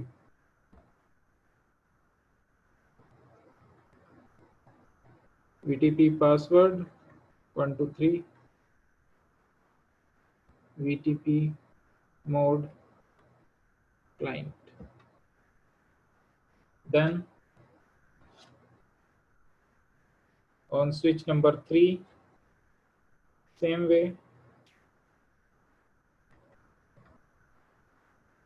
VTP domain ABC, VTP password 123, VTP mode transparent. Once the step number 2 is done, then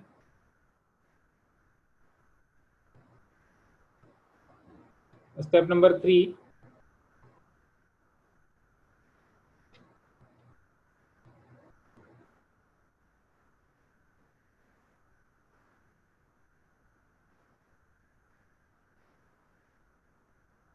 create VLAN 10, 20, 30 on server switch, and you will get all VLAN here on client, but transparent mode will not be able to receive those VLAN. Once the information is coming to the transparent mode, it will bypass that information to the next switch. But you cannot create VLAN on client switches. Clear this thing? If you want to verify this thing, you can run show VTP status and you will get your VTP information.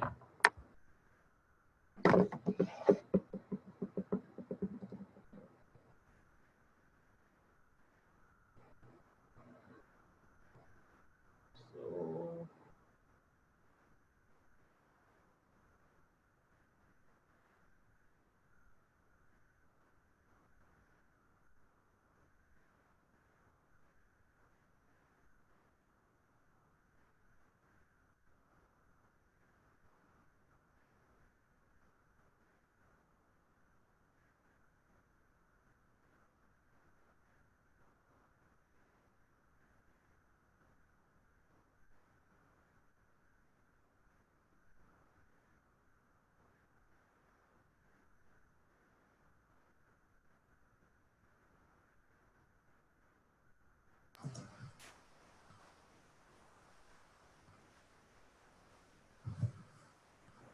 Everything makes sense on your drawing. But quick question, why is switch 2 and 4 a client and switch 3 a transparent? Okay. Is that just because the way they were asked to be, or where'd you come up with? No. It's for this reason. Okay. Tell me how many switches are there in your company, in your production environment? I have no, well. Maybe 10, 20, 30, 40. Yeah, we'll say 10. Okay, let's say 10. And all the switches are into the different floors, right? So if I have to create VLAN on every switch and on every day, so every time I have to go to the particular switch and then I have to configure the VLAN, right? So if I implement VTP in that network, so what will happen?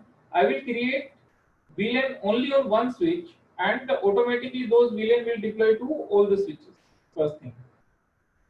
Let's say you want to implement this type of security, whatever switch is there on floor number 2, 3, 4, no one can create VLAN on that particular floor.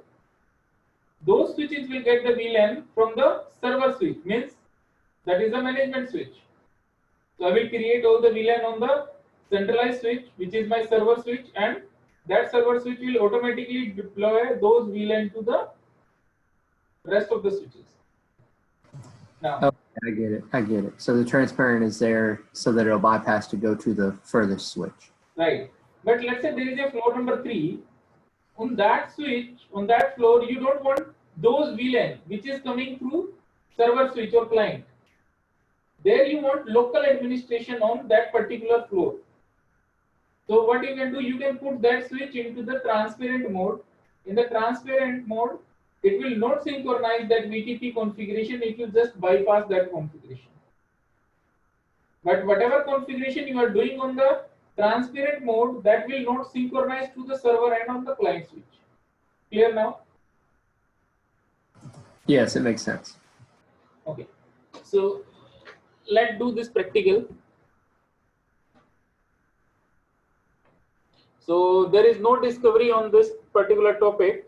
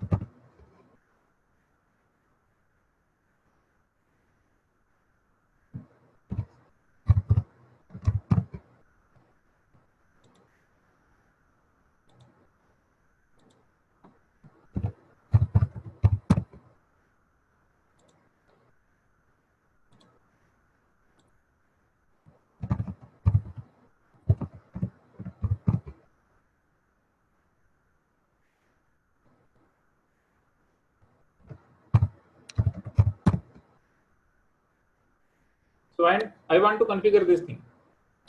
So first thing here,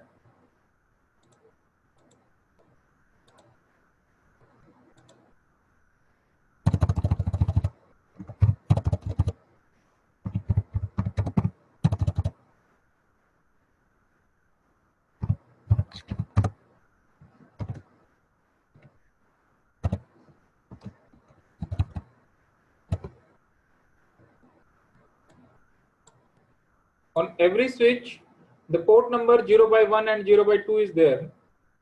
So what I will do, my first step is I have to make all switch to switch link as a trunk link. So interface range fast Ethernet 0 by 1 to 2. Then switch port mode trunk. Exit.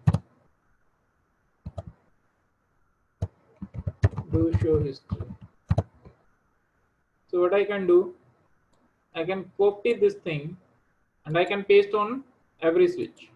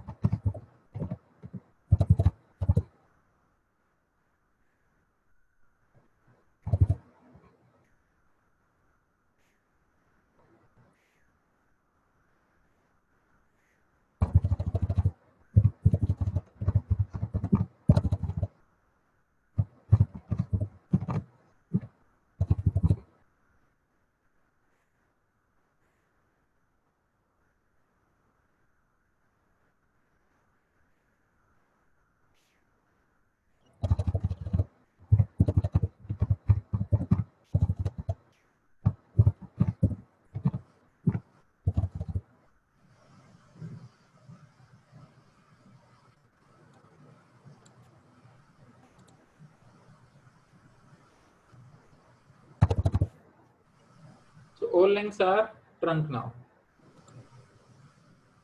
So if you want to verify, then there is a command show interface trunk. So this show interface trunk will show you these two ports are trunk now and 802.1q is enabled by default. Clear this thing. So my step number 1 is make trunk link. Once the trunk link is done, then you have to configure the VTP.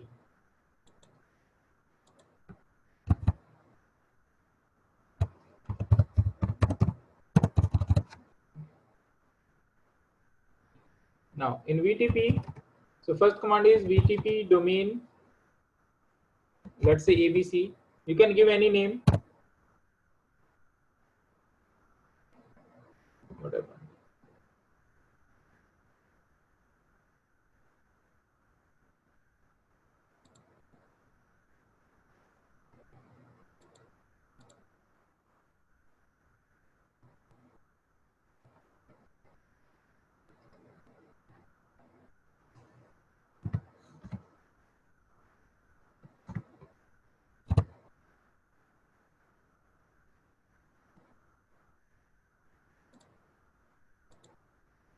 VTP domain ABC. The next command will be VTP password, let's say 123. Then VTP mode and server. So on switch number 1, I run these commands: VTP domain, VTP password, and VTP mode. So first two commands are common on every switch. That's why I copy these things.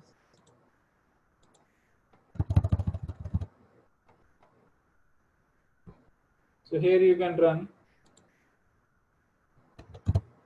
VTP domain ABC, VTP password 123, VTP mode client.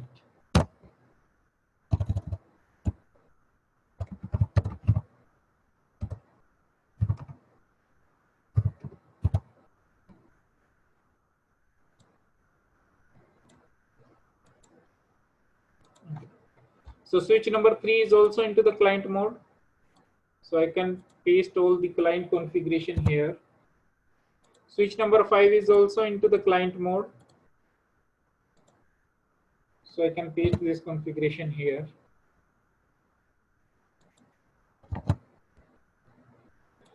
Switch number 4 is into the transparent mode. So here you have to just change mode.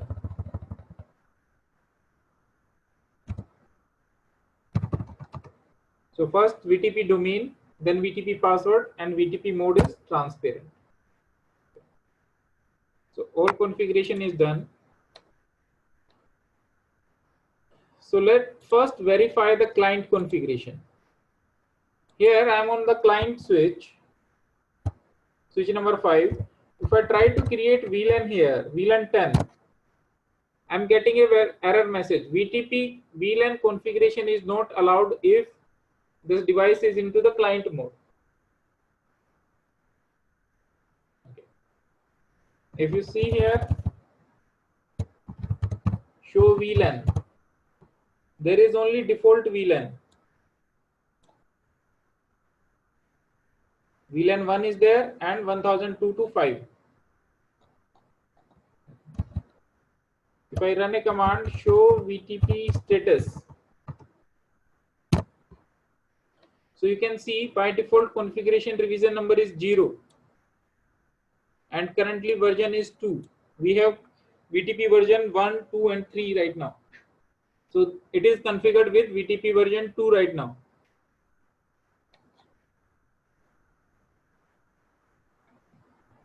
Okay. So last step, you have to create the VLAN on server switch. So switch number 1 will be my server switch.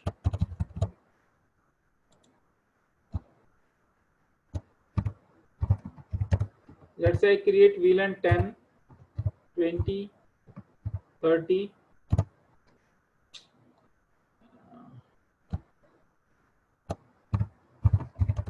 VLAN 10, VLAN 20, VLAN 30. So I create 3 VLAN. So any modification into the VLAN, the configuration revision number will be increased by 1. So if I create 3 VLAN, so configuration revision number will be 3. Show VTP status. So you can see configuration revision number is 3 right now. Now,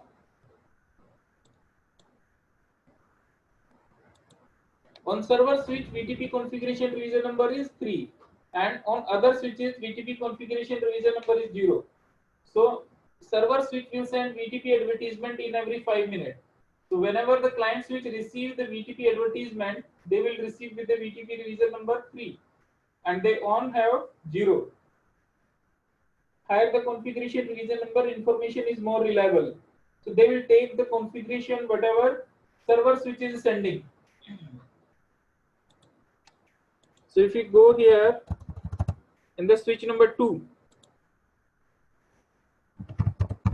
show VLAN, you can see now.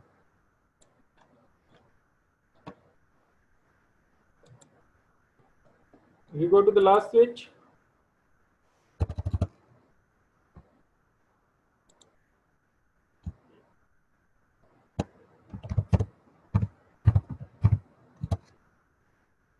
right, you are receiving the VLAN.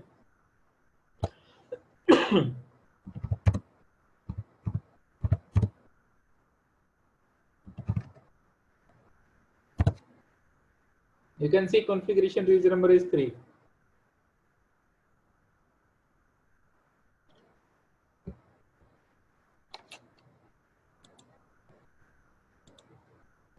On transparent mode,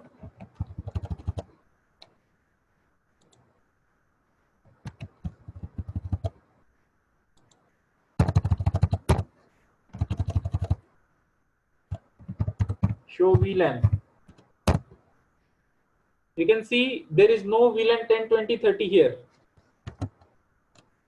But if you want to create the VLAN, let's say VLAN 50, you are able to do. But that VLAN 50 will not travel to anywhere. That will be locally on the switch. Show VLAN. So you can see VLAN 50 is not coming anywhere. Clear this VTP configuration?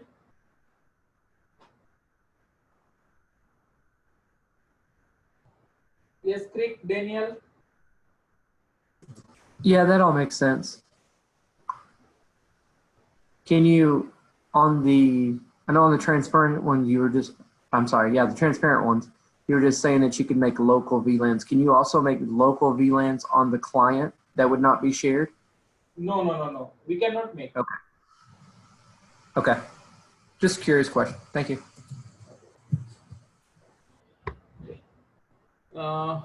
Just give me 2 minutes. Let me take a glass of water, then we'll continue.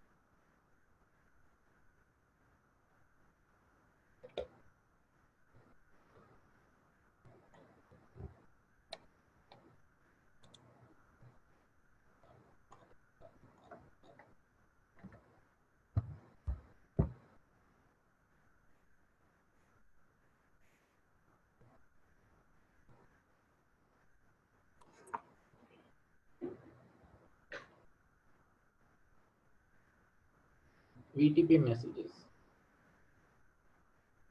In VTP, we have 3 messages. One is summary advertisement.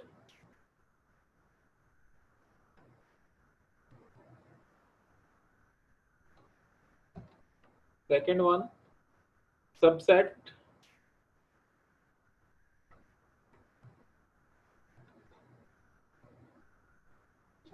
And third one is advertisement request.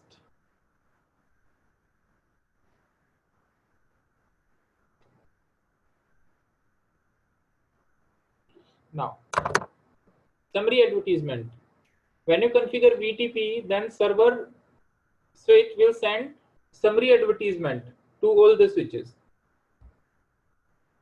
So first advertisement is summary advertisement. Subset advertisement. Let's say firstly server send the summary advertisement. After that, he creates some more VLAN. He deleted the VLAN. Then whatever modification is happening on the server switch, that will travel in the form of subset advertisement. Whenever you add, delete, or change any VLAN configuration.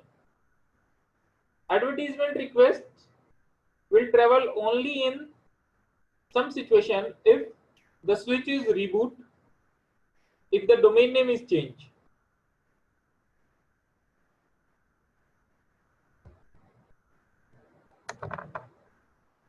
So if I write something, full VTP update, subset, modification in VLANs, and advertisement request will travel when switch reboot or domain name change.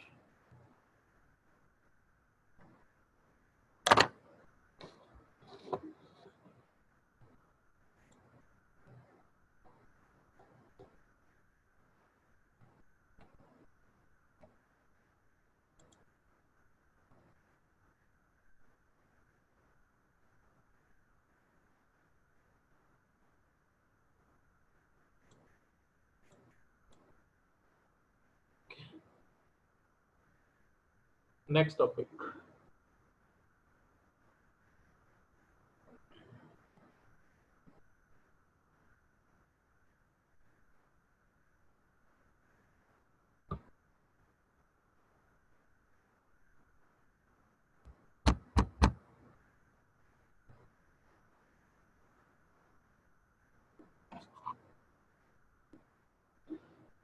Ether channel.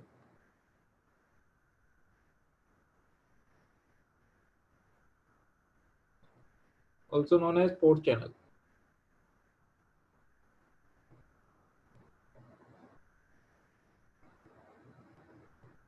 Now,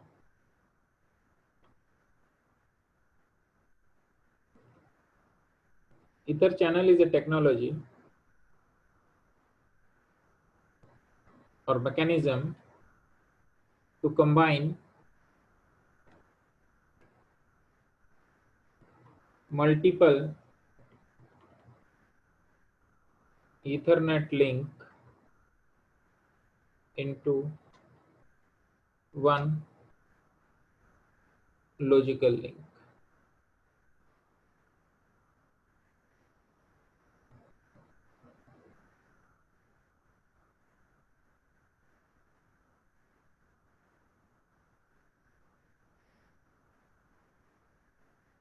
Ether channel is a technology to combine multiple Ethernet link into one logical link. Now, maximum 8 links can be bundled in a group.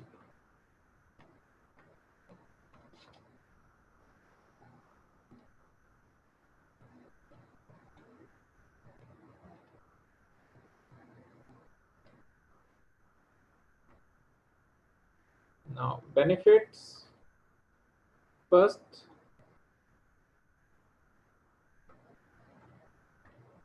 bandwidth increase. Second benefit,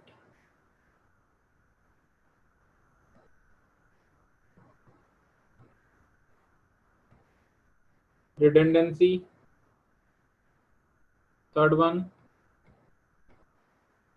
avoid loops.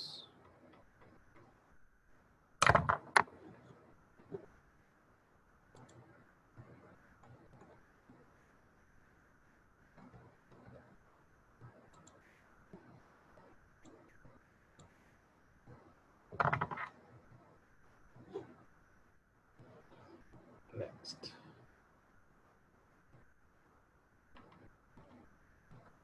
condition to form ether channel.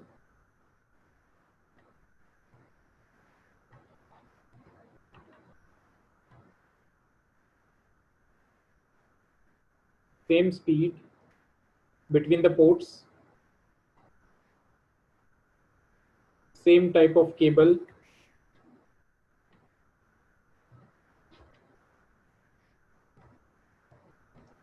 same duplex setting,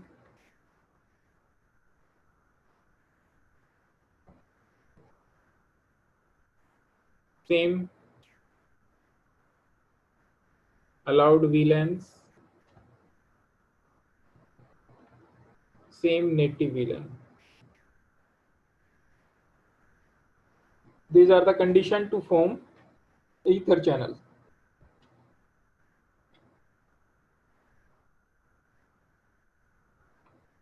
Ether channel protocol. In ether channel, we have two protocols, PAGP and LACP. PAGP is port aggregation protocol. This is link aggregation protocol. Link aggregation control protocol. PAGP is Cisco proprietary,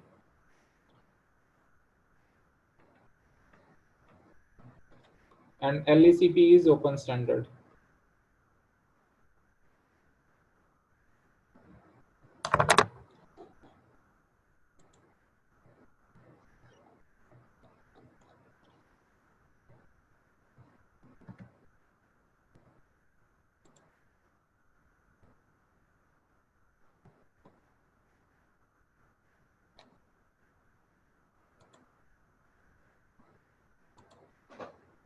Next, PAGP modes. In PAGP, we have two modes. One is auto and desirable.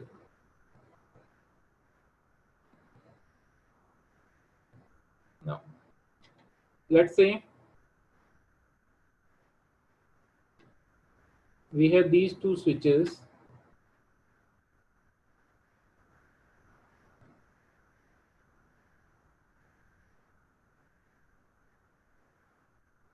and if we want to make ether channel between them, then physically we have these two links, and I want to make these two links as a logical single link, so that the bandwidth will increase. Let's say one link is 1 Mbps, another link is 1 Mbps. So I can combine these two links and I will get the bandwidth of 2 Gbps, 2 Mbps. So there is a combination between the modes. There is a mode on. On means there is no protocol and you are making static port channel.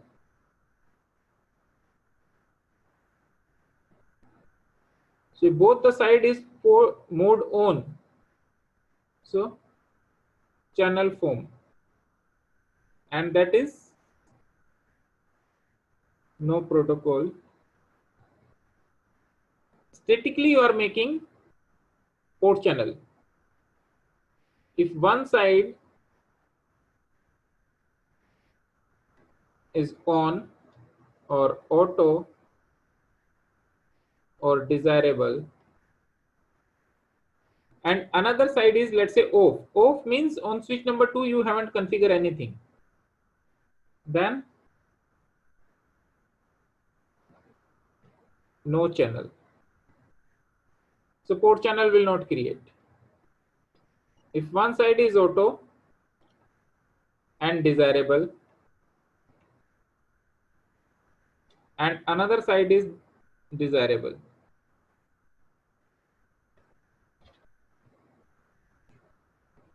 then channel form. If one side is on or auto and another side is also auto, then no channel.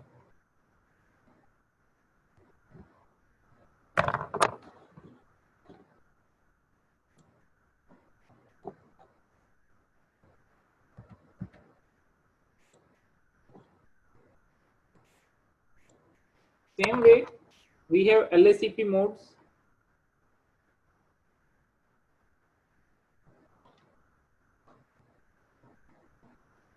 Now in LACP modes, we have active and passive. So now what is the difference between active and passive and auto and desirable? In auto and desirable, desirable port will initiate the port channel and auto just respond. Same way, active mode will initiate the port channel and passive just respond according to that.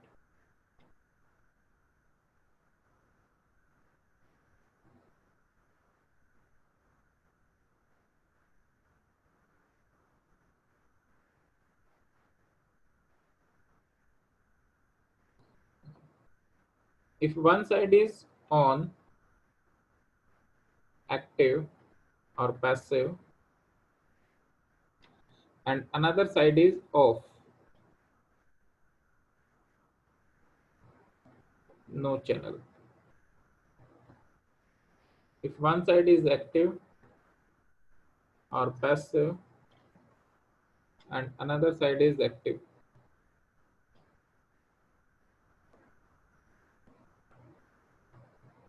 channel form. If one side is on or passive and another side is passive, then again no channel.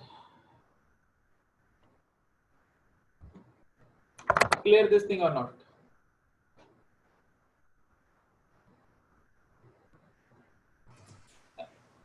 Yeah, that all seems pretty straightforward. So after that, we have to do the lab of port channel.